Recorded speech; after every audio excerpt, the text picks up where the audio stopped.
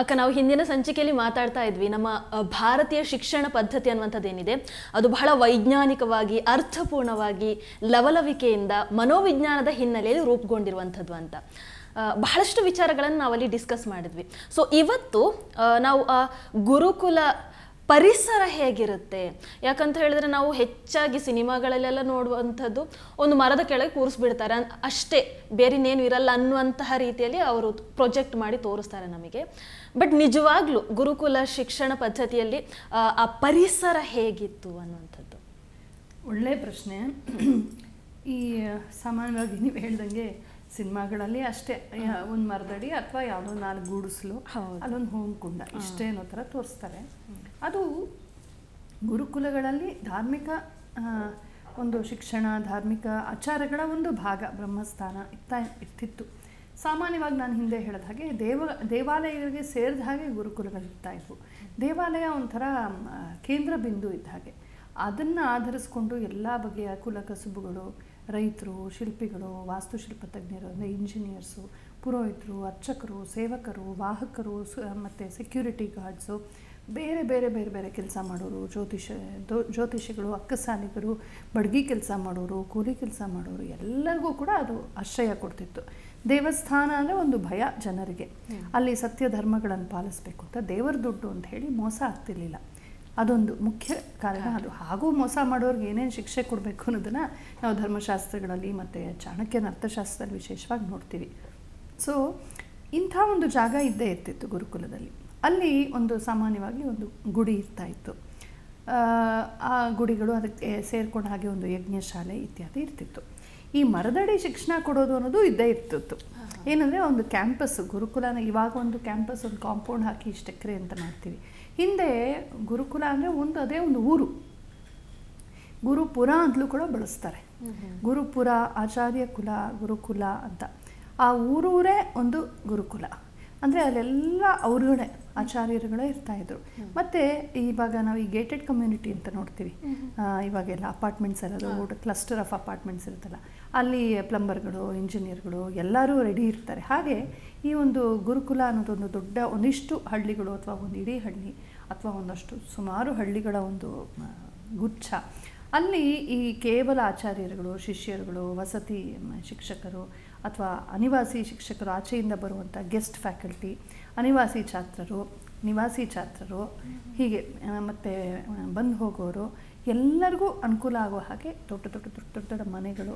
ಮತ್ತು ಅಲ್ಲಿ ಆಚಾರ್ಯರು ವಾಸ ಮಾಡ್ತಾರಲ್ಲ, ಅವ್ರ ಮನೆಯಲ್ಲೂ ಕೂಡ ವಿಶಿಷ್ಟವಾದ, ಈಗ ಒಬ್ಬರು ಬರೀ ತರ್ಕನೇ ಹೇಳ್ಕೊಡ್ತಾರೆ ಅಂದರೆ ತರ್ಕ ಛಾತ್ರರು ಅವ್ರ ಜೊತೆ ಇರ್ತಾರೆ. 1 ವರ್ಷ, 2 ವರ್ಷ, 3 ವರ್ಷ ಎಷ್ಟು ಅಗತ್ಯ ಬೇಕೋ ಅಷ್ಟು ವರ್ಷ ಅವರೇ ಊಟ ಹಾಕ್ತಾರೆ, ಅವರೇ ನೋಡ್ಕೊಳ್ತಾರೆ. ಅವ್ರ ಮನೆಯ ಮಗನಾಗಿ ಅಥವಾ ಮಗಳಾಗಿ ಅವರಿದ್ದು ವಾಸ ಮಾಡಿ ಕಲಿಯುವಂಥದ್ದು. ಇದಿಷ್ಟಕ್ಕೆ ಅವ್ರಿಗೆ ದೊಡ್ಡ ಜಾಗ ಬೇಕಿರ್ತಿತ್ತು. ಸೊ ಸಾಮಾನ್ಯವಾಗಿ ಗುರುಕುಲ ಅಥವಾ ಘಟಿಕಾಸ್ಥಾನ ಅಂದರೆ ತುಂಬ ದೊಡ್ಡ ಜಾಗ, ಎಕರೆಗಟ್ಟಲೆ ಅಲ್ಲ, ಊರು ಆ ಥರ. ಆಮೇಲೆ ಭಾಳ ಮುಖ್ಯವಾದ ಅಂಶ ಅಂದರೆ ನೀರಿನ ಒಂದು ಸಂಪನ್ಮೂಲ ಇರಬೇಕು. ತುಂಬ ದೊಡ್ಡ ಕೆರೆ ಇರಬೇಕು ಅಥವಾ ನದಿ ಇರಬೇಕು. ನದಿ ತೀರದಲ್ಲಿ, ಹೊಳೆ ತೀರದಲ್ಲಿ, ದೊಡ್ಡ ದೊಡ್ಡ ಕೆರೆಗಳ ತೀರದಲ್ಲೇ ಗುರುಕುಲಗಳನ್ನು ಕಟ್ತಾಯಿದ್ರು. ಅದು ವಿಶೇಷವಾದದ್ದು. ಸಾಮಾನ್ಯವಾಗಿ ಇಲ್ಲಿ ಗುರುಕುಲ ಇತ್ತು ಅಂದರೆ ಖಂಡಿತ ಅಲ್ಲಿ ಜಲ ಸಂಪನ್ಮೂಲವಿರುತ್ತೆ. ಬೇಕಾದಷ್ಟು ಅಗತ್ರೆ ಬಾವಿಯಿಂದ ನೀರು ಬರಬೇಕು. ಅಷ್ಟೊಂದು ಜನರಿಗೆ ನೀರು ಬೇಕಲ್ಲ, ಅನ್ನಕ್ಕೆ, ಪಾನಕ್ಕೆ, ಅಡುಗೆಗೆ, ಸ್ನಾನಕ್ಕೆ, ವಸತಿಗೆ, ತೊಳೆಯೋಕ್ಕೆ, ಬಳಿಯೋಕ್ಕೆ, ಎಲ್ಲದಕ್ಕೂ ಬೇಕಲ್ಲ. ಹಾಗಾಗಿ ನೀರು ತುಂಬ ಪ್ರಧಾನವಾಗಿರ್ತಿತ್ತು. ಆಮೇಲೆ ಈ ಬ್ರಹ್ಮಚರ್ಯಾವಸ್ಥೆಯಲ್ಲಿ ಹರಿಯುವ ಹೊಳೆ ನೀರಲ್ಲೇ ಸ್ನಾನ ಮಾಡೋದು ವಿಶೇಷ. ಹಿಮಾಲಯದಂತಹ ಚಳಿ ಪ್ರದೇಶದಲ್ಲೂ ನಾನೇ ಕಣ್ಣಾರೆ ಕಂಡಿದ್ದೀನಿ. ಅಲ್ಲಿ ನಾನು ತುಂಬ ಓಡಾಡಿದ್ದೀನಿ, ವಾಸ ಮಾಡಿ ಬಂದಿದ್ದೀನಿ. ಅಲ್ಲಿ ಬೆಳಗ್ಗೆದ್ದು ನಾವು ನಡುಗ್ತಾ ಇರ್ತೀವಿ, ಮಧ್ಯಾಹ್ನ 2 ಗಂಟೆ ಆದರೂ ಗಡಗಡ ಅಂತಿರ್ತೀವಿ. ಬಿಸಿಲೇರಿದ್ರು ಹೈ ಆಲ್ಟಿಟ್ಯೂಡಲ್ಲಿ, ಉನ್ನತ ಇದು ಎತ್ತರದಲ್ಲಿ ಭಾಳ ಚಳಿ ಇರುತ್ತೆ. ಆದರೆ ಅವ್ರು ಹೇಗೆ ತಮ್ಮ ದೇಹವನ್ನು ಕಂಡೀಷನ್ ಮಾಡ್ಕೊಂಡಿರ್ತಾರೆ, ಪಳಗಿಸಿರ್ತಾರೆ ಅಂದರೆ ಬೆಳಕಿನ ಜಾವ ಅಲ್ಲಿ 4 ಗಂಟೆಗೆ ಬೆಳಕಾಗ್ಬಿಡುತ್ತೆ, ಸೂರ್ಯ ಉದಯಿಸ್ಬಿಡ್ತಾನೆ ಹೈಟಲ್ಲಿ ಇದೆಯಲ್ಲ. ಅವರು ಬೆಳಗ್ಗೆ 3 ಗಂಟೆಗೆಲ್ಲ ಎದ್ದು ಹೋಗ್ಬಿಟ್ಟು ಗಂಗಾ ಸ್ನಾನ ಮಾಡ್ತಾರೆ. ಎಂಥ ಚಳಿ ಇರುತ್ತೆ ಅಂದರೆ ಸರ್ಸರ ಹೋಗ್ತಾರೆ, ಮುಳುಗುತ್ತಾರೆ. ಅಲ್ಲೇ ಯಾವುದೋ ಒಂದು ಕಲ್ಲುಗಳು ಮತ್ತು ಮಣ್ಣು ಎಲ್ಲ ಇರುತ್ತೆ. ಒಂದು ಈ ಮುಲ್ತಾನಿ ಮಿಟ್ಟಿ ಅದೆಲ್ಲ ಕೆಲವು ಮಣ್ಣುಗಳಿವೆ, ಅದನ್ನು ಹಿಂಗೆ ಉಂಡೆ ಕಟ್ಟಿಟ್ಟಿರ್ತಾರೆ, ಚಂದನದ ಉಂಡೆ ಥರ. ಅದೆಲ್ಲ ಅಲ್ಲಲ್ಲಿ ಬಿದ್ದಿರುತ್ತೆ ಅಂತ ತೊಳ್ತಾರೆ, ಉಜ್ಕೊಳ್ತಾರೆ, ಸ್ನಾನ ಮಾಡ್ತಾರೆ, ಬರ್ತಾರೆ. ಹೀಗೆ ಹರಿಯುವ ಹೊಳೆಯಲ್ಲಿ ಸ್ನಾನ ಮಾಡೋದು ದೇಹಕ್ಕೆ, ಆರೋಗ್ಯಕ್ಕೆ ತುಂಬ ಒಳ್ಳೆಯದು ಅಂತ ಹೇಳ್ತಾರೆ. ಅಂದರೆ ನ್ಯಾಚುರಲ್ ಸೋರ್ಸ್ ಈ ಬಾವಿಯ ನೀರು, ಮತ್ತು ಕೆರೆಯ ನೀರು, ಅದರಲ್ಲೂ ನದಿ ನೀರು, ಹರಿಯುವ ನದಿಯ ನೀರು, ಇವುಗಳಲ್ಲಿ ಮುಳುಗಿದ್ರೆ ತುಂಬ ಆರೋಗ್ಯ ಅಂತ. ಅದು ತನ್ನದೇ ಆದ ಒಂದು ಪ್ರಭಾವವನ್ನು ದೇಹದ ಮೇಲೆ ಬೀರುತ್ತೆ. ಹಾಗಾಗಿ ಮಕ್ಕಳಿಗೆ ಎಲ್ಲರೂ ಕೂಡ ಸಾಮಾನ್ಯವಾಗಿ ಕೆರೆ ಬಾವಿಗಳಲ್ಲೇ ಸ್ನಾನ ಮಾಡೋರು. ಹಾಗೆ ಅಂತ ಬಚ್ಚಲೇ ಇರಲಿಲ್ಲ ಅಂತಲ್ಲ, ಬಚ್ಚಲಲ್ಲಿ ಸ್ನಾನ ಮಾಡಬೇಕಾದಾಗ ಆ ಥರ ಅಗತ್ಯ ಬಂದಾಗ ವಯಸ್ಸಾದವ್ರಿಗೆ ಅಥವಾ ಏನೋ ಪ್ರೈವೇಸಿ ಬೇಕು ಹೆಣ್ಮಕ್ಳಿಗೆ, ಅಭ್ಯಂಗ ಸ್ನಾನ ಮಾಡಬೇಕು, ಇಂಥದಕ್ಕೆ ಸಂದರ್ಭ ಬಂದಾಗ ಬಚ್ಚಲು ಅನ್ನೋದು ಇರ್ತಿತ್ತು. ಬಚ್ಚಲು ದೊಡ್ಡದಾಗೂ ಇರ್ತಿತ್ತು ನಮ್ಮಲ್ಲಿ. ಬಚ್ಚಲು ಅಂತಂದರೆ ಅಲ್ಲಿ ಬೇಕಾದಷ್ಟು ಈ ಥರ ತೈಲಗಳನ್ನು, ಅಂಜನಗಳನ್ನು, ಬೇರೆ ಬೇರೆ ಪುಡಿಗಳನ್ನು ಮೈಗೆ ತಿಕ್ಕೊಡೋದಕ್ಕೆ ಎಲ್ಲ ಇಡ್ತಿದ್ರು. ದೊಡ್ಡ ದೊಡ್ಡ ಹಂಡೆ ಇರ್ತಾಯಿತ್ತು, ಅದಕ್ಕೆ ಒಲೆ ಇರ್ತಾಯಿತ್ತು, ತಣ್ಣೀರು ಬಿಸಿನೀರು ತೊಟ್ಟಿಗಳು, ದೊಡ್ಡ ಜಾಗ, ಬಚ್ಚಲ ಜಾಗ, ಕಾಲು ಉಜ್ಕೊಳ್ಳೋ ಜಾಗ. ಆಮೇಲೆ ಬಚ್ಚಲಿನ ಒಂದು ಭಾಗ ಅದಕ್ಕೆ ಸೇರಿದ ಹಾಗೆ ಪಕ್ಕದಲ್ಲಿ ಇನ್ನೊಂದು ನಡುವ ಅಂತೀವಿ, ಇವಾಗ ಏನಂತಾರೋ ಗೊತ್ತಿಲ್ಲ, ಒಂದು ಚಿಕ್ಕ ವರಂಡ ಥರ ಇರ್ತಾಯಿತ್ತು. ಅಲ್ಲಿ ಗೂಡುಗಳಿರ್ತಾಯಿದ್ವು. ಆ ಗೂಡುಗಳಲ್ಲಿ ಊಟದ ತಟ್ಟೆಗಳು, ಲೋಟಗಳನ್ನ ಇಡೋರು. ಅಡುಗೆ ಮನೆಯೊಳಗೆ ಊಟದ ತಟ್ಟೆ ತೊಗೊಂಡು ಹೋಗ್ತಾ ಇರಲಿಲ್ಲ, ಎಂಜಲು ಅಂತ ಲೆಕ್ಕ ಅದು. ಸೊ ಅಂದರೆ ಆಚೆಯಿಂದ ಯಾರಾದ್ರು ಬರ್ತಾರೆ, ಮನೆಯವರಲ್ಲದೆ ಬೇರೆಯವ್ರು ಬಂದಾಗ ಅಥವಾ ಮನೆಯವರು ಕೂಡ ಹೆಚ್ಚಾಗಿ ಈ ಎಂಥದ್ದು ಊಟದೆಲೆ ಅಂತ, ಮುತ್ತಗದೆಲೆಯಲ್ಲಿ ಮಾಡ್ತಾರಲ್ಲ, ಊಟದೆಲೆ ಹಿಂಗೆ ಜೋಡಿಸ್ಬಿಟ್ಟು ಮಾಡಿರ್ತಾರೆ. ನಾವೇ ಕಟ್ತಾ ಇದ್ವಿ ಮೊದಲೆಲ್ಲ, ಕಡ್ಡಿ ಹಾಕಿ ಪೊರಕೆ ಕಟ್ಟಿ ತೊಗೊಂಡು ಹಿಂಗೆ ಕಟ್ಟಿ ಎಲೆ ಮಾಡ್ಕೊಳ್ತಾ ಇದ್ವಿ. ಹಾಗೆ ಬಾಳೆ ಎಲೆ, ಇವುಗಳಲ್ಲೇ ಊಟ. ಅಂದರೆ ಮನೆಯಲ್ಲೇ ಮಕ್ಕಳು, ವಯಸ್ಸಾದವರು ತಿನ್ನೋದಕ್ಕೆ ಅಂತಿರುತ್ತಲ್ಲ, ಆ ಥರ ಬೆಳ್ಳಿನೋ ತಾಮ್ರದ್ದೋ ಅಥವಾ ಹಿತ್ತಾಳೆ ಇಂಥ ತಟ್ಟೆಗಳಿರ್ತಾಯಿತ್ತು. ಈ ತಟ್ಟೆಗಳನ್ನು, ಊಟ ಮಾಡುವ ತಟ್ಟೆಗಳನ್ನು ಎಂಜಲು ಅಂತ ಲೆಕ್ಕ, ತೊಳೆದಿಟ್ಟರು ಕೂಡ ಅದು ಬಚ್ಚಲಿಗೆ ಸೇರಿದಂಥ ಒಂದು ನಡುವ ಅಂತಿರುತ್ತೆ, ಅಲ್ಲಿ ಗೂಡಲ್ಲಿ ಇಡ್ತಾಯಿದ್ರು. ನಮ್ಮ ಅಜ್ಜಿ ಮನೆಯಲ್ಲೂ ಹಾಗೆ ಮಾಡ್ತಿದ್ವಿ. ಹಾಗೆ ಅಂದರೆ ಅಷ್ಟು ಮಡಿ ಅಡುಗೆ ಮನೆಯಲ್ಲಿ ಅಷ್ಟು ಶುದ್ಧವಾಗಿ ಇಟ್ಕೊಳ್ತಾಯಿದ್ರು.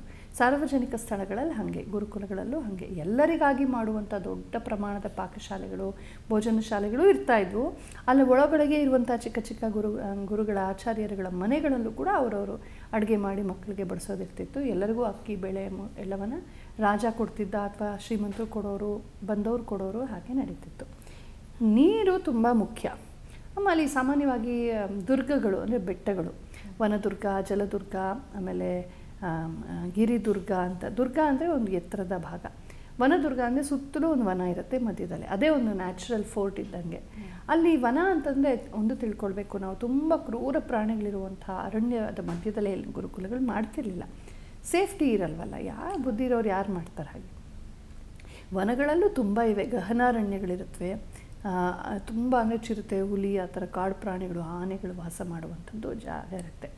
ಇನ್ನು ಸ್ವಲ್ಪ ಅದಕ್ಕಿಂತ ಲೈಟಾಗಿ ತಿಳಿಯಾಗಿರುವಂಥ ವನಗಳು, ಅಲ್ಲಿ ಜಿಂಕೆಗಳು, ಎಮ್ಮೆಗಳು, ಕಾಡೆಮ್ಮೆಗಳು, ಹಂದಿಗಳು, ಕೋಣಗಳು, ಹಸುಗಳು, ಆನೆಗಳು, ಇವುಗಳೆಲ್ಲ, ಮೊಲ, ಪಕ್ಷಿಗಳು ಇವೆಲ್ಲ ಇರುತ್ತವೆ. ಸ್ವಲ್ಪ ಸರೀಸೃಪಗಳು ಇರುತ್ತವೆ, ಉಡ ಇರುತ್ತೆ, ಹಾವುಗಳಿರುತ್ತೆ, ಈ ಥರ ಇರುತ್ತೆ.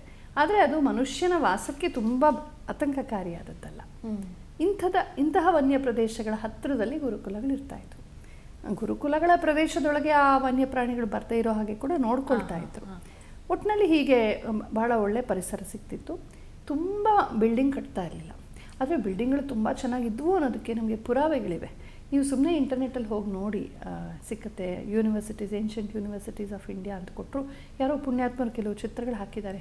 ತಕ್ಷಶಿಲೆಯ ಪಳೆಯುಳಿಕೆಗಳು ನೋಡಿ, ಏನು ಅದ್ಭುತವಾಗಿದೆ, ಎಷ್ಟು ಸಿಮೆಟ್ರಿಕಲ್ ಆಗಿದೆ ಅಂತಂದರೆ. ನನ್ನ ಹತ್ರ ಕೆಲವು ಚಿತ್ರಗಳಿವೆ, ತುಂಬ ಅದ್ಭುತವಾಗಿವೆ. ನಾಲಂದ ಹೆಂಗಿತ್ತು ಅದು, ಎಂತೆಂಥ ಎತ್ತರದ ಭಾರಿ ಕಟ್ಟಡಗಳನ್ನು ಕಟ್ಟಿದ್ರು. ಆ ಮೆಟ್ಲುಗಳನ್ನು ನೋಡಿದ್ರೆ, ಆ ಮೆಟ್ಲೊಳಗೆ ವಿಧಾನಸೌಧ ಮೆಟ್ಲು ಇದ್ದಂಗಿದೆ. ಎಷ್ಟು ಜನ ಓಡಾಡಿದ್ದಿರಬೇಕು, ಎಷ್ಟು ವ್ಯವಸ್ಥೆ ಇದ್ದಿರಬೇಕು. ಆ ನಾಂದಿ ಅಡಿಪಾಯವನ್ನು ನೋಡಿದ್ರೆ ಇಲ್ಲಿ ಎಂಥ ದೊಡ್ಡ ಬಿಲ್ಡಿಂಗ್ ಇದ್ದಿರ್ಬೋದು ಅಂತ ಗೊತ್ತಾಗುತ್ತೆ. ಹಾಗೆ ಇವತ್ತು ಬಾಂಗ್ಲಾದೇಶಕ್ಕೆ ಸೇರಿ ಹಾಳಾಗಿದೆ ಸೋಮಪುರ ಅಂತ, ಅಲ್ಲೊಂದು ವಿಶ್ವವಿದ್ಯಾಲಯ ಇತ್ತು. ಇದೆಲ್ಲ ಪಳೆಯುಳಿಕೆಗಳನ್ನ ಬರೀ ನೀವು ಆ ಏರಿಯಲ್ ಪಿಕ್ಚರ್ ನೋಡಿದ್ರೆ ಅದೇನು ಅಚ್ಚುಕಟ್ಟಾಗಿ ಕಟ್ಟಿದ್ದಾರೆ. ಎಷ್ಟು ದೊಡ್ಡ ಜಾಗ, ಎಷ್ಟು ದೊಡ್ಡ ದೊಡ್ಡ ಗೋಡೆಗಳು, ಎಷ್ಟು ದೊಡ್ಡ ಅಡಿಪಾಯಗಳು. ಹಾಗಾಗಿ ತುಂಬ ದೊಡ್ಡ ಗ್ರಂಥಾಲಯಗಳು, ಭೋಜನ ಶಾಲೆಗಳು, ಪಾಕಶಾಲೆಗಳು, ಆಮೇಲೆ ಗೆಸ್ಟ್ ಹೌಸಸ್ಸು, ವಸತಿ ಗೃಹಗಳಿದ್ದವು ಅಂತಲೇ ಗೊತ್ತಾಗುತ್ತೆ. ಇದೆಲ್ಲ ಸಾರ್ವಜನಿಕರಿಗಾಗಿ, ವಿಸಿಟರ್ಸ್ಗಾಗಿ, ಬಂದು ಹೋಗೋ ಜನರಿಗಾಗಿ, ದೊಡ್ಡ ಸಮ್ಮೇಳನಗಳು, ಪರಿಷತ್ತುಗಳು ನಡೆಯೋದಕ್ಕಾಗಿ. ಆದರೆ ಆ ಒಂದು ಅಷ್ಟೇ ಇರ್ತಾ ಇರಲಿಲ್ಲ. ಅದರಲ್ಲಿ ಅಲ್ಲಲ್ಲಿ ಚಿಕ್ಕ ಚಿಕ್ಕ ಮನೆಗಳು, ಅಲ್ಲಿ ಆಚಾರ್ಯರ ಮನೆಗಳು. ಅವರು 2, 3, 4, 10 ಜನ, 15 ಜನ ಚಿಕ್ಕ ಚಿಕ್ಕ ಸಂಖ್ಯೆಯ ಒಂದು ತರಗತಿಗಳನ್ನ ತೆಗೆದುಕೊಳ್ಳೋಕ್ಕೆ ಅವ್ರವ್ರ ಮನೆಗಳಲ್ಲೇ ಮಾಡ್ತಾಯಿದ್ರು. ಎರಡೂ ಥರ ಇತ್ತು ಅಂತ ನಮಗೆ ಸ್ಪಷ್ಟವಾಗಿ ಗೊತ್ತಾಗುತ್ತೆ. ಹೀಗೆ ಮುಖ್ಯವಾಗಿ ವನ್ಯ ಪರಿಸರದಲ್ಲಿರಬೇಕು. ಆಮೇಲೆ ಪಕ್ಷಿಗಳ ಕೂಜನ ಕೇಳ್ತಾ ಇರಬೇಕು. ಪಕ್ಕದಲ್ಲಿ ಕೆರೆನೋ ನದಿನೋ ಹರಿತಾ ಇದ್ದರೆ ಅಲ್ಲಿ ಪಕ್ಕದಲ್ಲಿ ಕೂತ್ಕೊಂಡು ಪಾಠ ಮಾಡೋಕ್ಕೆ ಎಷ್ಟು ಚೆನ್ನಾಗಿರುತ್ತೆ. ನಾವು ಯಾವತ್ತೋ ಒಂದಿನ ಪ್ರವಾಸಕ್ಕೆ ಹೋದರೆ ಅಲ್ಲಿ ನದಿ ತೀರದಲ್ಲಿ ಕೂತ್ಕೊಂಡು ಹರಟೆ ಹೊಡೆದ್ರೆ, ಒಂದು ಅಂತಾಕ್ಷರಿ ಆಡಿದ್ರೆ ಏನೋ ಒಂದು ಎಷ್ಟು ಖುಷಿ ಆಗುತ್ತೆ. ಅಂಥ ಪರಿಸರದಲ್ಲಿ ಓದಬೇಕು ಅಂತ. ಇವತ್ತು ಬೀದಿ ಮಧ್ಯದಲ್ಲಿ ಅದು ಯಾವುದೋ 4 ಮನೆಗಳ ಮಧ್ಯದಲ್ಲಿ ಒಂದು ಸೈಟ್ ತೊಗೊಂಡು ಅಲ್ಲೊಂದು ಶಾಲೆ ಕಟ್ಟಿಬಿಡ್ತಾರೆ, ಎಲ್ಲರಿಗೂ ಲೈಸೆನ್ಸ್ ಕೊಟ್ಬಿಡ್ತಾರೆ. ಆಚೆ ಆಟೋ ಶಬ್ದ ಮತ್ತೊಂದು ಶಬ್ದ ಹಿಂಗೆ ಆಚೆ ಬಂದರೆ ಸಾಕು. ಇವಾಗಂತೂ ಎಲ್ಲಿ ಶಾಲೆ ಇರುತ್ತೋ ಅಲ್ಲೊಂದು ಪಾನಿಪುರಿ ಅಂಗಡಿ, ಅಲ್ಲೊಂದು ಸ್ವೀಟ್ ಅಂಗಡಿ, ಇದೆಲ್ಲ ಬಂದ್ಬಿಡುತ್ತೆ. ಡ್ರಗ್ ಶಾಪ್ಸು ಮಾಡ್ತಾರೆ, ವೈನ್ ಶಾಪ್ಸು ಮಾಡ್ತಾರೆ. ಯಾವುದಕ್ಕೂ ಒಂದು ನಿರ್ಬಂಧ, ಒಂದು ಪ್ಲ್ಯಾನಿಂಗ್ ಅನ್ನೋದೇ ಇಲ್ಲ. ಕಚ್ಚಡ ಸರ್ಕಾರಗಳು ದುಡ್ಡು ತೊಗೊಳೋದು, ಎಲ್ಲದಕ್ಕೂ ಲೈಸೆನ್ಸ್ ಕೊಡೋದು. ಹಿಂದೆ ಈ ಥರದ ನಗರದ ಗಲಾಟೆ ಆಗಲಿ, ಲೋಭಗಳು, ಡಿಸ್ಟ್ರಾಕ್ಷನ್ಸು ಮಕ್ಕಳಿಗೆ ಆಗಲೇಬಾರ್ದು, ಮಕ್ಕಳಿಗೇನು ದೊಡ್ಡವ್ರಿಗೂ ಆಗಬಾರ್ದು ಅಂಥೇಳಿ ಬೇರೆ ಕ್ಯಾಂಪಸ್ ಮಾಡೋರು. ಇವತ್ತಿಗೂ ಈ ಕಲ್ಪನೆ ಇವತ್ತಿಗೂ ನಮ್ಮಲ್ಲಿದೆ. ಈಗ ನೀವು IIMB ಕ್ಯಾಂಪಸ್ಗೆ ಹೋಗಿ, IISc ಕ್ಯಾಂಪಸ್ಗೆ ಹೋಗಿ, ಇಂಡಿಯನ್ ಇನ್ಸ್ಟಿಟ್ಯೂಟ್ ಆಫ್ ಸೈನ್ಸ್ ಕ್ಯಾಂಪಸ್ಗೆ ಹೋಗಿ, CV ರಾಮನ್, ಅದೇ ಥರ ಅನಿಸುತ್ತೆ. ಆದರೆ ತುಂಬ ವೆಸ್ಟರ್ನೈಸ್ ಆಗಿವೆ. ಭಾರತೀಯತೆಯನ್ನು ಎಷ್ಟು ಉಳಿಸ್ಕೊಂಡಿದ್ದಾರೋ ಗೊತ್ತಿಲ್ಲ. ಎಲ್ಲನೂ ಕಾಪಿ ಪೇಸ್ಟ್, ಅಂದರೆ ತುಂಬ ಒಳ್ಳೆಯ ವಿಜ್ಞಾನದ ಕೆಲಸ ಮಾಡ್ತಿದ್ದಾರೆ, ಅದ್ರ ಬಗ್ಗೆ ತುಂಬ ಗೌರವ ಇದೆ ನನಗೆ. ಜೊತೆಗೆ ಭಾರತೀಯತೆಯನ್ನು ಎಷ್ಟರ ಮಟ್ಟಿಗೆ ಉಳಿಸ್ಕೊಂಡಿದ್ದಾರೆ ಗೊತ್ತಿಲ್ಲ. ಆದರೆ ಈ ಕಲ್ಪನೆ ಏನಿದೆ ಅಂದರೆ ವನ್ಯ ಪರಿಸರದಲ್ಲಿ ನಾವಿರಬೇಕು. ಎಲ್ಲಿ ತುಂಬ ಮರಗಳಿರುತ್ತವೋ ಅದರಲ್ಲೂ ಹಣ್ಣಿನ ಮರಗಳು, ಹೂವಿನ ಮರಗಳು, ಅಲ್ಲಿ ಚಿಟ್ಟೆಗಳು, ಆಮೇಲೆ ಪಕ್ಷಿಗಳು ಸಹಜವಾಗಿ ಬಂದುಬಿಡುತ್ತೆ. ಅದನ್ನು ನಾವು ಇನ್ವೈಟೇ ಮಾಡಬೇಕಾಗಿಲ್ಲ, ತಾವಾಗಿ ಬಂದುಬಿಡುತ್ತೆ. ಆಮೇಲೆ ಅದನ್ನು ಕೀಳಬಾರ್ದು, ಅದನ್ನು ಮಾರ್ಕೆಟಿಂಗ್ ಮಾಡಬಾರ್ದು, ಅಲ್ಲೇ ಬಿಡಬೇಕು. ಒಂದಷ್ಟಾರು ಹಣ್ಣುಗಳನ್ನು, ಹೂಗಳನ್ನು ಅಲ್ಲಲ್ಲೇ ಬಿಟ್ಟರೆ ಆಗ ಇದೆಲ್ಲ ಸುಂದರವಾದ ಇವುಗಳೆಲ್ಲ ಬರುತ್ತವೆ. ಇಂಥ ಪರಿಸರದಲ್ಲಿ ಗುರುಕುಲಗಳನ್ನು ನಡೆಸ್ತಾ ಇದ್ರು. ಅಗತ್ಯವಿದ್ದಷ್ಟು ಅವ್ರಿಗೆ ಇನ್ಫ್ರಾಸ್ಟ್ರಕ್ಚರ್ ಕೂಡ ಇರ್ತಾ ಇತ್ತು. ಇನ್ಫ್ಯಾಕ್ಟ್ ನಮ್ಮ ರಾಮಾಯಣದಲ್ಲಿ ಬಹಳ ಸೊಗಸಾದಂಥ ಒಂದು ಪ್ರಸಂಗ ಬರುತ್ತೆ. ಅಗಸ್ತ್ಯಾಶ್ರಮದ ವರ್ಣನೆ ಬರುತ್ತೆ. ಅದರಲ್ಲಿ ಎಷ್ಟು ವಿಭಾಗಗಳಿದ್ರು ಅಂತ ಹೇಳ್ತಾರೆ. ಮಹೇಂದ್ರ ಸ್ಥಾನ, ಅಗ್ನಿಸ್ಥಾನ ಅಂತೆಲ್ಲ ಬರುತ್ತೆ. ಮಹೇಂದ್ರ ಸ್ಥಾನ ಅಂದರೆ ಮಿಲಿಟ್ರಿ ಸೆಕ್ಷನು, ಈ ಕ್ಷತ್ರಿಯರಿಗೆ ಮಾರ್ಷಲ್ ಆರ್ಟ್ಸು, ಯುದ್ಧದ ಅಭ್ಯಾಸ ಮಾಡಿಸೋದು, ಅದೆಲ್ಲ ಈಗ ನಮಗೆ ಪೆರೇಡ್ ಗ್ರೌಂಡ್ಸು ಎಲ್ಲ ಇದೆಯಲ್ಲ ಆ ಥರ, ಅದರ ಭಾಗ. ಅಗ್ನಿಸ್ಥಾನ ಇಲ್ಲಿ ಅದೇ ನಾವು TV ನಲ್ಲಿ ನೋಡ್ತೀವಲ್ವ, ಅದು ಅಂದರೆ ಹೋಮ ಹವನಾದಿಗಳನ್ನು ಮಾಡೋದು, ದೇವತಾ ಕರ್ಮಗಳನ್ನು ಮಾಡೋದು, ಪೂಜೆ ಮಾಡೋದು. ಬ್ರಹ್ಮ ಅಥವಾ ಅಗ್ನಿ ಅಂತಂದರೆ ಅದು ಕರ್ಮಯೋಗಕ್ಕೆ ಸಂಬಂಧಪಟ್ಟಿದ್ದು, ಕರ್ಮ ಸಂಕೇತ ಅಗ್ನಿ. ಹಾಗಾಗಿ ಅಲ್ಲಿ ಅಗ್ನಿಸ್ಥಾನದಲ್ಲಿ ಇಂಥ ಹೋಮ ಹವನಗಳು, ಪೂಜೆಗಳು ಇತ್ಯಾದಿ ನಡೀತಿತ್ತು. ಅಗ್ನಿಸ್ಥಾನ ಅತಿಥಿ ಸ್ಥಾನ ಕೂಡ, ಡ್ರಾಯಿಂಗ್ ರೂಮ್ ಅಂತ ಹೇಳ್ತೀವಲ್ವ, ಹಿಂದೆ ಅಗ್ನಿಶಾಲೆಯಲ್ಲಿ ಅತಿಥಿಗಳನ್ನು ಕರೆಯೋರು. ಅತಿಥಿಗಳು ಬಂದರೆ ಅಗ್ನಿಯ ಹೋಮಕುಂಡ ಇರುವ ಜಾಗದಲ್ಲಿ ಅವ್ರನ್ನ ಕುಳ್ಳಿಸ್ಬಿಟ್ಟು ಮಾತಾಡ್ಸೋರು, ಅಗ್ನಿ ಸ್ವರೂಪಿಗಳು ಅಂತ. ಹಾಗೆ ಅವ್ರನ್ನ ನೋಡ್ತಾ ಇದ್ರು. ಇನ್ನು ಬ್ರಹ್ಮಸ್ಥಾನ ಅಂತ ಹೇಳ್ತೀವಿ. ಬ್ರಹ್ಮ ಅಂದರೆ ವೇದ, ವೇದದ್ದೇ ಡಿಪಾರ್ಟ್ಮೆಂಟು. ಅಲ್ಲಿ ವೇದಾಧ್ಯಯನ, ವೇದದ ಅಧ್ಯಾಪನ ಮತ್ತು ವೇದಾಂಗಗಳು, ಅದರ ಚರ್ಚೆ. ಹೀಗೆ ಮಕ್ಕಳಿಗೆ ಹೇಳಿದ್ನಲ್ಲ, ಡಿಬೇಟು, ಚರ್ಚೆ. ಫಿಂಗರ್ ಆನ್ ದ ಲಿಪ್ಸ್ ಇಲ್ಲವೇ ಇಲ್ಲ. ನಾನು ತುಂಬ ವಿಪುಲವಾಗಿ ಮಾತಾಡಬೇಕು. ಚಿಕ್ಕ ಮಕ್ಕಳು ತುಂಬ ಕೇಳಬೇಕು, ತುಂಬ ಮಾತಾಡಬೇಕು. ನಮ್ಮಲ್ಲಿ ಹಿಂದೆ ಏನು ಇವತ್ತಿಗೂ ಇದೆ, ಅದು ತುಂಬ ವಿದ್ಯಾವಂತರನ್ನು ಬಹುಶ್ರುತರು ಅಂತ ಹೇಳ್ತೀವಿ. ಬಹುಶ್ರುತ ವಿದ್ವಾನ್, ವಿಶ್ರುತಃ, ಬಹುಶ್ರುತಃ ಅಂತ ಹೇಳ್ತೀವಿ. ವಿಶ್ರುತ, ಬಹುಶ್ರುತ ಅಂದರೆ ತುಂಬ ಕೇಳಿದವನು ಅಂತ ಅರ್ಥ. ಅಂದರೆ ಶ್ರವಣದಿಂದ ವಿದ್ಯಾಭ್ಯಾಸ. ಇವತ್ತೇನು ಹೇಳ್ತೀವಿ, ತುಂಬ ಓದ್ಕೊಂಡವರು ಅಂತ ಹೇಳ್ತೀವಿ. ಇವತ್ತು ಪುಸ್ತಕವೇ ಪ್ರಧಾನ, ಆವಾಗ ಶ್ರವಣವೇ ಪ್ರಧಾನವಾಗಿತ್ತು, ಗೊತ್ತಾಗತ್ತೆ. ಹಾಗಾಗಿ ವಿಶ್ರುತರು, ಶ್ರವಣವೇ ಮುಖ್ಯ. ಹಾಗಾಗಿ ಬ್ರಹ್ಮಸ್ಥಾನದಲ್ಲಿ ವೇದಾಧ್ಯಯನ, ಶ್ರವಣ, ಪಠನ, ಮನನ, ಅದರ ತರ್ಕ, ಅದರ ಚರ್ಚೆ, ಅದರ ಅನುಸಂಧಾನ, ಅದರ ಸಂಶೋಧನೆ. ವಿಷ್ಣು ಸ್ಥಾನ ಇದು ರಾಜನೀತಿಗೆ ಸಂಬಂಧಪಟ್ಟಿದ್ದು. ಯಾರು ರಾಜನಾಗ್ತಾನೋ ಅವನಲ್ಲಿ ವಿಷ್ಣುವಿನ ಅಂಶ ಇರುತ್ತೆ ಅಂತ ನಮ್ಮಲ್ಲಿ ಒಂದಿದೆ. ಆಳುವ ರಾಜನಲ್ಲಿ ವಿಷ್ಣು ಅಂಶ ಇದ್ರೇ ಅವ್ನು ರಾಜ ಆಗೋದು ಅಂತ. ರಾಜನೀತಿಯ ಒಂದು ಡಿಪಾರ್ಟ್ಮೆಂಟು, ಸ್ಟೇಟ್ ಕ್ರಾಫ್ಟ್ ಅಥವಾ ಪೊಲಿಟಿಕಲ್ ಸೈನ್ಸ್ ಡಿಪಾರ್ಟ್ಮೆಂಟ್ ಅಂತ ಹೇಳ್ಬೋದು. ಅದನ್ನು ವಿಷ್ಣು ಸ್ಥಾನ ಅಂತ ಕರೆಯೋರು. ಇನ್ನು ವಿವಸ್ವತ ಸ್ಥಾನ, ವಿವಸ್ವಾನ್ ಅಂದರೆ ಸೂರ್ಯ. ಸೂರ್ಯನಿಗೆ ಸಂಬಂಧಪಟ್ಟಂಥ ಗ್ರಹಗಳು, ಸೂರ್ಯ, ಚಂದ್ರ, ನಕ್ಷತ್ರಗಳು ಇತ್ಯಾದಿ ಗ್ರಹಗಳು. ನಮ್ಮಲ್ಲಿ ಇವತ್ತೇನಾಗಿದೆ, ಇಂಗ್ಲೀಷಲ್ಲಿ ಪ್ಲಾನೆಟ್ ಬೇರೆ, ಸ್ಟಾರ್ ಬೇರೆ, ಸ್ಯಾಟಲೈಟ್ ಬೇರೆ, ಇದೆಲ್ಲ ಬೇರೆ ಲೆಕ್ಕ ಬಂದಿದೆ. ನಾವು ಅದನ್ನು ಇಲ್ಲಿ ತರಬಾರ್ದು. ಈ ಇಂಗ್ಲೀಷ್ದು ಇದೆಲ್ಲ ಲೆಕ್ಕಾಚಾರ ಬಂದಿರೋದು ಇತ್ತೀಚೆಗೆ, ಕೆಲವೇ ಶತಮಾನಗಳ ಹಿಂದೆ. ನಮ್ಮದು ಸಾವಿರಾರು ವರ್ಷಗಳಿಂದ ಬಳಕೆಯಲ್ಲಿರೋದೇನು ಅಂದರೆ ಎಲ್ಲವನ್ನೂ ಗ್ರಹ ಅಂತಲೇ ಹೇಳ್ತೀವಿ. All celestial bodies. ಅದು ಪ್ಲ್ಯಾನೆಟಾ ಸ್ಟಾರಾ ಅಂತ ಹೇಳೋಕ್ಕಾಗಲ್ಲ, ಅದು ಗ್ರಹ, ಸೆಲೆಸ್ಟಿಯಲ್ ಬಾಡಿ. ಭೂಮಿ ಅಲ್ಲದೆ ಬೇರೆ, ಭೂಮಿಯೂ ಒಂದು ಗ್ರಹವೇ. ಇಡೀ ನಮಗೆ ಕಾಣುವಂಥ ಏನೇನಿದೆ ಗ್ರಹ ಅಂತ. ಗ್ರಹ ಅಂದರೆ ಹಿಡ್ಕೊಳ್ಳುತ್ತೆ ಅಂತ. ಅದು ಯಾವ ಅರ್ಥದಲ್ಲಿ ಹೇಳಿದಾರೋ ಯಾರು ಜ್ಯೋತಿಷಿಗಳು ಹೇಳಬೇಕು, ನಂಗೆ ಅಷ್ಟು ಜ್ಯೋತಿಷ್ಯ ಗೊತ್ತಿಲ್ಲ. ಅದರ ಅರ್ಥ ಹಿಡಿಯುತ್ತೆ ಅಂತ. ಅದರ ಒಂದು ಧ್ವನಿ ಏನಪ್ಪ ಅಂದರೆ ಸೂರ್ಯ, ಚಂದ್ರ ಮತ್ತು ಗ್ರಹಗಳು, ಉಪಗ್ರಹಗಳು, ನಕ್ಷತ್ರಗಳು ನಾವೆಲ್ಲ ಕೂಡ ಒಂದು ಯಾವುದೋ ಒಂದು ಇಕೋಸಿಸ್ಟಮಲ್ಲಿ ಇದ್ದೀವಿ. ಒಂದಕ್ಕೊಂದು ಒಂದು ಯಾವುದೋ ಮ್ಯಾಗ್ನೆಟಿಕ್ ಅಟ್ರಾಕ್ಷನ್ ಇದೆ. ಸೂರ್ಯನ ಆಕರ್ಷಣೆಯಿಂದಲೇ ಭೂಮಿ ಇಲ್ಲೇ ತಿರುಗ್ತಿರೋದು. ಇಲ್ಲೇ ಯಾಕೆ ತಿರುಗಬೇಕು? ದೂರ ಹೋಗ್ಬೋದಲ್ಲ. ಸೂರ್ಯನಿಂದ 1 ಇಂಚು ಅಥವಾ 10 ಇಂಚು ಅಥವಾ 1 ಅಷ್ಟು ದೂರ ಹೋದರೂ ಕೂಡ ಭೂಮಿಯ ಮೇಲಿನ ಎಲ್ಲ ಬದಲಾಗೋಗ್ಬಿಡುತ್ತೆ. ಬೇಸಿಗೆ ಬದಲಾಗುತ್ತೆ, ಚಳಿಗಾಲ ನಮ್ಮ ಗಲಾಟೆ ಎಲ್ಲ ನಿಂತು ಹೋಗ್ಬಿಡುತ್ತೆ. ಹತ್ತಿರ ಹೋದರೂ ಬದಲಾಗೋಗ್ಬಿಡುತ್ತೆ, ದೂರ ಹೋದರೂ ಎಲ್ಲ ಒಂದು ಸಿಸ್ಟಮಲ್ಲಿ ನಡೀತಾ ಇದೆ. ಚಂದ್ರ ನಮ್ಗೆ ಹತ್ತಿರ ಬಂದು ವ್ಯತ್ಯಾಸಗಳಾಗುತ್ತೆ, ದೂರ ಹೋದರೂ ವ್ಯತ್ಯಾಸಗಳಾಗುತ್ತೆ. ಅದಕ್ಕೆ ಗ್ರಹ ಅಂತ ಕರೆದ್ರು ಅಂತ ಅನಿಸುತ್ತೆ. ಎಲ್ಲದರ ಮೇಲೂ ಒಂದು ಅಟ್ರಾಕ್ಷನ್ ಇದೆ, ಒಂದನ್ನು ಗ್ರಹಿಸ್ಕೊಂಡು ಧರಿಸ್ಕೊಂಡು ನಿಂತಿದೆ ಅನ್ನೋ ಅರ್ಥದಲ್ಲಿ ಇರ್ಬೋದು ಅಂತ ನನ್ನ ಊಹೆ. ವಿವಸ್ವತ ಸ್ಥಾನ ಅದು ಆಸ್ಟ್ರೋನಾಮಿಕಲ್ ಯೂನಿವರ್ಸಿಟಿ. ಸಾಮಾನ್ಯವಾಗಿ ವಿವಸ್ವತ ಭಾಗ ಅನ್ನೋದು ಎತ್ತರದ ಭಾಗದಲ್ಲಿ ಇರ್ತಿತ್ತು. ನಿಮಗೆ ವಿವಸ್ವತ ಸ್ಥಾನಗಳಿರುವಂಥ ಗುರುಕುಲಗಳು ಎಕ್ಸ್ಕ್ಲೂಸಿವ್ ಆಗಿ ನಿಮಗೆ ಜೈಪುರದಲ್ಲಿತ್ತು. ಅಲ್ಲಿ ಜಂತರ್ ಮಂತರ್ ಅಂತ ರಾಜ ಇವನು ಜೈಸಿಂಗ್ ಕಟ್ಟಿದಾನಲ್ಲ, ಅದನ್ನ 4 ಕಡೆ ಜಂತರ್ ಮಂತರ್ ಕಟ್ಟಿದ, ಅದೆಲ್ಲ ವಿವಸ್ವತ ಸ್ಥಾನಗಳೇ. ಉಜ್ಜಯಿನಿಯಲ್ಲೊಂದು, ಡೆಲ್ಲಿಯಲ್ಲೊಂದಿದೆ ಜಂತರ್ ಮಂತರು. ಉಜ್ಜಯಿನಿಯಲ್ಲಿದೆ, ಫಂಕ್ಷನ್ ಆಗಿದೆ.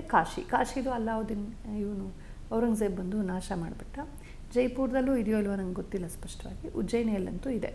ಅಲ್ಲಿ ಇವತ್ತಿಗೂ ಒಂದು ಆಸ್ಟ್ರೋನಾಮಿಕಲ್ ಯೂನಿವರ್ಸಿಟಿ ಇದೆ. ಎಂಥ ಜಾಗದಲ್ಲಿದೆ ಅಂದರೆ ಕ್ಷಿಪ್ರಾ ನದಿ ತೀರದಲ್ಲಿ ಎತ್ತರದ ಒಂದು ಬೆಟ್ಟ. ಅದನ್ನು ಮಂಗಲ್ ಮಹಾದೇವ್ ಮಂದಿರ್ ಅಂತ ಹೇಳ್ತಾರೆ. ಅಲ್ಲಿ ಇವತ್ತಿಗೂ ಗ್ರಹ ಶಾಂತಿಗಳು ಅದೆಲ್ಲ ಮಾಡಿಸ್ತಾರೆ. ಇವತ್ತು ಕೇವಲ ಗ್ರಹ ಶಾಂತಿ ಇತ್ಯಾದಿ ಪೂಜೆಗಳು ನಡೆಯುವ ಒಂದು ಭಾಗವಾಗಿ ಉಳ್ಕೊಂಡಿದೆ. ಅದಲ್ಲದೆ ಅಲ್ಲಿ ಒಂದು ಆಸ್ಟ್ರೋನಾಮಿಕಲ್ ಯೂನಿವರ್ಸಿಟಿ ಇರ್ತಿತ್ತು. ಉಜ್ಜಯಿನಿ ಬಗ್ಗೆ ತುಂಬ ಹೇಳ್ತಾರೆ, ನನಗೆ ವಿವರ ಗೊತ್ತಿಲ್ಲ. ಅದು ಯಾವುದೋ ಒಂದು ಆ ಲ್ಯಾಟಿಟ್ಯೂಡ್ ಆ್ಯಂಡ್ ಲಾಂಗಿಟ್ಯೂಡ್ ಏನಿದೆ ಅದು ಬಹಳ ವಿಶಿಷ್ಟವಾದ ಒಂದು ಜಾಗದಲ್ಲಿದೆ ಅಂತ. ಹಾಗಾಗಿ ಅಲ್ಲಿಂದ ಸಮುದ್ರ ಸೌತ್ ಪೋಲ್ ನಾರ್ತ್ ಪೋಲ್ಗೇನೋ ಸಮಥಿಂಗ್ ಗೊತ್ತಿಲ್ಲದೆ ಹೇಳಬಾರ್ದು, ಬಟ್ ಕೇಳಿದ್ದೀನಿ, ಸ್ಪಷ್ಟವಾಗಿ ಗೊತ್ತಿಲ್ಲ. ಇವಾಗ ಏನಾಗಿದೆ ಅಂದರೆ ಕೆಲವರು ಏನೋ ಎಲ್ಲ ಕ್ಲೇಮ್ ಮಾಡ್ತಾರೆ, ತುಂಬ ಹೇಳ್ಬಿಡ್ತಾರೆ. ಉತ್ಸಾಹ ಎಲ್ಲ ಇದೆ ಅಂತ ತೋರ್ಸಕ್ಕೆ ಹೋಗಿ ಅದು ಉಪ್ಪು ಖಾರ ಹಾಕಿ ಹೇಳ್ತಾರೆ.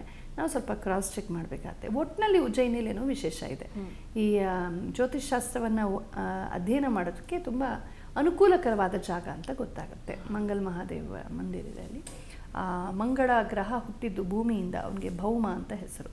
ಮಂಗಳ ಗ್ರಹ ಮರ್ಕ್ಯೂರಿ ಅಂತ ಹೇಳ್ತೀವಲ್ವ, ಆ ಮಂಗಳ ಗ್ರಹ ಹುಟ್ಟಿದ್ದು ಅಲ್ಲಿಂದ ಹುಟ್ಟದ ಅವನು, ಭೂಮಿಯಿಂದ ಸಪ್ರೇಟ್ ಆಗಿದ್ದ ಪಾಯಿಂಟ್ ಅಂತ ಒಂದು ಪಾರಂಪರಿಕ ನಂಬಿಕೆ ಇದೆ. ಈ ವಿವಸ್ವತ ಸ್ಥಾನ ಅಂದರೆ ಸಾಮಾನ್ಯವಾಗಿ ಎತ್ತರದ ಜಾಗ, ಚೆನ್ನಾಗಿ ಇದು ಆಕಾಶ ಕಾಣಿಸ್ಬೇಕು. ಆಮೇಲೆ ತುಂಬ ಮೋಡ ಕವಿದ ಪರಿಸರ, ತುಂಬ ಮಳೆ ಬರುವ ಊರುಗಳಲ್ಲಿ ಇದು ಇರ್ತಾ ಇರಲಿಲ್ಲ. ಎಲ್ಲಿ ಸ್ವಲ್ಪ ಚೆನ್ನಾಗಿ ಬಿಸಿಲು ಕ್ಲಿಯರ್ ಸ್ಕೈಸ್ ಇರ್ತಾಯಿತ್ತು ಅಂಥ ಕಡೆ ಮಾಡ್ತಾಯಿದ್ರು ಅಂತ ಗೊತ್ತಾಗುತ್ತೆ. ಸೊ ಎಲ್ಲ ಗುರುಕುಲಗಳಲ್ಲೂ ವಿವಸ್ವತ ಸ್ಥಾನ ಇರ್ತಿತ್ತೋ ಇಲ್ವೋ, ಆದರೂ ಎಲ್ಲ ಗುರುಕುಲಗಳಲ್ಲಿ ಪಂಚಾಂಗದ ವಿಭಾಗ ಇರ್ತಿತ್ತು. ವಿವಸ್ವತ ಸ್ಥಾನ ಅಂದರೆ ಒಂದು ಮಟ್ಟಕ್ಕಾದರೂ ಇರ್ತಿತ್ತು. ಸ್ಕೈ ವಾಚಿಂಗ್ ಎಲ್ಲ ಕಡೆ ಆಗ್ತಿತ್ತೋ ಇಲ್ವೋ, ಏಕೆಂದರೆ ಅದಕ್ಕೆ ಆ ಕಾಲದಲ್ಲೇ ಏನೋ ಯಾವ ಟೆಲಿಸ್ಕೋಪ್ ಇತ್ತೋ ಏನಿತ್ತೋ, ಏನೋ ಯಂತ್ರಗಳಿರ್ಬೋದು, ಎಲ್ಲ ಹಿಂಗೆ ಖಾಲಿ ಕಣ್ಣಲ್ಲೇ ನೋಡಿಬಿಟ್ಟು ಹೇಳಿಬಿಟ್ರು ಅಂತ ಹೇಳ್ತಾರೆ. ನನಗೆ ಹಾಗೆ ಅನಿಸಲ್ಲ. ಇವತ್ತಷ್ಟು ಭಾಳ ಸೊಫಿಸ್ಟಿಕೇಟೆಡ್ ಟೆಲಿಸ್ಕೋಪ್ಸ್ ಇಲ್ಲದೆ ಇದ್ದಿರ್ಬೋದು, ಆದರೆ ನಮಗೆ ಈ ಕನ್ನಡಿ ಮತ್ತು ಪ್ರಿಸಮ್ಮು ಮತ್ತು ಈ ಗ್ಲಾಸು ಇದರ ಕಲ್ಪನೆ ಇತ್ತು. ಅಟ್ಲೀಸ್ಟ್ 5-6ನೇ ಶತಮಾನದಿಂದ ಆಚೆಗೆ ಇತ್ತದು, ಇಲ್ಲ ಅಂತಲ್ಲ. ಹಾಗಾಗಿ ಅಂಥದ್ದು ಏನೋ ಬಳಸ್ಕೊಂಡು ಅದೇ ನೋಡೋಕ್ಕೇನೆ ಇನ್ನು ಸ್ವಲ್ಪ ಚೆನ್ನಾಗಿ ನೋಡ್ತಿದ್ರು. ಮತ್ತು ಈಗ ನಾವು ಹೀಗೆ ನೋಡ್ತೀವಲ್ವ, ಈಗ ನಾವು ಸೂರ್ಯನನ್ನು ನೋಡ್ತೀವಿ. ನಮಗೆ ಮಕ್ಕಳಲ್ಲಿ ಹೇಳ್ಕೊಟ್ಟಿದ್ರು, ಹೀಗೆ ನೋಡೋಕ್ಕಾಗಲ್ಲ ಸೂರ್ಯನನ್ನು, ತುಂಬ ಬಿರು ಬಿಸಿಲು. ಉದಯೋನ್ಮುಖ ಸೂರ್ಯನ ನೋಡ್ಬೋದು, ಸ್ವಲ್ಪ ಮೇಲೆ ಹೋದರೆ ನೋಡೋದು ಕಷ್ಟ. ಅದಕ್ಕೆ ನಮ್ಗೆ ಹೇಳ್ಕೊಡೋರು, ಹೀಗೆ ಇಟ್ಕೊಂಡು ಕಣ್ಣು ಹಿಂಗೆ ಇಟ್ಕೊಂಡು ನೋಡಿ ಅಂತ. ಎಷ್ಟು ಸುಲಭ ಆಗುತ್ತೆ ನೋಡೋದು, ಅವಾಗ ಕಣ್ಣು ಆಗಲ್ಲ. ಹೀಗೆ ಏನೋ ಪದ್ಧತಿಗಳಿದ್ದಿರಬೇಕು. ಯಾವುದೋ ಒಂದು ಕಿಂಡಿ ಮಾಡ್ಕೊಂಡು ನೋಡೋದು, ಯಾವುದೋ ಥರನೋ ಬೇರೆ ಬೇರೆ ಕಾಲದಲ್ಲಿ ಹೀಗೆ ಅದರ ಸಂಚಾರಗಳನ್ನು ನೋಡೋದು, ದಾಖಲೆ ಮಾಡ್ಕೊಳ್ಳೋದು, ಇದನ್ನೆಲ್ಲ ಮಾಡುವಂಥವ್ರನ್ನ ಘಳಿಗಿ ಅಂತ ಕರೆಯೋರು. ಘಳಿಗಿ ಏನೋ ಸರ್ನೇಮ್ ಕೊಡೋರು, ಘಳಿಗಿ ಅಂತ ನಮ್ಮ ಹೆಸರು ಸರ್ನೇಮ್ ಇಟ್ಕೊಳ್ತಾರಲ್ಲ, ಮಂಜುನಾಥ್ ಘಳಿಗಿ ಇಟ್ಕೊಳ್ತಾರಲ್ಲ, ಹಾಗೆ ಘಳಿಗಿ ಅಂದರೆ ಈ ಘಳಿಗಿ ಅಂದರೆ ಸಮಯ ನೋಡೋರು ಅಂತ. ಹಿಂದೆ ಕ್ಲಾಕ್ಸ್ ಇರಲಿಲ್ಲ. ಸೊ ಊರಿಗೆಲ್ಲ ಅಥವಾ ಗುರುಕುಲದಲ್ಲಿ ಅದಕ್ಕೆ ಘಟಿಕಾ ಸ್ಥಾನ ಅಂತ ಇನ್ನೊಂದು ಕಾರಣ ಅಂತ ಕೂಡ ಹೇಳ್ತಾರೆ. ಘಟಿ ಅಂದರೆ ಗಡಿ, ಅದೇ ಗಡಿಯಾರ. ಗಡಿಯಾರ ಶಬ್ದ ಬಂದಿರೋದು ಘಟಿಯಿಂದ, ಸಂಸ್ಕೃತದ ಘಟಿಯಿಂದ. ಘಟಿಕಾ, ಘಟಿ. ಸೊ ಅವ್ರೇನು ಮಾಡೋರು, ಅಲ್ಲಿ ಪ್ರತಿಯೊಂದು ನಿಮಿಷ ಕ್ಷಣ ವಾಟರ್ ಕ್ಲಾಕ್ಸ್ ಇರ್ತಿತ್ತು. ಆ್ಯಂಡ್ ಇದು ಮರಳು ಸ್ಯಾಂಡ್ ಕ್ಲಾಕ್ ಇರ್ತಿತ್ತು. ಬೇರೆ ಬೇರೆ ಬಗೆಯ ಒಂದು ಇದನ್ನೆಲ್ಲ ಇಟ್ಕೊಂಡು ಜೊತೆಗೆ ಅಬ್ಸರ್ವ್ ಮಾಡೋದು, ಇಷ್ಟು ಗಂಟೆ ಆಯಿತು, ಇಷ್ಟು ಮುಹೂರ್ತಗಳಾಯಿತು, ಇಷ್ಟು ಜಾವಗಳಾಯಿತು ಅಂತ ಗಂಟೆ ಹಾಕೋದು, ಬಾರಿಸೋದು, ಅದನ್ನೆಲ್ಲ ಮಾಡೋರು. ಯಾರಾದ್ರು ಊರಿನವ್ರಿಗೆ ರೆಫರೆನ್ಸ್ ಬೇಕು ಅಂದರೆ ಅಲ್ಲಿ ಹೋಗ್ಬಿಟ್ಟು ಕರೆಕ್ಟಾಗಿ ಎಷ್ಟು ಮುಹೂರ್ತ ಕೊಡೋರು, ಸರಿಯಾದ ಮುಹೂರ್ತ ಹೇಳೋರು, ಯಾರೋ ಒಬ್ಬರು ಅಲ್ಲಿ ಮೇಂಟೈನ್ ಮಾಡೋರು. ಹಾಗಾಗಿ ಗುರುಕುಲಗಳಲ್ಲಿ ಘಟಿಕಾ ಸ್ಥಾನಗಳಿರ್ತಾ ಇದ್ವು. ಅದನ್ನೇ ವಿವಸ್ವತ ಸ್ಥಾನ ಅಂತಲೂ ಹೇಳ್ಬೋದು. ಬಟ್ ಉಜ್ಜಯಿನಿ ಅಂತ ಜಾಗದಲ್ಲಿ ಇನ್ನು ದೊಡ್ಡ ಪ್ರಮಾಣದ ಒಂದು ವಿಶೇಷವಾಗಿ ಅದನ್ನೇ ಹೆಚ್ಚಾಗಿ ಜ್ಯೋತಿಷ್ಯವನ್ನು ಅಧ್ಯಯನ ಮಾಡ್ತಾಯಿದ್ರು ಅಂತ ಗೊತ್ತಾಗುತ್ತೆ. ಆದರೆ ಎಲ್ಲ ಕಡೆ ಸಾಮಾನ್ಯ ಪಂಚಾಂಗ, ನಾವೆಲ್ಲಿದ್ದೀವಿ, ಈಗ ಮಗು ಹುಟ್ಟಿತು, ಅದಕ್ಕೇನೋ ಹೇಳಬೇಕಲ್ಲ, ಜಾತಕ ಬರಿಬೇಕು ಅಂದರೆ ಮುಹೂರ್ತ, ನಕ್ಷತ್ರ, ರಾಶಿ ಗೀಶಿ ಎಲ್ಲ ಲೆಕ್ಕ ಹಾಕಬೇಕು. ಸಾಮಾನ್ಯ ಮಟ್ಟದ ಪಂಚಾಂಗದ ಜ್ಞಾನ, ಜ್ಯೋತಿಷ್ಯದ ಜ್ಞಾನ ಅದನ್ನು ಎಲ್ಲ ಕಡೆ ಮಾಡ್ತಾಯಿದ್ರು. ಆ ಜಾಗಕ್ಕೆ ವಿವಸ್ವತ ಸ್ಥಾನ ಅಂತ ಹೇಳೋರು. ನಮ್ಮಲ್ಲಿ ಅಸ್ಟ್ರಾನಮಿ ಪ್ಲಸ್ ಅಸ್ಟ್ರಾಲಜಿ ಎರಡೂ ಜೊತೆಯಲ್ಲೇ ಹೋಗ್ತಾಯಿತ್ತು. ಪಾರಂಪರಿಕವಾದ ವಿಶ್ವಾಸ ಏನಿದೆ, ರಾಹು, ಶನಿ, ಸೂರ್ಯ ಇವರುಗಳ ಪ್ರಭಾವ ಅದನ್ನು ಗೌರವಿಸ್ತಾ ಇದ್ರು. ಅದಲ್ಲದೆ ಸಿದ್ಧ ಜ್ಯೋತಿಷ ಕಣ್ಣಾರೆ ಕಂಡಿದ್ದು, ಇಷ್ಟೊತ್ತಿಗೆ ನಾಳೆ ಬೆಳಗ್ಗೆ ಇಷ್ಟು ಗಂಟೆಗೆ, ಇಷ್ಟು ನಿಮಿಷಕ್ಕೆ, ಇಷ್ಟು ಸೆಕೆಂಡ್ಗಳಿಗೆ, ಇಷ್ಟು ಮಿಲಿ ಸೆಕೆಂಡ್ಗಳಿಗೆ ಸೂರ್ಯನ ಮೊದಲ ಕಿರಣ ಈ ಲ್ಯಾಟಿಟ್ಯೂಡ್ ಲಾಂಗಿಟ್ಯೂಡಲ್ಲಿ ಆಗುತ್ತೆ, ಹಾಗೆ ಆಗುತ್ತೆ.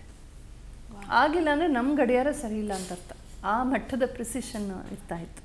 ಇಂಥ ದಿನವೇ ಧೂಮಕೇತು ಆಗುತ್ತೆ, ಇಂಥ ಭಾಗದಲ್ಲಿ ಕಾಣಿಸುತ್ತೆ, ಇಂಥ ಭಾಗದಲ್ಲಿ ಕಾಣಿಸಲ್ಲ, ಎಲ್ಲ ಪಕ್ಕ ಮ್ಯಾಥಮೆಟಿಕ್ಸು, ವೇದಗಣಿತ ಇದೆ.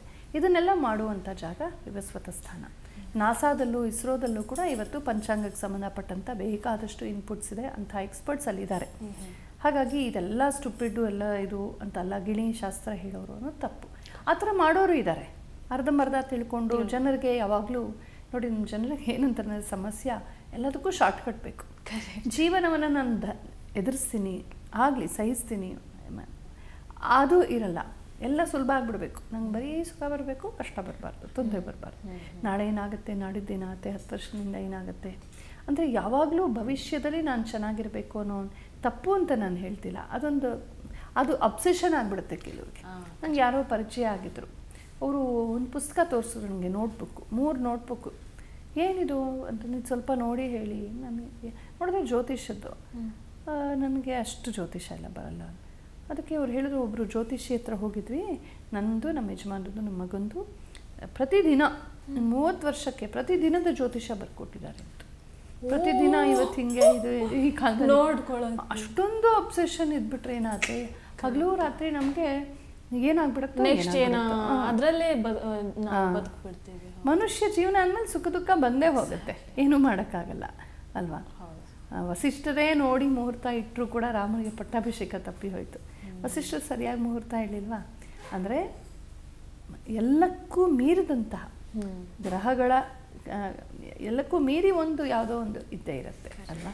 ಹಾಗೆ ಅದನ್ನು ಕವಿಗಳೊಬ್ಬರು ಕಂಬರಾಮಾಯಣ ಅನ್ಸುತ್ತೆ ಸ್ವಾರಸ್ಯಕರವಾಗಿ ಹೇಳ್ತಾರೆ, ರಾಮನ್ಗೆ ಯಾಕೆ ಮುಹೂರ್ತ ತಪ್ಪೋಯ್ತು ಅಂತ ಪೊಯೆಟಿಕ್ ಸೊಲ್ಯೂಷನ್ ಕೊಡ್ತಾರೆ. ವಸಿಷ್ಠರೇ ಕೊಟ್ಟರು ಮಾತ್ರಲ್ಲ ಅಂದರೆ ವಸಿಷ್ಠರು ಹೇಳೋದಂತೆ, ರಾಮ ಕೈ ತೋರ್ಸಪ್ಪ ಅಂತ ಕಂಕಣ ಕಟ್ಟಕ್ಕೆ ಮುಹೂರ್ತಕ್ಕೆ ಸರಿಯಾಗಿ ಮುಹೂರ್ತ ಬಂತು ಕಂಕಣ ಕಟ್ತೀನಿ ಅಲ್ಲಿ ಕೈ ತೋರ್ಸಪ್ಪ ಅಂದಂತೆ. ರಾಮ ಹಿಂಗೆ ಕೈ ತೋರಿಸದಂತೆ. ಎಷ್ಟು ಸುಂದರವಾಗಿದೆ ರಾಮನ ಕೈ ಅಂದರೆ ತೋಳ್ ಕಂಡಾನ್ ತೋಳೆ ಕಂಡಾನ್ ಅಂತ. ಕೈ ನೋಡ್ತಾ ಹಾ ರಾಮ ಎಷ್ಟು ಚೆನ್ನಾಗಿದೆ ನಿನ್ನ ಕೈ ಅಂತ ಇರೋವಾಗ ಮುಹೂರ್ತ ಕಳೆದೊಳ್ತಂತೆ. ಆಮೇಲೆ ಕಂಕಣ ಕಟ್ಟದ ಅಂತ ಕವಿ ಕಲ್ಪಿಸಿ ಹೇಳ್ತಾನೆ. ಒಟ್ಟಿನಲ್ಲಿ ವಿವಸ್ವತ ಸ್ಥಾನ ಇರ್ತಾಯಿತ್ತು. ಹಾಗೆ ಸೋಮಸ್ಥಾನ, ಸೋಮ ಅಂದರೆ 2 ಥರ ಅರ್ಥ ಬರುತ್ತೆ. ಒಂದು ಶಿವನಿಗೆ ಸೋಮ ಅಂತ, ಉಮಯಾ ಸಹ ಉಮೆಯೊಂದಿಗೆ ಇರುವವನು ಅಂತ ಸೋಮ ಅಂತ. ಇನ್ನೊಂದು ಸೋಮ ಅಂದರೆ ನಮ್ಮ ಚಂದ್ರ, ಸೋಮವಾರ ಅಂತ ಹೇಳ್ತೀವಲ್ಲ, ಚಂದ್ರವಾರ, ಹಿಂದೂವಾರ. ಈ ಸೋಮ ಚಂದ್ರ ನಮ್ಮ ಪರಂಪರೆಯ ಪ್ರಕಾರ, ನನಗೆ ಇವತ್ತಿನ ಬಾಟನಿ ಅಥವಾ ಬೇರೆ ಸೈನ್ಸ್ ಏನು ಹೇಳ್ತಾ ಗೊತ್ತಿಲ್ಲ, ಬಟ್ ನಮ್ಮಲ್ಲಿ ಪರಂಪರೆಯಲ್ಲಿ ಒಂದು ನಂಬಿಕೆ ಇದೆ, ಚಂದ್ರನಿಂದ ಎಲ್ಲ ಮಾಯಿಶ್ಚರ್ ಆಗೋದು ಭೂಮಿ ಮೇಲೆ ಅಂತ. ಭೂಮಿ ಮೇಲೆ ಇಷ್ಟೊಂದು ರಸ ದ್ರವಗಳಿರೋದಕ್ಕೆ ಕಾರಣ ಚಂದ್ರ ಅಂತ ಒಂದು ಪಾರಂಪರಿಕ ನಂಬಿಕೆ. ಹಾಗಾಗಿ ಅವನಿಗೆ ಸುಧಾಂಶು, ಹಿಮಾಂಶು, ಅಮೃತಾಂಶು ಅಂತೆಲ್ಲ ಹೇಳ್ತೀವಿ. ಅವನ ಕಿರಣಗಳಲ್ಲಿ ಒಂದು ಮಾಯಿಶ್ಚರ್ ಇದೆ, ಒಂದು ಆರ್ದ್ರತೆ ಇದೆ. ಆ ಆರ್ದ್ರತೆಯಿಂದಾಗಿ ಎಲ್ಲ ಗಿಡಮೂಲಿಕೆಗಳಲ್ಲಿ, ಸಮುದ್ರದಲ್ಲಿ, ನದಿಗಳಲ್ಲಿ, ಜಲಾಶಯಗಳಲ್ಲಿ ನೀರು ಉಂಟಾಗತ್ತೆ. ಸೊ ಚಂದ್ರ ಹತ್ತಿರ ಬಂದಾಗ ಸಮುದ್ರ ಹೋಗುತ್ತಲ್ಲ, ಅಂದರೆ ಮಧ್ಯಾಹ್ನದ ಹೊತ್ತು ಟೈಡ್ಸ್ ಬರುತ್ತೆ. ಅದಕ್ಕೂ ಒಂದು ಮಟ್ಟಕ್ಕೆ ತುಂಬ ಇವತ್ತಿನ ವಿಜ್ಞಾನ ಒಪ್ಕೊಂಡಿದೆ. ಆದರೆ ಚಂದ್ರ ಇದೇ ಥರ ಮೂಲಿಕೆಗಳನ್ನು ಸೃಷ್ಟಿ ಮಾಡುವವನು ಅಂತ. ಹಾಗೆ ಸೋಮ ಅಂತ ಒಂದು ಗಿಡ ಕೂಡ ಇದೆ. ಒಂದು ಯಾವುದೋ ಒಂದು ಲತೆಯೋ ಗಿಡವೋ ಅದು ಅದರ ರಸ ತುಂಬ ವಿಶಿಷ್ಟವಾದದ್ದು. ಅದನ್ನು ಆವಾಗ ಪಾನ ಮಾಡಬೇಕು ಅಂತ. ಅದೊಂಥರ ಇಂಟಾಕ್ಸಿಕೇಟ್ ಮಾಡುತ್ತೆ, ಕಿಕ್ ಕೊಡುತ್ತೆ. ಆದರೆ ಅದು ತುಂಬ ಉತ್ಕೃಷ್ಟವಾದದ್ದು. ಆ ಸೋಮಯಾಗ ಅಂತ ಮಾಡ್ತಾರೆ, ತುಂಬ ದೊಡ್ಡ ಯಾಗ ಅದು. ಮಹಾರಾಜರು ಸ್ಪಾನ್ಸರ್ ಮಾಡಬೇಕು, ಆ ಥರ ಭಾಳ ಕೋಟಿಗಟ್ಟಲೆ ಖರ್ಚಾಗುವಂಥ ತುಂಬ ವಿಶಿಷ್ಟ ಮೂಲಿಕೆಗಳನ್ನೆಲ್ಲ ಹಾಕಿ ಈ ಸೋಮರಸದೊಂದಿಗೆ ಬೆರೆಸಿ ಸೋಮರಸವನ್ನು ತಯಾರು ಮಾಡಿ ಅದನ್ನು ಆಹುತಿ ಅರ್ಪಿಸಿ ಅದನ್ನೆಲ್ಲರೂ ತಗೊಳ್ತಾರೆ. ಆ ಸೋಮರಸವನ್ನು ಪಾನ ಮಾಡಿ ಅಥವಾ ಸೋಮಯಾಗವನ್ನು ಮಾಡಿಸೋದಕ್ಕೆ ಸೋಮಯಾಜಿ ಅಂತ ಹೆಸರು ಬರುತ್ತೆ. ಆ ಅದನ್ನು ಅಂದರೆ ಅಂಥ ಮಹಾಯಾಗಗಳನ್ನು, ಸೋಮಯಾಗ, ವಾಜಪೇಯಿ ಯಾಗ, ಇವುಗಳನ್ನು ಹೆಂಗೆ ಮಾಡಬೇಕು, ಯಾಕೆ ಮಾಡಬೇಕು, ವಿಧಿವಿಧಾನಗಳನ್ನು ಸ್ಟಡಿ ಮಾಡೋದು ಇದು. ಮತ್ತು ಮೂಲಿಕೆಗಳಿಗೆ ಸಂಬಂಧಪಟ್ಟವನು ಚಂದ್ರ ಅಂತ ಹೇಳಿದ್ನಲ್ಲ, ಹಾಗಾಗಿ ಎಲ್ಲ ಗಿಡ ಮರಗಳು, ಸಸ್ಯಶಾಸ್ತ್ರ, ಬಾಟನಿ ಅಂತ ಯಾವ್ದು ಹೇಳ್ತೀವಿ, ಇದನ್ನು ಅಧ್ಯಯನ ಮಾಡೋ ಜಾಗಕ್ಕೆ ಸೋಮಸ್ಥಾನ ಅಂತ ಹೇಳ್ತಾರೆ. ಈ ಸೋಮಸ್ಥಾನ ಹೆಂಗಿರ್ತಿತ್ತು ಅಂತಂದರೆ ದೊಡ್ಡ ತೋಟಗಳ ಮಧ್ಯದಲ್ಲಿ ಇರ್ತಾಯಿತ್ತು. ಸಪ್ರೇಟ್ ಬಿಲ್ಡಿಂಗ್ ಅಲ್ಲ, ತೋಟಗಳ ಮಧ್ಯದಲ್ಲೇ ಸೋಮಸ್ಥಾನ. ಅಲ್ಲೇ ಒಂದು ಆಶ್ರಮಗಳು ಕಟ್ಕೊಂಡಿರೋರು ಚರಕವನ, ಶುಶ್ರುತವನ, ಆಮೇಲೆ ಈ ಗರಿಕೆಯ ವನಗಳು, ಬಿಲ್ವದ ವನಗಳು, ಮಾವಿನ ತೋಪುಗಳು, ತೆಂಗಿನ ತೋಪುಗಳು, ಹಾಗೆ ಅದರ ಮಧ್ಯದಲ್ಲೇ ಇರ್ತಾಯಿತ್ತು. ಮತ್ತು ಚರಕವನ, ಶುಶ್ರುತವನ ಅಂತೆಲ್ಲ ಕಾನ್ಸೆಪ್ಟ್ಸ್ ಏನಿದೆ ನಮ್ಮಲ್ಲಿ, ಹಾಗೆ ನವಗ್ರಹವನ, ರಾಶಿವನಗಳು, ನಕ್ಷತ್ರವನಗಳು, ಇಂತಿಂಥ ನಕ್ಷತ್ರಕ್ಕೆ ಇಂತಿಂಥ ಗಿಡ ಅಂತೆಲ್ಲ ಇವತ್ತು ಕೆಲವು ಗುಡಿಗಳಲ್ಲಿ ನಾವು ನೋಡ್ಬೋದು. ಹಿಂದೆ ಬರೀ ನಂಬಿಕೆಯಿಂದ ಮಾಡ್ತಿರ್ಲಿಲ್ಲ, ಇವತ್ತು ಬರೀ ನಂಬಿಕೆ ಉಳ್ಕೊಂಡಿದೆ. ಅದರ ಲಾಜಿಕ್ ಅಷ್ಟು ಕಳ್ಕೊಂಡ್ಬಿಟ್ಟಿದ್ದೀವಿ ನಾವು. ಹಿಂದೆ ಹಾಗಲ್ಲ, ನಿರ್ದಿಷ್ಟ ಕಾರಣಕ್ಕಾಗಿ ಈ ಮೂಲಿಕೆಗಳನ್ನು ಬಳಸಿ ಇಂಥ ಔಷಧಿ ಮಾಡಬೇಕು, ಇದಕ್ಕೆ ಪ್ರಿಕಾಷನ್ ಆಗುತ್ತೆ. ಮತ್ತು ಮೂಲಿಕೆಗಳಿಂದ ಕಲರ್ಸ್ ತಯಾರು ಮಾಡೋರು, ಬಟ್ಟೆಗಳನ್ನು ತಯಾರು ಮಾಡೋರು, ಅಲ್ಲಿನ ನಾರುಗಳನ್ನು ಬಳಸೋರು. ಒಂದು ವನ ಪ್ರದೇಶ ಇದೆ ಅಂತಂದರೆ ಬರೀ ಆ ಮರ ಅಷ್ಟೇ ಅಲ್ಲ, ಅಕ್ಕಪಕ್ಕ ಅಣಬೆ ಬೆಳೆಯುತ್ತೆ, ಏನೇನೋ ಬೆಳೆಯುತ್ತಲ್ಲ, ಅದಷ್ಟನ್ನು ಬಳಸ್ಕೊಂಡು ಹೇಗೆ ನಾವು ನಮ್ಮ ಜೀವನವನ್ನು ಸಮೃದ್ಧಗೊಳಿಸ್ಕೋಬೋದು ಅಂತ ಹಿಂದೆ ಆಲೋಚನೆ ಮಾಡ್ತಾಯಿದ್ರು. ಹಾಗಾಗಿ ಇದಕ್ಕೆ ಸಂಬಂಧಪಟ್ಟಂಥ ರಿಸರ್ಚ್, ಬಾಟ್ನಿ ಡಿಪಾರ್ಟ್ಮೆಂಟ್ ಇದು ವನಗಳ ಮಧ್ಯದಲ್ಲೇ ಇರ್ತಾಯಿತ್ತು, ತೋಟಗಳ ಮಧ್ಯದಲ್ಲಿ ಇರ್ತಾಯಿತ್ತು ಅಂತ ಗೊತ್ತಾಗುತ್ತೆ. ಹಾಗೆಯೇ ಕಾರ್ತಿಕೇಯ ಸ್ಥಾನ ಅಂತಂದರೆ ನಾವು ಇದು ನೋಡಿದ್ವಲ್ಲ, ಯಾವುದು ಮಹೇಂದ್ರ ಸ್ಥಾನ ನೋಡಿದ್ವಲ್ಲ, ಅಲ್ಲಿ ಇದು ಯುದ್ಧಾದಿಗಳ ಒಂದು ಥಿಯರಿ ಕ್ಲಾಸಸ್ ಆದರೆ ಈ ಕಾರ್ತಿಕೇಯ ಸ್ಥಾನದಲ್ಲಿ ಪ್ರಾಕ್ಟೀಸ್ ಆಗುವಂಥ ಜಾಗ, ಪ್ರಾಕ್ಟಿಕಲ್ಲು ಇರುತ್ತಲ್ಲ. ಅಂದರೆ ದೊಡ್ಡ ಸೈನ್ಯವನ್ನು ನಿಲ್ಲಿಸ್ಬಿಟ್ಟು ವ್ಯೂಹ ರಚನೆ ಮಾಡಿ ಅವ್ರಿಗೆ ಪ್ರಾಕ್ಟೀಸ್ ಕೊಡಬೇಕು ಅಂದರೆ ಬಿಲ್ಡಿಂಗ್ ಒಳಗೆಲ್ಲ ಆಗಲ್ಲ, ದೊಡ್ಡ ಪೊಲೀಸ್ ಗ್ರೌಂಡ್ಸು, ಪೆರೇಡ್ ಗ್ರೌಂಡ್ಸು. ನಾನು ಆರ್ಮಿ ಸ್ಕೂಲಲ್ಲೇ ಓದಿದ್ದು. ಏನು ಬರೀ ಗ್ರೌಂಡು ಎಲ್ಲ ಕಡೆ ಗ್ರೌಂಡು, ಆ ಮಧ್ಯದಲ್ಲಿ ಅಲ್ಲಿ ಬ್ಯಾರಕ್ಸು. ಬೆಂಗಳೂರಿನ ಆರ್ಮಿ ಸ್ಕೂಲಲ್ಲೇ ನಾನು ಓದಿದ್ದು. ಹೀಗೆ ಎಲ್ಲಿ ನೋಡಿದ್ರು ನಾವು ನೋಡ್ತೀವಿ ತುಂಬ ಗ್ರೌಂಡ್ಸು. ಅದಕ್ಕೆ ಅದನ್ನು ಕಾರ್ತಿಕೇಯ ಸ್ಥಾನ ಅಂತ. ಸದಾ ಸೈನಿಕರು, ಸೈನ್ಯ ಸದಾ ಸಿದ್ಧವಾಗಿರ್ಬೇಕು. ಯಾವಾಗ ಯುದ್ಧ ಆಗುತ್ತೆ ಗೊತ್ತಿಲ್ಲ, ಆಗ್ಬೋದು ಆಗದೇ ಇರ್ಬೋದು, ನಾವಂತೂ ಸನ್ನದ್ಧರಾಗಿರಬೇಕು. ಮತ್ತು ವಿಶೇಷ ಅಂದರೆ ಗರುಡ ಸ್ಥಾನ ಅಂತ. ಗರುಡ ಸ್ಥಾನ ಅಂದರೆ ಗರುಡ ಅಂದರೆ ಯಾರು? ವಾಹನ, ವಿಷ್ಣುವಿನ ವಾಹನ. ಅಂದರೆ ನಮಗೆ ವೆಹಿಕಲ್ ಸೆಂಟರ್ ಅದು. ಗುರುಕುಲ ಹೇಳಿದ್ನಲ್ಲ, ಒಂದು ಹಳ್ಳಿ, 2 ಹಳ್ಳಿ, 3 ಹಳ್ಳಿ, ಅಷ್ಟು ಹಳ್ಳಿಗಳು, ನಗರ ಹೆಂಗೆ ಸಂಚಾರ ಮಾಡೋದು? ಅಲ್ಲಲ್ಲಿ ಅವ್ರಿಗೆ ಬೇಕಾದ ಜಾಗಕ್ಕೆ ಕಾಲ್ನಡಿಗೆಯಲ್ಲಿ ಹೋಗ್ತಿದ್ರು. ಆದರೆ ಯಾರು ಬೇರೆಯವ್ರು ಬಂದರು, ವಯಸ್ಸಾದವ್ರು ಬಂದರು, ಅಥವಾ ವಿಸಿಟರ್ಸ್ ಬಂದರು, ಆಗಂತುಕರು, ಅತಿಥಿಗಳು ಬಂದರು, ಅಥವಾ ಯಾರಿಗೂ ಹುಷಾರು ತಪ್ಪಿದೆ, ಏನೋ ಸಾಮಾನು ಸರಬರಾಜು ಮಾಡಬೇಕಾಗಿದೆ, ಅದಕ್ಕೆಲ್ಲ ಈ ಜಾಗದಲ್ಲಿ ವಿಶೇಷವಾಗಿ ಕುದುರೆಗಳು, ರಥಗಳು, ತಳ್ಳೋ ಗಾಡಿಗಳು ಇದೆಲ್ಲ ಸಿಗ್ತಾಯಿದ್ವು, ಅಥವಾ ವಾಹಕರು. ಒಟ್ಟಿನಲ್ಲಿ ಇದೆಲ್ಲ ಇರ್ತಿತ್ತು ಅಂತ. ಟ್ರಾನ್ಸ್ಪೋರ್ಟ್ ಡಿಪಾರ್ಟ್ಮೆಂಟ್ ಗರುಡ ಸ್ಥಾನ ಇದು ವಾಲ್ಮೀಕಿ ರಾಮಾಯಣದ ಅರಣ್ಯಕಾಂಡದಿಂದ ನಾನು ಹೇಳ್ತಿರೋದು, ಊಹಾಪೋಹದಿಂದ ಹೇಳ್ತಿಲ್ಲ. ಅಗಸ್ತ್ಯಾಶ್ರಮದಲ್ಲಿ ಇದೆಲ್ಲ ಸ್ಥಾನಗಳಿದ್ವು ಅಂತ ನಮಗೆ ಗೊತ್ತಾಗುತ್ತೆ. ಅಂದರೆ ತುಂಬ ದೊಡ್ಡ ಗುರುಕುಲ, ಭಾಳ ಡಿಪಾರ್ಟ್ಮೆಂಟ್ಸ್ ಇರ್ತಿತ್ತು ಅಂತ ಗೊತ್ತಾಗುತ್ತೆ. ಹಾಗಾಗಿ ನಾವು ಅದಕ್ಕೆ ರಾಮಾಯಣ ಮಹಾಭಾರತ ಓದಬೇಕು ಅಂತ ಹೇಳೋದು. ಅದು ನಮಗೆ ವೇದಕಾಲದ ಚಿತ್ರಣ ಕೊಡುತ್ತೆ, ಒಂದು ದೊಡ್ಡದಾದ ಕ್ಯಾನ್ವಾಸ್ ಕೊಡುತ್ತೆ. ಇದರ ಬಗ್ಗೆ ತುಂಬ ಊಹಾಪೋಹಗಳು ಬೆಳೆದಿವೆ, ಇಲ್ಲ ಅಂತ ನಾನು ಹೇಳಲ್ಲ. ಆದರೆ ಏನೋ ಒಂದು ಬೀಜಪ್ರಾಯವಾದಂಥ ಪರಿಕಲ್ಪನೆ ಏನಿದೆ ಅದು ನಮಗೆ ಇಲ್ಲೆಲ್ಲ ಸಿಕ್ಕತ್ತೆ. ಇಲ್ಲೆಲ್ಲ ಅವರು ಓದ್ತಾ ಇದ್ರು, ಇದನ್ನೆಲ್ಲ ತಿಳ್ಕೊಳ್ತಾ ಇದ್ರು. ಅದರಲ್ಲೂ ರಾಜಕುಮಾರರು ಇದಿಷ್ಟನ್ನು ತಿಳ್ಕೊಳ್ತಾ ಇದ್ರು ವಿಶೇಷವಾಗಿ ಅಂತ ನಮಗೆ ಗೊತ್ತಾಗುತ್ತೆ.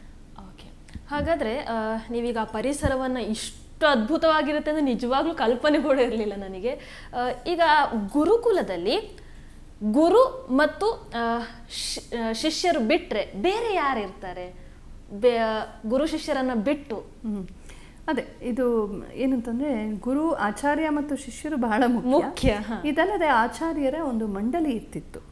ಮಂಡಲ, ಮಹಾಜನ, ಆಮೇಲೆ ಮಂಗಲ, ಈ ಥರ ಎಲ್ಲ ಇವತ್ತಿಗೂ ಉತ್ತರ ಭಾರತದಲ್ಲಿ ಮಹಾಜನ್ ಅಂತ ಹೆಸರಿಟ್ಕೊಳ್ತಾರೆ. ಮಹಾಜನ, ಘಟಿಕ, ಘಾಯ್ಸಾಸ್ ಇದೆಲ್ಲ ಏನು ಸೂಚಿಸುತ್ತೆ ಅಂದರೆ ಅವರು ಈ ಸೆನೆಟ್ ಅಂತ ಹೇಳ್ತೀವಲ್ವಾ, ಕ್ಯಾಬಿನೆಟ್ಟು, ಸೆನೆಟ್ಟು, ಒಂದು ಮಂಡಳಿ, ಬೋರ್ಡ್ ಆಫ್ ಸ್ಟಡೀಸು ಇದೆಲ್ಲ ಇರುತ್ತಲ್ಲ ಯೂನಿವರ್ಸಿಟಿಲಿ, ಆ ಥರದ ಮಂಡಲಗಳು. ಅಡ್ಮಿನಿಸ್ಟ್ರೇಟಿವ್ ಒಂದು ಗ್ರೂಪು, ಈ ಥರ ಕಾರ್ಯದರ್ಶಿಗಳು ಅಂತೆಲ್ಲ ಇರ್ತಾರಲ್ಲ, ಹಾಗೆ ಬೈ ಎಲೆಕ್ಷನ್ ಆಗ್ತಿತ್ತು ಅಂತ ಗೊತ್ತಾಗುತ್ತೆ. ಇದಕ್ಕೆಲ್ಲ ಶಾಸನಗಳ ಆಧಾರವಿದೆ. ನಮ್ಮ ಡಾಕ್ಟರ್ ಲೀಲಾ ಶಾಂತಕುಮಾರಿಯವರು ತುಂಬ ನಾನು ಅವ್ರನ್ನ ನೋಡಿಲ್ಲ, ಆದರೆ ಅವರ ಥೀಸಿಸ್ ಓದಿದ್ದೀನಿ, ತುಂಬ ಅದ್ಭುತವಾಗಿದೆ. ಅಂಥ ವ್ಯಕ್ತಿ ಅವರು ಧಾರವಾಡದಲ್ಲಿದ್ದಾರೆ, ತುಂಬ ವಯಸ್ಸಾಗಿರಬೇಕು ಈಗ. ಅವರು ತುಂಬ ಚೆನ್ನಾಗಿ ಶಾಸನಾಧಾರವಾಗಿ ಕರ್ನಾಟಕದ ಅಗ್ರಹಾರಗಳ ಬಗ್ಗೆ ತುಂಬ ವಿಚಾರವನ್ನು ಕಲೆಕ್ಟ್ ಮಾಡಿದ್ದಾರೆ. ಫೋನಲ್ಲಿ ಒಂದು ಸಲ ಮಾತಾಡ್ಸಿದಾಗ ಹೇಳೋದು, ಅಯ್ಯೋ ಅದು 10ರಷ್ಟಿದೆ ನನ್ನ ಹತ್ರ ಈಗ ಮಾಹಿತಿ ಅಂತ. ನೋಡಿ, ಇಳಿ ವಯಸ್ಸು ಪಾಪ, ಮಾಹಿತಿ ಇಟ್ಕೊಂಡಿದ್ದಾರೆ, ಅದು ತೆಗೆದುಕೊಂಡು ಕೆಲಸ ಮಾಡೋರು ಯಾರು ಅಂತ. ನಾವು ಏನೇನೋ PhD ಮಾಡ್ತೀವಿ, ಎಂಥ ಅದ್ಭುತವಾದ PhD ನಿಜವಾಗ್ಲೂ. ಈ ಒಂದು ಮಾಧ್ಯಮದಿಂದ ಅವ್ರನ್ನ ವಿಶೇಷವಾಗಿ ಹೃದಯಾಂತರಾಳದಿಂದ ನಾನು ಅಕ್ನಾಲೇಜ್ ಮಾಡ್ತೀನಿ. ಅಂಥವ್ರನ್ನ ನಾವು ಪ್ರಶಸ್ತಿ ಕೊಟ್ಟು ಮೆರೆಸಬೇಕು. ಭಾಳ ಒಳ್ಳೆಯ ಕೃತಿ ಅದು. ಅಲ್ಲಿ ಅವರು ಇದೆಲ್ಲ ಕೊಟ್ಟಿದ್ದಾರೆ, ಹೇಗೆ ಇನ್ಫ್ರಾಸ್ಟ್ರಕ್ಚರ್ ಇರ್ತಾಯಿತ್ತು ಅಂತ ಗೊತ್ತಾಗುತ್ತೆ. ಯಾರ್ಯಾರು ವಾಸ ಮಾಡ್ತಾಯಿದ್ರು ಅಲ್ಲಿ, ಮಹಾಜನ ಅಥವಾ ಮಂಡಲಗಳು ಗ್ರೂಪ್ ಮಾಡ್ಕೊಳ್ಳೋದು. ಅವ್ರ ಮೀಟಿಂಗ್ ನಡೀತಾ ಇತ್ತು, ಅವ್ರ ಮೀಟಿಂಗ್ ಮಾಡುವಾಗ ಯಾರು ಬರಬಾರ್ದು ಮಧ್ಯ. ಆಮೇಲೆ ಬೇರೆ ಬೇರೆ ಮೀಟಿಂಗು, ತೋಟಗಾರಿಕೆ ಅವ್ರದ್ದೇ ಒಂದು ಮೀಟಿಂಗು, ಆಮೇಲೆ ಅಡ್ಮಿನಿಸ್ಟ್ರೇಟಿವ್ ಕ್ಲೀನಿಂಗು ಅದು ಇದು ಅವ್ರದ್ದೇ ಒಂದು meeting, academic faculty, teaching faculty ಅವ್ರದ್ದೇ ಒಂದು, ನಾನ್ ಟೀಚಿಂಗ್ ಸ್ಟಾಫ್ದೇ ಒಂದು, ಹೀಗೆಲ್ಲ ನಡೀತಾ ಇತ್ತು ಅನ್ನೋದಕ್ಕೆಲ್ಲ ಸ್ಪಷ್ಟವಾಗಿ ಗೊತ್ತಾಗುತ್ತೆ. ಆಮೇಲೆ ಅಲ್ಲಿ ಇರುವಂಥ ಕೆಲವು ಉಲ್ಲೇಖಗಳು, ಈಗ ಅಲ್ಲಿರುವ ಹೆಣ್ಣು ಮಕ್ಕಳಿಗೆ ವರ್ಷಕ್ಕೊಮ್ಮೆ ಸೀರೆಗಳನ್ನು ಕೊಡೋದು, ಇನ್ನೇನು ಅಂಜನಗಳನ್ನು ಕೊಡೋದು, ತೈಲಾಭ್ಯಂಗಕ್ಕೆ ನೀರು ಕೊಡುವಂಥದ್ದು, ಎಣ್ಣೆ ನೀರು ಅಭ್ಯಂಗ ಸ್ನಾನಕ್ಕೆ, ಹೀಗೆ ಅವ್ರಿಗೆ ಪುಸ್ತಕಗಳನ್ನು ಇದೆಲ್ಲ ನೋಡಿದಾಗ ಹೆಣ್ಮಕ್ಳು ವಾಸವಾಗಿತ್ತು ಅಂತ ಗೊತ್ತಾಗುತ್ತೆ. ಹೆಣ್ಮಕ್ಳು ವಿದ್ಯಾರ್ಥಿನಿಯರು ಅಥವಾ ಆಚಾರ್ಯರು ಅಥವಾ ಆಚಾರ್ಯಾಣಿ ಗುರು ಇವರು ಇರ್ತಾಯಿದ್ರು ಅಂತ ಸ್ಪಷ್ಟವಾಗಿ ಗೊತ್ತಾಗುತ್ತೆ ನಮಗೆ. ಆಮೇಲೆ ಅಫ್ಕೋರ್ಸ್ ಟೀಚರ್ಸ್ ಇದ್ದೇ ಇರ್ತಾರೆ, ಶಿಕ್ಷಕರು. ಇದಲ್ಲದೆ ಈ ಗೆಸ್ಟ್ ಫ್ಯಾಕಲ್ಟಿ, ಬೇರೆ ಬೇರೆ ಗುರುಕುಲಗಳಿಂದ ಬಂದು ಹೋಗೋರು, ಆಹ್ವಾನದ ಮೇಲೆ ಅವರು ಬಂದು ಇಲ್ಲಿ ಪಾಠ ಮಾಡಿ ಹೋಗೋದು, ಕೆಲ ಕಾಲ ಇದ್ದು ಹೋಗೋದು, ವಾಸ ಮಾಡಿ ಹೋಗೋದು, ಇಲ್ಲಿ ವಿದ್ಯಾರ್ಥಿಗಳೊಂದಿಗೆ ಚರ್ಚೆ ಮಾಡಿ ಹೋಗೋದು, ಅವರ ಒಂದು ವಿದ್ವತ್ಪೂರ್ಣವಾದ ಚರ್ಚೆಗಳನ್ನು ವಿದ್ಯಾರ್ಥಿಗಳು ಕೇಳಿಸ್ಕೊಳ್ಳೋವಂಥದ್ದು, ವಿದ್ಯಾರ್ಥಿಗಳ ಮಟ್ಟಕ್ಕಿಳಿದು ಕಥೆಗಳು ಹೇಳೋದು, ಅವ್ರ ಜೊತೆ ಒಡನಾಡೋದು, ಎಷ್ಟು ಜನರೊಂದಿಗೆ ಒಡನಾಟ ಸಿಕ್ಕತ್ತೆ. ಇವತ್ತೇನಾಗ್ಬಿಟ್ಟಿದೆ, ಬರೀ ಡಿಗ್ರಿಗಾಗಿ ಎಲ್ಲ ಮಾಡೋದ್ರಿಂದ, ಡಿಗ್ರಿ ಸರ್ಟಿಫಿಕೇಟ್ ಸಿಕ್ಕರೆ ಸರ್ ಇದರ ಎಕ್ಸಾಮಲ್ಲಿ ಬರುತ್ತಾ, ಇಲ್ಲ ತಾನೇ ಬಿಟ್ಟಾಕಿ, ಬೇಡ. ಸೆಮಿನಾರ್ ಎಕ್ಸಾಮಲ್ಲಿ ಬರುತ್ತಾ, ಇಲ್ಲ ತಾನೇ ಬಿಟ್ಟಾಕಿ. ಅದು ಯಾರೋ ಗೆಸ್ಟ್ ಲೆಕ್ಚರ್ ಅಂತ ತಲೆ ತಿಂತಾರೆ, ಕೊರಿತಾರೆ, ಬನ್ನಿ ಕ್ಯಾಂಟೀನಲ್ಲಿ ಇರೋಣ. ಈ ಆ್ಯಟಿಟ್ಯೂಡ್ ಬಂದುಬಿಟ್ಟಿದೆ ಮಕ್ಕಳಿಗೆ. ಮಕ್ಕಳು ತಪ್ಪಲ್ಲ, ನಾವು ಅವ್ರಿಗೆ ಗುರು ಪರಂಪರೆ ಬಗ್ಗೆ ಗೌರವನೇ ಮೂಡಿಸಿಲ್ಲ. ಹಿಂದೆ ಗುರುಗಳು ಅಂದರೆ ತುಂಬ ಗೌರವಿಸ್ತಾಯಿದ್ರು, ಹಿರಿಯರಿಂದ ನಾನು ಕಲಿಬೇಕು. ಇವತ್ತಿಗೂ ಗುರುಕುಲಗಳಲ್ಲಿ ಹಾಗಿದೆ. ಕೆಲವೇ ಗುರುಕುಲಗಳಿವೆ, ಎಲ್ಲ ಮೆಕಾನಿ ಸಿಸ್ಟಮ್ ಬಂದು ಹೋಯಿತು. ಇರುವ ಗುರುಕುಲಗಳಲ್ಲಿ ಗುರುಗಳ ಬಗ್ಗೆ ನಾನು ಹೋಗಿದ್ದೀನಿ ಇಷ್ಟು ಗುರುಕುಲಗಳಲ್ಲಿ, ಎಷ್ಟು ಗೌರವ, ಕಾಯ್ತಾ ಇರ್ತಾರೆ. ಗುಡುಗುಡು ಬಂದು ಕೂತ್ಕೊಂಡ್ಬಿಟ್ಟು ಪ್ರಶ್ನೆಗಳು ಕೇಳ್ತಾರೆ, ಚರ್ಚೆ ಮಾಡ್ತಾರೆ. ಅದೇ ನೀವು ನಮ್ಮ ಮೆಕಾಲೇಜ್ ಶಾಲೆಗಳಿಗೂ ನಾನು ಹೋಗಿದ್ದೀನಿ. ಹೋಗಿ ಕೂತ್ರೆ ಎಲ್ಲ ಟೀಚರ್ಸ್ ಅಂತ ಎಲ್ಲ ಅವ್ನು ಕಂಟ್ರೋಲ್ ಮಾಡ್ತಿರ್ಬೇಕು. ಕೂಡ್ಸಿರ್ತಾರೆ, ಇನ್ನೊಬ್ರು ಬಂದ್ರಪ್ಪ ತಲೆ ತಿನ್ನೋಕ್ಕೆ ಅನ್ನೋ ಥರ ಕೂತಿರ್ತಾರೆ ಅವರು. ಪ್ರಶ್ನೆಗಳಿಲ್ಲ, ಏನಿಲ್ಲ. ಅಕಸ್ಮಾತ್ ಪ್ರಶ್ನೋತ್ತರ ಕೇಳಿದ್ರೆ ಎಕ್ಸಾಮ್ಗೆ ಹೆಂಗೆ ಓದ್ಕೊಡೋದು, ಕಾನ್ಸಂಟ್ರೇಷನ್ಗೆ ಏನು ಮಾಡೋದು. ಇನ್ಯಾರೋ ಪ್ರಶ್ನೆ ಕೇಳಿದ್ರು ನನಗೆ ಬ್ರೌನ್ ಐಸ್ ಇದೆ, ಅದು ಅನ್ಲಕ್ಕಿ ಅಂತ ಏನು ಮಾಡೋದು, ಈ ಥರ ಪ್ರಶ್ನೆಗಳು. ಅದೇ ನಾನು ಹಳ್ಳಿ ಕಡೆ ಹೋದರೆ, ಕನ್ನಡ ಮೀಡಿಯಂ ಶಾಲೆಗಳು, ಹಳ್ಳಿ ಕಡೆ ಗುರುಕುಲಗಳು, ದೇಶದ ಬಗ್ಗೆ ಮಾತಾಡ್ತಾರೆ. ಒಂದು ಸಲ ನನಗೆ ಮರೆಯೋಕ್ಕೆ ಆಗೋದಿಲ್ಲ. ನಾನು ನನ್ನ ಕಾಲೇಜ್ ಡೇಸ್ ಮುಗಿಯೋ ಹೊತ್ತಿಗೆ ನಾನು ಈ ಗೌರ್ಮೆಂಟ್ ಸ್ಕೂಲ್ಸು, ಬಡ ಮಕ್ಕಳ ಶಾಲೆಗಳಿಗೆಲ್ಲ ಹೋಗ್ಬಿಟ್ಟು ಅವ್ರಿಗೇನೋ ಒಂದು ಮೋಟಿವೇಶನ್ ಮಾಡೋದು, ಕತೆ ಹೇಳೋದು, ಜೀವನದಲ್ಲಿ ಧೈರ್ಯ ತುಂಬೋದು, ವಿವೇಕಾನಂದರ ಬಗ್ಗೆ, ದೇಶದ ಬಗ್ಗೆ ಹೇಳೋದು ಮಾಡ್ತಾಯಿದ್ದೆ.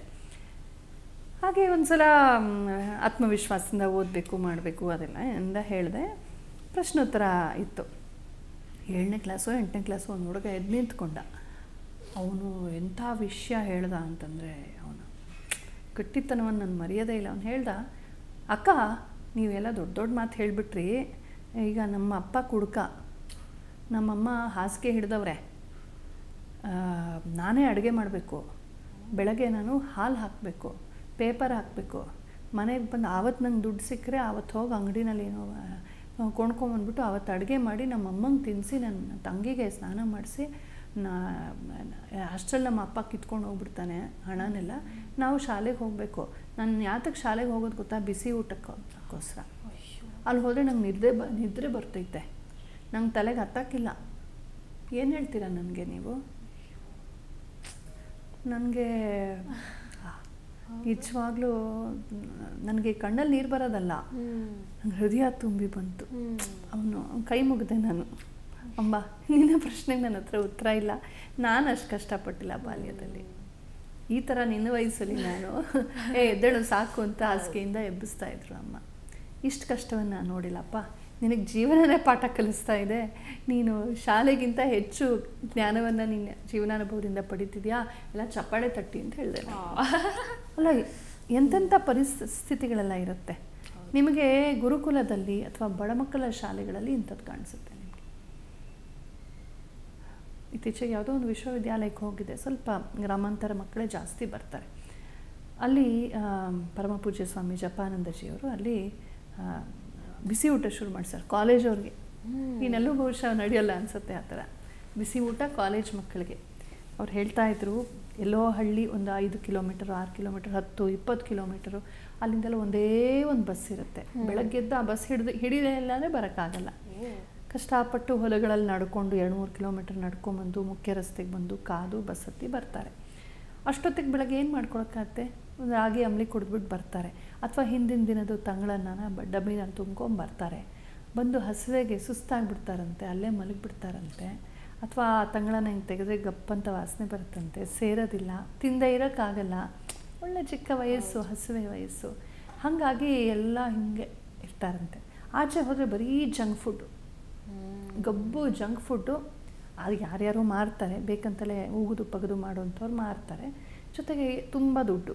ಇವ್ರಿಗೆ ತಿನ್ನೋಕ್ಕಾಗಲ್ಲ, ಅಕಸ್ಮಾತ್ ಚಪರ ಬೆಳೆಸ್ಕೊಂಡ್ಬಿಟ್ರೆ ಅದನ್ನೇ ತಿನ್ಕೊಂಡು ಹಾಳಾಗ್ತಾರೆ, ಜಂಕ್ ಫುಡ್ ತಿಂದು ಹಾಳಾಗ್ತಾರೆ. ಈ ಥರ. ಅದಕ್ಕೆ ಇದನ್ನೆಲ್ಲ ನೋಡಿ ನಾವು ಒಂದು ಉಪಾಯ ಮಾಡಿದ್ವಿ. ಸರಿ, ಗೌರ್ಮೆಂಟಿಗೆ ಯಾವಾಗಲೂ ದುಡ್ಡಿರಲ್ವಲ್ಲ, ತುಷ್ಟೀಕರಣ ಮಾಡೋಕ್ಕೆ ಮಾತ್ರ ದುಡ್ಡಿರುತ್ತೆ, ಮಕ್ಕಳಿಗೆ ಹಾಕೋಕ್ಕಿರಲ್ವಲ್ಲ. ಅವ್ರುಗಳೇ ಸೇರಿ ಪರಮಪೂಜ್ಯ ಸ್ವಾಮಿ ಜಪಾನಂದಜಿಯವರು ತುಮಕೂರಿನ ಕೆಲವರು ದೊಡ್ಡ ಉದಾರ ಸ್ವಭಾವದ ದಾನಿಗಳು ಸೇರ್ಕೊಂಡು ಬಿಸಿ ಊಟ ಕೊಡ್ತಾಯಿದ್ದಾರೆ. ತುಂಬ ಖುಷಿ ಆಯಿತು. ಆಗ ಅಂದ್ಕೊಂಡೆ, ಈಗ ಮಕ್ಕಳು ಅದಕ್ಕೆಲ್ಲ ರೂಲ್ಸ್ ಹಾಕಿದ್ದಾರೆ. ಅವ್ರ ತಟ್ಟೆ ಅವರೇ ತೊಳಿಬೇಕು, ಲೋಟ ಅವರೇ ತೊಳಿಬೇಕು, ವೇಸ್ಟ್ ಮಾಡ್ಬೋದು. ನಾನೇ ಅವ್ರ ಜೊತೆ ಊಟ ಮಾಡಿದ್ದೀನಿ, ಒಂದು ಅಗಳು ಎಲ್ಲೂ ಚೆಲ್ಲೋದಿಲ್ಲ, ಅಷ್ಟು ಶುದ್ಧವಾಗಿಟ್ಟಿದ್ದಾರೆ ಪರಿಸರವನ್ನು. ಇನ್ಯಾರೋ ಬಂದಲ್ಲಿ ನೀರು ಕೊಡಿಸಿದ್ದಾರೆ. ಅಂದರೆ ಎಷ್ಟು ಕಷ್ಟ ಇರುತ್ತೆ ಮಕ್ಕಳಿಗೆ ಅಂತ, ಆ ಬಡತನದ ಮಕ್ಕಳಿಗೆ. ಈ ಗುರುಗಳ ಬಗ್ಗೆ ತುಂಬ ಗೌರವ. ಹೇಗೆ ಕೂತ್ಕೊಂಡು ಕೇಳಿದ್ರು ಗೊತ್ತಾ? ಒಂದೇ ಒಂದು ಮಗು ಎದ್ದೋಗ್ಬೇಡ, ಮಾತಾಡಬೇಡ ಅಂತ ಏನಿಲ್ಲ. ಅಂದರೆ ನಮಗೇನಾದ್ರು ಸಿಕ್ಕತ್ತಾ, ಜ್ಞಾನ ಸಿಕ್ಕತ್ತಾ? ಇನ್ನೊಬ್ರು ಬಂದರು, ಇವರೇನಾದ್ರು ಹೇಳ್ತಾರಾ? ಕಲಿಬೇಕು, ತಿಳಿಬೇಕು, ಕಲಿಬೇಕು, ತಿಳಿಬೇಕು ಅನ್ನುವ ಜಿಜ್ಞಾಸೆ ಅವರಲ್ಲಿದೆ. ಆದರೆ ಇಲ್ಲಿ ಪ್ರಾಬ್ಲಮ್ ಆಫ್ ಪ್ಲೆಂಟಿ. ಬೆಂಗಳೂರಿನ ಮಕ್ಕಳು ನಾನೇ ಹೇಳ್ತೀನಿ, ಕೊಬ್ಬಿದವರು ಅಂತಲೇ ಹೇಳ್ತೀನಿ. ನಾನು ಟೀಚರು, ನಾನು ಇಲ್ಲೇ ಸ್ಟೂಡೆಂಟಾಗಿ. ಕೊಬ್ಬಿದವರು, ಕೊಬ್ಬು, ಅಹಂಕಾರ. ಟೀಚರ್ಗಳನ್ನು ಆಡ್ಕೊಳ್ಳೋದು, ನಿಕ್ ನೇಮ್ಸ್ ಇಡೋದು, ಅದಕ್ಕೆ ತಲೆಗೆ ಹೋಗಲ್ಲ. ಕೊನೆಗೆ ಯಾವಳನ್ನೋ ನೋಡಿ ಬಲೆಗೆ ಬೀಳ್ತಾರೆ, ಯಾವನಿಗೋ ಹೋಗಿ ಬಿದ್ದು ಜೀವನ ಕಳ್ಕೊಳ್ತಾಳೆ ಹುಡುಗಿ. ಇದೆಲ್ಲ ಆಗೋದು ಯಾಕೆ ಅಂತಂದರೆ, ಯಾರನ್ನು ಗೌರವಿಸಿ, ಯಾರಿಂದ ನಾವು ಜ್ಞಾನ ಕಲಿಬೇಕು ಅವ್ರನ್ನ ಗೌರವಿಸೋದೇ ಇಲ್ಲ. ಅವರು ಕೊಡೋ ಅಡ್ವೈಸ್ ನಮಗೆ ಬೇಕಿಲ್ಲ. ಆ ಸಿನಿಮಾಗಳಲ್ಲಿ ಕಿತ್ತೋಗಿರೋ ನಟ ನಟಿಯರು ತೋರಿಸೋ ಗಬ್ಬು ಗಲೀಜನ್ನು ನಂಬ್ಕೊಂಡು ಹೋಗ್ತೀವಿ, ಅದು ವಾಸ್ತವದಲ್ಲಿ ಕಂಡ್ಕೊಳಕ್ಕೆ ಹೋಗ್ತೀವಿ. ಅವನು ಯಾವನೋ ಬಂದು ಬಲೆಗೆ ಬೀಳಿಸ್ಬಿಟ್ಟು ಆರಾಮ್ ಕಂಡಿಗೆ ಮಾರ್ಬಿಟ್ಟು ಹೋಗ್ತಾನೆ, ಇವಳನ್ನು ಜೀವನ ಹಾಳು ಮಾಡ್ಕೊಳ್ತಾಳೆ. ಇವನು ಯಾವನೋ ಬಲೆಗೆ ಬೀಳ್ತಾನೆ. ಅದು ಯಾವುದೋ ಒಂದು ಜೋಕ್ ಇದೆಯಲ್ಲ, ಅಪ್ಪ ಬೈದ್ನಂತೆ ಮಗನ, ನೋಡೋ ಪಕ್ಕದ ಮನೆ ಹುಡುಗಿ ನೋಡೋ ಹೆಂಗೆ ಸ್ಕೋರ್ ಮಾಡಿದಾಳೆ, ನೀನು ಇದೆಯಾ ನೋಡೋ ಅವಳನ್ನ ಅಂತ. ಆಗ ಅವ್ನು ಹೇಳ್ದಂತೆ, ಅವಳು ನೋಡಿನೇ ನಾನು. ಇದೆಲ್ಲ ಯಾಕಾಗತ್ತೆ ಅಂದರೆ, ದೊಡ್ಡವರ ಮಾತಿಗೆ ಗೌರವ ಕೊಡದೆ ಇರೋವಂಥವ್ರು. ಇವತ್ತಿಗೂ ನಾನು ನೋಡಿದ್ದೀನಿ, as a teacher, as a student, ಯಾರು ಗುರುಗಳನ್ನು ಗೌರವಿಸ್ತಾರೋ ಅಂಥವ್ರು ತುಂಬ ಚೆನ್ನಾಗಾಗ್ತಾರೆ ಜೀವನದಲ್ಲಿ. ನನಗೆ ಇವತ್ತಿಗೂ ಅಷ್ಟೇ, ನನ್ನ LKG ಇಂದ ಇಲ್ಲಿಯವರೆಗೂ ನನಗೆ ಒಳ್ಳೊಳ್ಳೆ ಗುರುಗಳು ಸಿಕ್ಕಿದ್ದಾರೆ. ನಾನು ಅವ್ರನ್ನೆಲ್ಲ ತುಂಬ ಗೌರವಿಸ್ತೀನಿ, ಇಲ್ಲಿಂದ ಗೌರವಿಸ್ತೀನಿ, ತುಂಬ ಕೃತಜ್ಞವಾಗಿದ್ದೀನಿ. ಒಂದೊಂದು ಅಕ್ಷರ ಇವತ್ತು ನಾವು ಮಾತಾಡೋದು, ಕೇಳೋದು, ಭಾವಿಸೋದು ಅವರಿಂದಲೇ ಬಂದಿರೋಂಥ, ತಂದೆ ತಾಯಿಯಿಂದ, ಗುರುಗಳಿಂದ. ಅವರಿಂದ ಕಡಿಮೆ ಕಲ್ತಿರ್ಬೋದು, ಕೆಲವ್ರ ಪಾಠವನ್ನು ನಾನು 1 ದಿನ 2 ದಿನ ಅಷ್ಟೇ ಕೇಳಿದ್ದೀನಿ. ಅಥವಾ ಸುಮ್ಮನೆ ಹಿಂಗೆ ಕೂತ್ಕೊಂಡು ಕಾನ್ವರ್ಸೇಷನಲ್ಲಿ ಸಿಕ್ಕಿರ್ಬೋದು. ಆದರೂ ಒಂದು ಅಕ್ಷರಂ ಕಲಿಸಿದಾತಂ ಗುರು, ಆ ಒಂದು ಭಾವ ಬೇಕಾಗುತ್ತೆ. ಅದು ಎಲ್ಲೋ ಮಿಸ್ಸಿಂಗ್ ಇವತ್ತು ಮೆಕಾಲೆ ಎಜುಕೇಷನಲ್ಲಿ. ಚಿಕ್ಕ ಚಿಕ್ಕ ಮಕ್ಕಳು 5ನೇ ಕ್ಲಾಸ್ 6ನೇ ಕ್ಲಾಸ್ ಮಕ್ಕಳು ಟೀಚರ್ಸ್ಗೆಲ್ಲ ನಿಕ್ ನೇಮ್ ಇಡ್ತಾರೆ, ಆಡ್ಕೊಳ್ತಾರೆ. ಅವ್ರ ಟೀಚರ್ ಬಲಿಲ್ಲ ಅಂದರೆ ಕುಣಿದಾಡ್ತಾರೆ. ಟೀಚರ್ನು ಪ್ರಶ್ನಿಸ್ಬೇಕು, ಅಷ್ಟು ಬೋರ್ ಹೊಡಿಸಿದಾರೆ ಟೀಚರ್ ಅಂತ. ಎರಡೂ ಕಡೆ ನೋಡಬೇಕಾಗತ್ತೆ. ಆದರೆ ವಾಸ್ತವ ಹೇಳಿದೆ, ನಮ್ಮಲ್ಲಿ ಹಿಂದೆ ಹಂಗಲ್ಲ. ಜಿಜ್ಞಾಸೆ ಜ್ಞಾತು ಇಚ್ಛಾ, ತಿಳ್ಕೊಳ್ಬೇಕು ನಾನು, ನನಗೆ ಕಲಿಸುವಂಥ ಗುರು. ಮನಸ್ಸನ್ನು ತೆರೆದಿಟ್ಕೊಂಡು ಮನವು ತೆರೆದ ದ್ವಾರವಾಗಿರ್ತಿತ್ತು, ಜ್ಞಾನ ಹೋಗ್ತಿತ್ತು. ಈಗ ಪಾತ್ರೆ ಹಿಂಗೆ ಮಗ್ಚಿಟ್ಟಂಗೆ ನಲ್ಲಿ ನೀರು ಹೋಗ್ತಾ ಇರುತ್ತೆ, ಪಾತ್ರೆಗೆ ಬೇಕಿಲ್ಲ. ಆ ಥರ ಆಗಿದೆ. ಈ ಪಿರಿಯಡು ಆ ಪಿರಿಯಡು ಅಂತ ಒಂದಾದ್ಮೇಲೆ ಒಂದು ಒಮ್ಮೆ ಮುಗ್ದ್ರೆ ಸಾಕು, ಬೆಳಗಿಂದ ಸಂಜೆ ತನಕ ಅಷ್ಟೇ ಆಯಿತು. ಅಯ್ಯೋ ಪರೀಕ್ಷೆಗೆ ಬರುತ್ತಾ ಅಷ್ಟೇ ಹೇಳಿ ಸರ್, ಮುಖ್ಯವಾದ ಇದು ಹೇಳಿ. ಅಯ್ಯೋ ಗೈಡ್ ಇದೆಯಲ್ಲ ನೋಡ್ಕೊಂಡು ಆಯ್ತು, ಎಕ್ಸಾಮ್ ಹೊತ್ತು ಓದ್ಕೊಂಡ್ರಾಯ್ತು, ಅಷ್ಟು ಮಾಡಿದ್ರೆ ಸಾಕು. ಇಂಪಾರ್ಟೆಂಟ್ ಕ್ವೆಶನ್ಸ್ ಹೇಳ್ಬಿಡಿ ಸರ್. ಅಯ್ಯೋ ಎಲೆಕ್ಟಿವ್ಸ್ ಇರುತ್ತಲ್ಲ ಸಾಕು. ಸೊ ನಮಗೆ ಇಷ್ಟು ಕಲಿಯುವ ಸಾಧ್ಯತೆ ಇದ್ದರೂ ಕೂಡ ಅದನ್ನು ಶ್ರಿಂಕ್ ಮಾಡಿ ಮಾಡಿ ಮಾಡಿ ಇಷ್ಟೇ ಕಲ್ತ್ಬಿಟ್ಟು ಡಿಗ್ರಿ ತೊಗೊಂಡು ಹೊಟ್ಟೋಗ್ಬಿಡ್ತೀನಿ ಅಷ್ಟೇ. ಅಲ್ಲಿ ಹೋಗ್ಬಿಟ್ಟು ಆಮೇಲೆ ಸರ್ಟಿಫಿಕೇಟ್ ಇಟ್ಕೊಂಡು ಹೋಗೋದು. ಅವರು ಮಾತಾಡಪ್ಪ, ನೀನು ಹೇಳಿದ್ದು ಟೆಕ್ನಿಕಲ್ ವಿಚಾರ ಮಾತಾಡಪ್ಪ ಅಂದರೆ ಅಂತ ಕಾನ್ಫಿಡೆನ್ಸೇ ಇಲ್ಲ. ನಾನು ಒಂದು 5-6 ವರ್ಷದ ಹಿಂದೆನೋ ಒಂದು ಶಾಕ್ ಆಗೋಯ್ತು. ಒಂದು ಸ್ಟ್ಯಾಟಿಸ್ಟಿಕ್ಸ್ ನೋಡಿ, 73%, ಇವಾಗ ಗೊತ್ತಿಲ್ಲ, ಈಗ ಇಂಪ್ರೂವ್ ಆಗಿರ್ಬೋದು, ಆದಾಗಿಟ್ಟಿರ್ಬೋದು ಗೊತ್ತಿಲ್ಲ. 73 ಯಾವುದೋ ಅಮೇರಿಕದ ಇದು ಸ್ಟಡಿ, ಅದು 73% of engineering graduates of India are unemployable ಅಂತ. 73%. ಸಾಮಾನ್ಯವಾದ ವಿಷಯ, ತುಂಬ ಗಂಭೀರವಾಗಿ ಯೋಚನೆ ಮಾಡಿ. ಯಾಕೆ? ಡಿಗ್ರಿ ಇದೆಯಲ್ಲ, 5 ವರ್ಷ ಕಾಲೇಜ್ ಹೋಗಿದ್ದಾರಲ್ಲ. ಅಂದರೆ 5 ವರ್ಷ ಕಾಲೇಜಲ್ಲಿ ಏನು ಮಾಡಿದ್ರು? ಕ್ಯಾಂಟೀನಲ್ಲಿ ಎಷ್ಟು ಸಮಯ ಕಳೆದ್ರು? ಲೈಬ್ರರಿ ತುಂಬ ಕ್ಲೀನಾಗಿ ನೀಟಾಗಿರುತ್ತವೆ, ಯಾರೂ ಹೋಗಲ್ವಲ್ಲ ಅಲ್ಲಿ. ಕ್ಯಾಂಟೀನಲ್ಲೇ ಎಲ್ಲ. ಟೀಚರ್ಸ್ ಪಾಪ ಸಂಬಳಕ್ಕಾಗಿ ಏನೋ ಮಾಡಿಬಿಟ್ಟು ಬರ್ತಾರೆ. ಅಂದರೆ ಈ ಆ್ಯಟಿಟ್ಯೂಡಿಂದ ಏನಾಗಿದೆ, ಕಮ್ಯುನಿಕೇಷನ್ ಸ್ಕಿಲ್ಸು, ಪ್ರಶ್ನೆ ಉತ್ತರ ಕೇಳೋದು, ಶ್ರವಣ ಮನನ ನಿಧಿಧ್ಯಾಸನ, ಚರ್ಚೆ, ತರ್ಕ, ಇದೆಲ್ಲ ಹೊರಟೋಗ್ಬಿಟ್ಟಿದೆ. ಇದೆಲ್ಲ ಕಡಿಮೆ ಆಗಿದೆ. ಸ್ವಲ್ಪ ಟಸ್ಪುಸ್ ಅಂತ ಇಂಗ್ಲೀಷ್ ಮಾತಾಡ್ತಾರೆ, ಅದಕ್ಕೆ ನಾನು ಅದ್ಭುತ ಅಂತ ತಮಗೆ ತಾವೇ ಬೆನ್ನು ತಟ್ಕೊಂಡ್ಬಿಡ್ತಾರೆ. ಈ ಥರ ಆಗಿದೆ. ಬಟ್ ಇಷ್ಟೆಲ್ಲ ಡಿಪಾರ್ಟ್ಮೆಂಟ್ಸ್ ಇರ್ತಿತ್ತು ಅಂತ ಗೊತ್ತಾಗುತ್ತೆ. ಇನ್ನು ಯಾರ್ಯಾರು ವಾಸ ಇದ್ದರು ಅಂತ ಹೇಳಿದ್ರಲ್ಲ, ಆ ವಾಸ ಯಾರ್ಯಾರಿದ್ದು ಅಂತಂದರೆ ಅದೇ ಗುರುಗಳು, ಆಚಾರ್ಯರು, ವಿಸಿಟಿಂಗ್ ಫ್ಯಾಕಲ್ಟಿ, ಅಲ್ಲಿ ಬಂದು ಹೋಗುವಂತಹ ಬೇರೆ ಬೇರೆ ಬಗೆಯ ಒಂದು ಇವರು ಅಂದರೆ ಪಾಠ ಹೇಳೋರು. ಆಮೇಲೆ ಮುಖ್ಯ ಕುಲಪತಿ ಇರ್ತಾಯಿದ್ರು, ಉಪಕುಲಪತಿ, ಕುಲಪತಿ, ಎಲ್ಲರ ಹಿರಿಯರು. ಸಾಮಾನ್ಯವಾಗಿ ಅವ್ರ ಸೀನಿಯಾರಿಟಿ ಮೇಲೆ ಅವರು ತುಂಬ ವಿದ್ಯಾವಂತರಾಗಿ ಅಲ್ಲೇ ತುಂಬ ಕಾಲ ಕೆಲಸ ಮಾಡಿ ಬಹಳ ಯೋಗ್ಯರು, ದಕ್ಷರು, ಮಹಾವಿದ್ಯಾವಂತರು ಆಗಿರಬೇಕು. ಎಲ್ಲರಿಗೂ ಗೌರವ ಬರಬೇಕು ಅಂಥವ್ರು ಜ್ಞಾಗಿವಂತಿರು ಕುಲಪತಿಗಳಾಗಿದ್ದರು. ಆಮೇಲೆ ವಸಿಷ್ಠರ ಪತ್ನಿ ಅರುಂಧತಿ ದೇವಿ ಕುಲಪತಿ ಆಗಿದ್ದರು ಅಂತ ಗೊತ್ತಾಗತ್ತೆ. ಅವ್ರದ್ದೇ ಸ್ವತಂತ್ರ ಗುರುಕುಲ ಇತ್ತು ಅನ್ನೋ ಥರ ನಮ್ಮ ಇವ್ರು ಬರೆದಿದ್ದಾರೆ ಮಹಾದರ್ಶನದಲ್ಲಿ. ಮೂಲ ಎಲ್ಲಿಂದ ಸಿಕ್ತು ಗೊತ್ತಿಲ್ಲ. ಅಂಥವರೆಲ್ಲ ಇರ್ತಾಯಿದ್ರು, ವಸಿಷ್ಠರು ಕುಲಪತಿಗಳಾಗಿದ್ದರು ಅಂತೆಲ್ಲ ಗೊತ್ತಾಗುತ್ತೆ. ಹಾಗೆ ವೈಶಂಪಾಯನರು ಇದೆಲ್ಲ ಗೊತ್ತಾಗುತ್ತೆ. ಹಾಗೆ ಅಲ್ಲಿನ ರೆಸಿಡೆಂಟ್ ಟೀಚರ್ಸು, ನಿವಾಸಿ, ಅವರವರ ಮನೆಗಳಿಟ್ಕೊಂಡಿರ್ತಾಯಿದ್ರು. ಹಾಗೆ ಬಂದು ಹೋಗುವಂಥ ಅತಿಥಿ ಅಭ್ಯಾಗತರು. ಆಮೇಲೆ ಸಂಶೋಧಕ ವಿದ್ವಾಂಸರು, ಯಾವುದಾದ್ರು ಒಂದು ವಿಷಯದ ಬಗ್ಗೆ ತುಂಬ ಗ್ರಂಥಾಲಯ ಎಲ್ಲ ಇರ್ತಿತ್ತಲ್ಲ, ಸೊ ಗ್ರಂಥಾಲಯಗಳನ್ನು ಓದಿ ಕಲೆ ಹಾಕಿ ಪುಸ್ತಕ ಬರೆಯೋರು, ಓದೋರು, ಲಿಪಿಕಾರರು, ಸ್ಕ್ರೈಬರ್ಸ್. ಹಿಂದೆ ಪ್ರಿಂಟ್ ಟೆಕ್ನಾಲಜಿ ಇರಲಿಲ್ಲ, ಸೊ ಲಿಪಿಕಾರರು ಅಂತ ಇರ್ತಿದ್ರು. ಅವ್ರು ಏನಾದ್ರೆ ತುಂಬ ಚೆನ್ನಾಗಿ 4-6 ಭಾಷೆ 4-6 ಲಿಪಿಗಳು ಅವ್ರಿಗೆ ಬರ್ತಾಯಿತ್ತು. ಅವರು ಒಂದೊಂದು ಗ್ರಂಥಾಲಯಕ್ಕೆ ಹೋಗಿ ಅದನ್ನ ತದ್ವತ್ತಾಗಿ ಕಾಪಿ ಮಾಡೋರು. ಆ ಗ್ರಂಥಗಳನ್ನು ತುಂಬ ಕಾಪೀಸ್ ಮಾಡಿಕೊಂಡು ಅದು 1 ವರ್ಷ 2 ವರ್ಷ ವಾಸ ಮಾಡಿ ಇನ್ನೊಂದು ಊರಿಗೆ ಹೋಗೋರು. ಅಲ್ಲಿ ಅದನ್ನು ಕೊಟ್ಬಿಟ್ಟು ಆ ಊರಿನಿಂದ ಮತ್ತೆ ಕಾಪಿ ಮಾಡ್ಕೊಂಡು ಮತ್ತೆ ಇಲ್ಲಿ ತರೋರು. ಈ ಥರದ ವಿದ್ಯೆಯ ಎಕ್ಸ್ಚೇಂಜ್ ನಮಗೆ ಕಾಣಿಸುತ್ತೆ. ತಕ್ಷಶಿಲೆಯಲ್ಲಿದ್ದಂಥ ಚಾಣಕ್ಯ ತಕ್ಷಶಿಲೆಯಲ್ಲೋ ಮಗಧದಲ್ಲೋ ಪಾಟಲಿಪುತ್ರದಲ್ಲೋ ಬರೆದಂಥ ಅರ್ಥಶಾಸ್ತ್ರ ಇಲ್ಲಿ ಕರ್ನಾಟಕದಲ್ಲಿ ಸಿಕ್ಕತ್ತೆ, ನಿಮಗೆ ಕೇರಳದಲ್ಲಿ ಸಿಕ್ಕತ್ತೆ. ಹೇಗೆ ಅಂದರೆ ಈ ಥರ ಲಿಪಿಕಾರರು ಬರೆದು ಕಳಿಸ್ತಾರೆ. ಭೂರ್ಜಪತ್ರಗಳಲ್ಲಿ, ತಾಲಪತ್ರಗಳಲ್ಲಿ, ಅದೆಲ್ಲ ಆರ್ಗ್ಯಾನಿಕ್ ಎಲ್ಲ ಹೋಗ್ತಿತ್ತು. ಮತ್ತು ಇನ್ನೊಂದು ಬರೆಯೋರು, ಕಾಪಿ ಮಾಡೋರು. ವಿಜಯನಗರದ ಕಾಲಕ್ಕೆ ತಾಮ್ರ ಶಾಸನಗಳೆಲ್ಲ ಬಂದು ಸ್ವಲ್ಪ ಉಪಯೋಗ ಆಯಿತು. ಇನ್ನು ಬಟ್ಟೆಗಳಲ್ಲಿ ಬರೆಯೋದೆಲ್ಲ ಬಂತು, ಮಡ್ಚಿಡೋದೆಲ್ಲ. ಈಗ ಬುಕ್ಸ್ ಬಂದ್ಬಿಟ್ಟಿದೆ. ಈಗ ಸುಮಾರು ಈಗ ಡಿಜಿಟಲ್ ಬಂದಮೇಲಂತೂ ಪುಸ್ತಕ ಹಾಳಾದರೂ ಅಲ್ಲಿ ಮೇಲ್ಗಡೆ ಇರುತ್ತೆ. ಈ ಥರ ಇಂಪ್ರೂವೈಸ್ ಆಗಿದೆ. ಇನ್ನು ವಿದ್ಯಾರ್ಥಿಗಳಲ್ಲಿ ಬೇರೆ ಬೇರೆ ಹಂತ. ಪ್ರಾರಂಭದಲ್ಲಿ ಪ್ರೊಬೇಷನರಿ 8 ವರ್ಷಕ್ಕೆ ಉಪನಯನ ಮಾಡಿ ಕಳಿಸಿದ್ಮೇಲೆ ಹೇಳಿದ್ನಲ್ಲ, ಕಳೆದ ಸಲ ರಟನ ಚೆನ್ನಾಗಿ ರಟನ ಮಾಡಿಸಿ ಸ್ವಲ್ಪ ಯೋಗ್ಯತೆ ಬಂದಿದೆ, ಮಗು ಗ್ರಹಣ ಸಾಮರ್ಥ್ಯ ಬೆಳೆದಿದೆ, ಕುತೂಹಲ ಜಿಜ್ಞಾಸೆ ಬಂದಿದೆ ಅಂದಮೇಲೆ ಏನೇನು ಸೂತ್ರಗಳನ್ನ ಹೇಳ್ಕೊಟ್ಟಿದ್ದಾರೆ ಅದನ್ನು ವ್ಯಾಖ್ಯಾನ ಮಾಡಿಸೋರು, ಮಾಡೋರು, ಇದಕ್ಕಿದರ್ಥ ಇದೆ. ಆಮೇಲೆ ಚರ್ಚೆಗೆ ಹಚ್ಚೋರು ಮಕ್ಕಳನ್ನು, ಆಮೇಲೆ ಡಿಬೇಟ್ ಮಾಡಿಸೋರು. ಇದೇ ವಿಚಾರವಾಗಿ ಅಲ್ಲಿ ಯಾರೋ ದೊಡ್ಡವ್ರು ಮಾಡೋ ಡಿಬೇಟ್ನ ಇವ್ರು ಸ್ವಲ್ಪ ಕೇಳೋರು. ಚುರುಕು ಪುಟಾಣಿಗಳಿದ್ರೆ ಇನ್ನೂ ಬೇಗ ಗ್ರಹಿಸ್ತಾರೆ, ಅದಷ್ಟು ಹಾಗೆ ಹೇಳಿ ಒಪ್ಪಿಸ್ಬಿಡ್ತಾರೆ. ಹೀಗೆಲ್ಲ ಇರ್ತಾಯಿತ್ತು. ಸೊ ಅವರನ್ನು ಕೂಡ ವಸು ಅಂತೆಲ್ಲ ಕರೀತಾರೆ. ವಟು, ಪ್ರಾರಂಭದಲ್ಲಿ ಅವನು ವಟು ಅಂದರೆ ಬ್ರಹ್ಮೋಪದೇಶ ಆಗಿ ಮೊದಲ ಉಪಕರ್ಮ ಆಗೋವರೆಗೂ ಅವನನ್ನು ವಟು ಅಂತ ಹೇಳ್ತಾರೆ. ಕೆಲವರು ಉಪಕರ್ಮ ಆದಮೇಲೆ ಉಪನಯನ ಆಗುವವರೆಗೂ ಅವನು ವಟು ಅಂತ. ಉಪನಯನ ಆದಮೇಲೆ ಅವನು ರೆಸಿಡೆನ್ಷಿಯಲ್ ವಿದ್ಯಾರ್ಥಿ, ಅಲ್ಲೇ ನಿವಾಸಿ ವಿದ್ಯಾರ್ಥಿ ಆದರೆ ಅವನು ಅಲ್ಲೇ ವಾಸ ಮಾಡುವವನಾದರೆ ಅಂತೆವಾಸಿ ಅಂತ ಅವನಿಗೆ ಹೆಸರು. ಎಲ್ಲರೂ ಯಾರು ವಾಸ ಮಾಡ್ತಾರೋ ಆ ಅಂತೆವಾಸಿಗಳಲ್ಲೂ ಹಂತಗಳಿರುತ್ತೆ, ಅದಕ್ಕೇನೇನೋ ಹೆಸರು ಹೇಳ್ತಾರೆ, ಅದು ಎಷ್ಟು ಅಥೆಂಟಿಕ್ ಗೊತ್ತಿಲ್ಲ. ಆದಿತ್ಯ, ವಸು ಅಂತೆಲ್ಲ ಹೇಳ್ತಾರೆ. ಅವರು ಬೇರೆ ಬೇರೆ ಹಂತದಲ್ಲಿರ್ತಾರೆ ಅಂತ. ಇನ್ನು ಪಠನ ರಟನೆಯ ಹಂತದಲ್ಲಿದ್ದಾರೆ, ಅಥವಾ ಈಗ ವ್ಯಾಖ್ಯಾನಾದಿಗಳನ್ನು ಕೇಳುವ ಹಂತದಲ್ಲಿದ್ದಾರೆ, ಈಗ ತರ್ಕಕ್ಕೆ ಮಾಡುವ ಹಂತಕ್ಕೆ ಬಂದಿದ್ದಾರೆ ಅಂತ. ಒಂದೊಂದೇ ವಿಚಾರ, ಒಂದೊಂದೇ ವಿವರ, ಹಲವಾರು ಗ್ರಂಥಗಳು.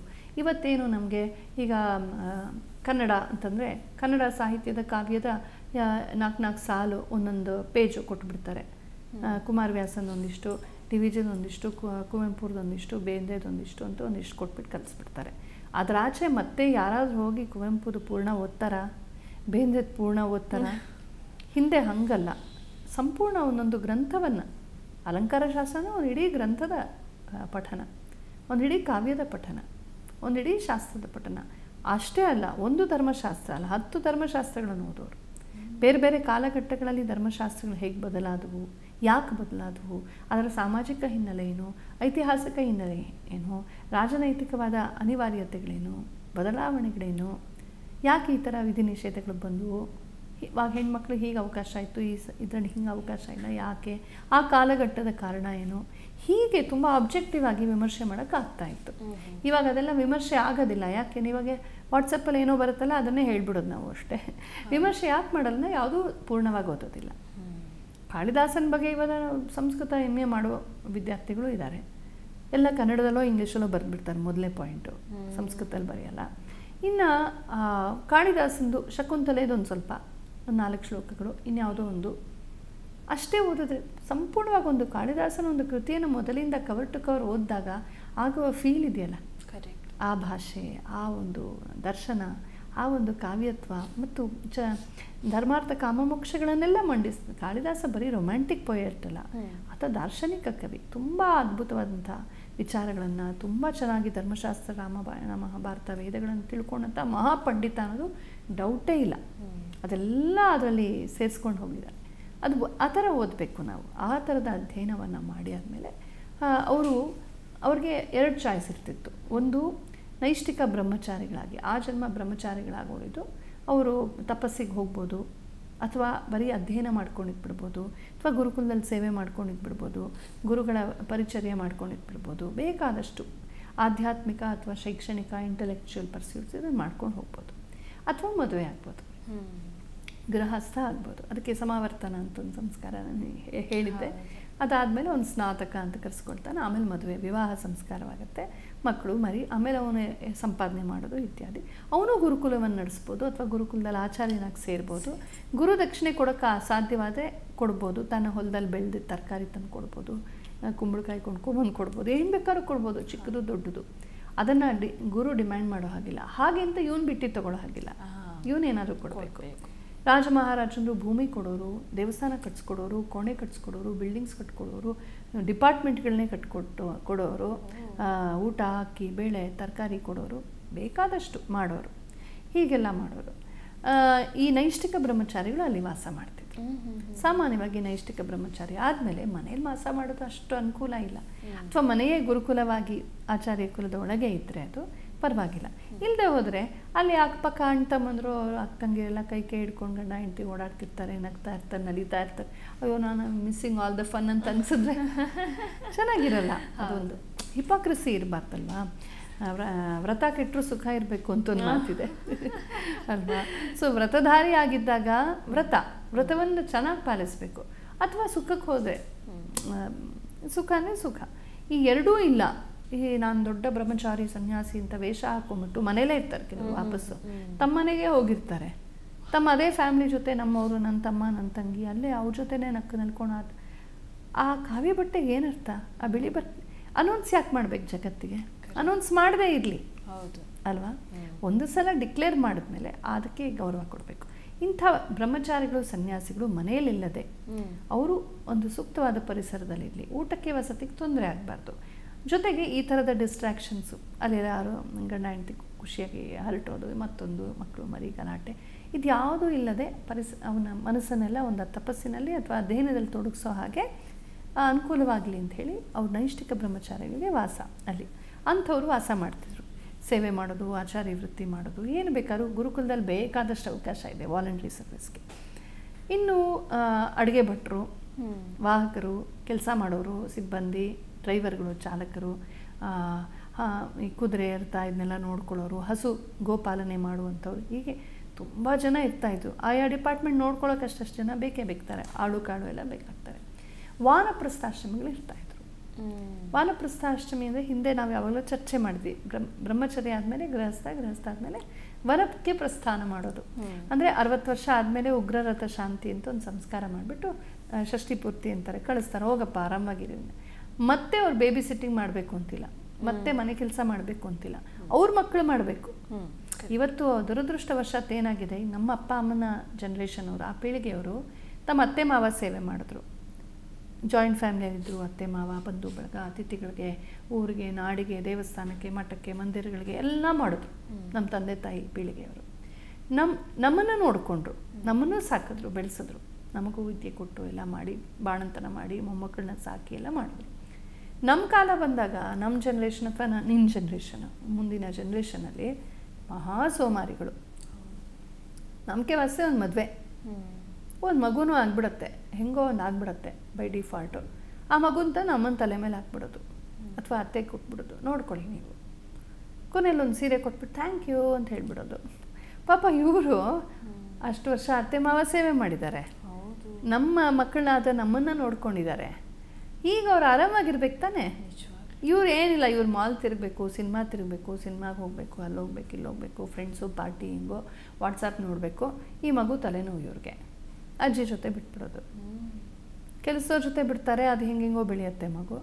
ಅಜ್ಜಿ ತಿಂಗಳಿಗಿಷ್ಟು ಒಂದು ಕೊಟ್ಬಿಡೋದು, ತುಂಬ ಹೊಗಳ್ಬಿಡೋದು, ಒಂದು ಸೀರೆ ಕೊಟ್ಬಿಡೋದು, ಆಮೇಲೆ ತಿರುಗೂ ನೋಡಲ್ಲ. ಪಾಪ ಅವ್ರಿಗಿರುವ ಆ 60 ವರ್ಷದಿಂದ ಒಂದು 70, 80, 25 ವರ್ಷದವರೆಗೂ ಅವ್ರಿಗಿನ್ನೂ ನಡೆದಾಡೋದಕ್ಕೆ, ಓಡಾಡೋದಕ್ಕೆ, ಪಾರ್ಕ್ ಹೋಗೋದಕ್ಕೆ, ದೇವಸ್ಥಾನ ಹೋಗೋದಕ್ಕೆ, ಯಾತ್ರೆ ಹೋಗೋದಕ್ಕೆ ಇನ್ನೂ ಶಕ್ತಿ ಇರುತ್ತೆ. ಆ ಕಾಲದಲ್ಲಿ ಅವ್ರ ತಲೆ ಮೇಲೆ ಬೇಬಿ ಸಿಟ್ಟಿಂಗ್ ಹಾಕ್ಬಿಡ್ತಾರೆ. ಇವತ್ತು ತುಂಬ ಸ್ವಾರ್ಥಿಗಳು ಇವತ್ತಿನ ಪೀಳಿಗೆಯವರು. ಅವ್ರಿಗೇನಾಗ್ಬಿಡುತ್ತೆ, ಅವ್ರಿಗೂ ಖಡಾಖಂಡಿತವಾಗಿ ನಾನು ನೋಡ್ಕೊಳ್ಳೋಕ್ಕಲ್ಲ, ನಿಮ್ಮ ಮಕ್ಕಳು ನೀವು ನೋಡ್ಕೊಳ್ಳಿ, ನಾವು ಇನ್ನು ನಮ್ಮದು ಕರ್ತವ್ಯ ಮುಗೀತು ಅಂತ ಹೇಳೋ ಧೈರ್ಯ ತುಂಬ ಜನಕ್ಕಿಲ್ಲ. ಕೆಲವ್ರಿಗಿರುತ್ತೆ, ಅವ್ರ ವಿವೇಕಿಗಳು. ತುಂಬ ಮೋಹ, ಅಯ್ಯೋ ನನ್ನ ಮಗಳಿಗೆ ಏನೂ ತೊಂದರೆ ಆಗೋದು, ನಾನು ಕಷ್ಟಪಟ್ಟು, ಇವರೇ ಹಾಳು ಮಾಡೋದು ಮಕ್ಕಳನ್ನು. ಅವ್ರು ಮಾಡಲಿ, ಟ್ರಯಲ್ ಆ್ಯಂಡ್ ಎರರ್, ಕಷ್ಟಪಡಲಿ. ತಾಯಿ ತಂದೆ ಅಂತ ಅನ್ನಿಸ್ಕೋಬೇಕು ಅಂದರೆ ನಾವು ಸ್ವಲ್ಪ ತ್ಯಾಗ ಮಾಡಬೇಕು. ಹಂಗೂ ಹಿಂಗೂ ಟೈಮ್ ಮ್ಯಾನೇಜ್ ಮಾಡಲಿ. ಒಂದು 4 ದಿನ ಟಿ ವಿ ಸೀರಿಯಲ್ ಬಿಡಲಿ, ಮಾಲ್ ಬಿಡಲಿ, ಸಿನಿಮಾ ಬಿಡಲಿ, ಮಕ್ಕಳ ಜೊತೆ ಸಮಯ ಕೊಡಲಿ. ಮಕ್ಕಳಿಗೆ ಏನಾಗುತ್ತೆ, ತಾಯಿ ತಂದೆ ಜೊತೆ ಬಾಂಡಿಂಗೇ ಬರಲ್ಲ. ಒಂದು ವಯಸ್ಸಾಗೋವರೆಗೂ ಅಜ್ಜಿ ತಾತ ಜೊತೆ ಬಾಂಡಿಂಗು. ಆಮೇಲೆ ಅವ್ರಿಗೆ ತುಂಬ ವಯಸ್ಸಾಗ್ಬಿಡುತ್ತೆ, ಇವ್ರು ದೊಡ್ಡವರಾಗ್ಬಿಡ್ತಾರೆ. ಇವ್ರು ಆಮೇಲೆ ಕಮ್ ಬೇಟಾ ಅಂತ ಏನೋ ಕರೀತಾರೆ ಮಗನನ್ನು, ಅವನು ಅಥವಾ ಮಗಳು ಟೀನೇಜರ್ಸ್ ಆಗಿಬಿಟ್ಟಿರ್ತಾರೆ. ಐ ಹ್ಯಾವ್ ನೋ ಟೈಮ್ ಅಂತ ಹೋಗ್ತಾ ಇರ್ತಾರೆ. ಆಗ ದುಃಖ ಪಡ್ತಾರೆ, ನನ್ನ ಮಗ ನನ್ನ ಮಾತೇ ಕೇಳಲ್ಲ, ನನ್ನ ಮಗಳನ್ನ ಮಾತೇ ಹೆಂಗೆ ಕೇಳ್ತಾರೆ. ಇವ್ರು ಯಾವಾಗ ಅವ್ರು ಅಮ್ಮ ಅಮ್ಮ ಅಂತ ಸರಿಗಿಟ್ಕೊಂಡು ಅಮ್ಮ ಅಮ್ಮ ಅಂತ ಯಾವಾಗಲೂ ಹಿಂಗೆ ಕಂಬಿ ಹತ್ರ ನಿಂತಿರುತ್ತವೆ, ಅಮ್ಮ ಬೇಕು ಅಮ್ಮ ಬೇಕು ಅಂತ. ಆ ವಯಸ್ಸಲ್ಲಿ ಆ ಮಕ್ಳಿಗೆ ಸಿಕ್ಕಲಿಲ್ಲ ಇವರು. ಹೆಂಗೆ ಸಿಗ್ತಾರೆ ಮಕ್ಕಳು? ಯೋಚನೆ ಮಾಡಿ ನೋಡಬೇಕು ನಾವು. ಇಲ್ಲಿ ವಿಷಯಕ್ಕೆ ಬರೋಣ. ಹಾಗೆ ವಾನಪ್ರಸ್ಥಾಶ್ರಮಿಗಳು ಅವರು ಮನೆ ಬಿಟ್ಟು ಹೋಗಬೇಕು. ಮನೆ ಬೇಕಾದ್ರೆ ಇರ್ಬೋದು, ಆಪ್ಷನಲ್ ಅದು. ಮನೇಲೇ ಇದ್ದರೂ ಕೂಡ ಯಾವ ದೊಡ್ಡ ಜವಾಬ್ದಾರಿಗಳನ್ನ ತೆಗೆದುಕೊಳ್ತೆ, ಬೇಕಾದ್ರೆ ಸ್ವಲ್ಪ ಅಡುಗೆ ಮಾಡಲಿ, ಬೇಕಾದ್ರೆ ತರಕಾರಿ ಹೆಚ್ಕೊಳ್ಳಿ, ಬೇಕಾದ್ರೆ ಕಾಯಿ ತುರ್ಕೊಡ್ಲಿ, ಬೇಕಾದ್ರೆ ಮೊಮ್ಮಕ್ಕಳ ಜೊತೆ ಮಾತಾಡಲಿ, ಅಕ್ಷರಾಭ್ಯಾಸ ಆಗಿರುತ್ತಲ್ಲ ಮಕ್ಕಳಿಗೇನೋ ಕತೆ ಹೇಳೋದು, ಮತ್ತೊಂದು ಸುತ್ತ ಕೆಲಸ ಮಾಡೋದು, ತೋಟಕ್ಕೆ ಹೋಗೋದು, ದೇವಸ್ಥಾನಕ್ಕೆ ಹೋಗೋದು, ಹರಿಕತೆ ಕೇಳೋದು, ಅಥವಾ ಏನೋ ಪಾಠ ಮಾಡೋದು, ಅಥವಾ ಗುರುಕುಲಗಳಲ್ಲಿ ವಾಸ ಮಾಡೋದು. ಗುರುಕುಲಗಳಲ್ಲಿ ಹೋಗಿ ಅಲ್ಲಿ ತಪಸ್ಸು ಸ್ವಾಧ್ಯಾಯ ನಿರಂತರ ವಿದ್ವದ್ಗೋಷ್ಠಿ, ಶಾಸ್ತ್ರಗೋಷ್ಠಿ, ಚರ್ಚೆಗಳು ನಡೀತಾ ಇರುತ್ತವೆ. ವಿದ್ಯಾರ್ಥಿಗಳಿರ್ತಾರೆ, ಊಟಕ್ಕೇನೂ ತೊಂದರೆ ಇಲ್ಲ, ಸರಳ ಜೀವನ ನಡೆಸ್ಕೊಂಡು ಅಲ್ಲಿ ವಾಸ ಮಾಡೋಕ್ಕೆ ಅವರು ಗುರುಕುಲಗಳಲ್ಲಿ ಇರ್ತಾಯಿದ್ರು. ಇನ್ನು ಬಹಳ ಮುಖ್ಯವಾದಂತಹ ಒಂದು ಇನ್ಮೇಟ್ಸ್ ಯಾರು ಗೊತ್ತಾ? ಹಸುಗಳು, ಮೊಲಗಳು, ಜಿಂಕೆಗಳು, ಪಕ್ಷಿಗಳು, ಹೀಗೆ ಇವುಗಳು. ಹಸುಗಳು ಬಹಳ ಮುಖ್ಯ, ಗೋಧನ ತುಂಬ ಮುಖ್ಯ. ಆಮೇಲೆ ಎಲ್ಲರೂ ಹಸುಗಳನ್ನು ಪ್ರೀತಿಸ್ತಾ ಇದ್ರು. ನಮ್ಮ ಕಾಳಿದಾಸನ ಶಾಕುಂತಲದಲ್ಲಿ ಬರುತ್ತೆ, ಅವನು ದುಷ್ಯಂತ ರಥವನ್ನು ಓಡಿಸ್ಕೊಂಡು ಬರ್ತಾನೆ, ರಥ ಇವನು ಚಾಲನೆ ಮಾಡ್ತಿರ್ತಾನೆ ಸಾರಥಿ. ಅಲ್ಲಿಗೆ ಪರಿಸರಕ್ಕೆ ಬಂದ ತಕ್ಷಣ ನೋಡ್ತಾನೆ ಜಿಂಕೆಗಳೆಲ್ಲ ಆರಾಮಾಗಿ ಓಡಾಡ್ಕೊಂಡಿವೆ. ಅವನು ಹೇಳ್ತಾನೆ, ಅಪರಿಚಿತರಾದಂಥ ಮನುಷ್ಯರು ಬಂದರೂ ಕೂಡ ಹೆದರದೇ ಇರುವಂಥ ಜಿಂಕೆಗಳನ್ನ ನೋಡಿದ್ರೆ ಇದು ಆಶ್ರಮದ ಪರಿಸರ. ಅಂದರೆ ಎಷ್ಟು ಗೌರವ ಕೊಡ್ತಿದ್ರು ಪ್ರಾಣಿಗಳಿಗೆ ಅಂತ.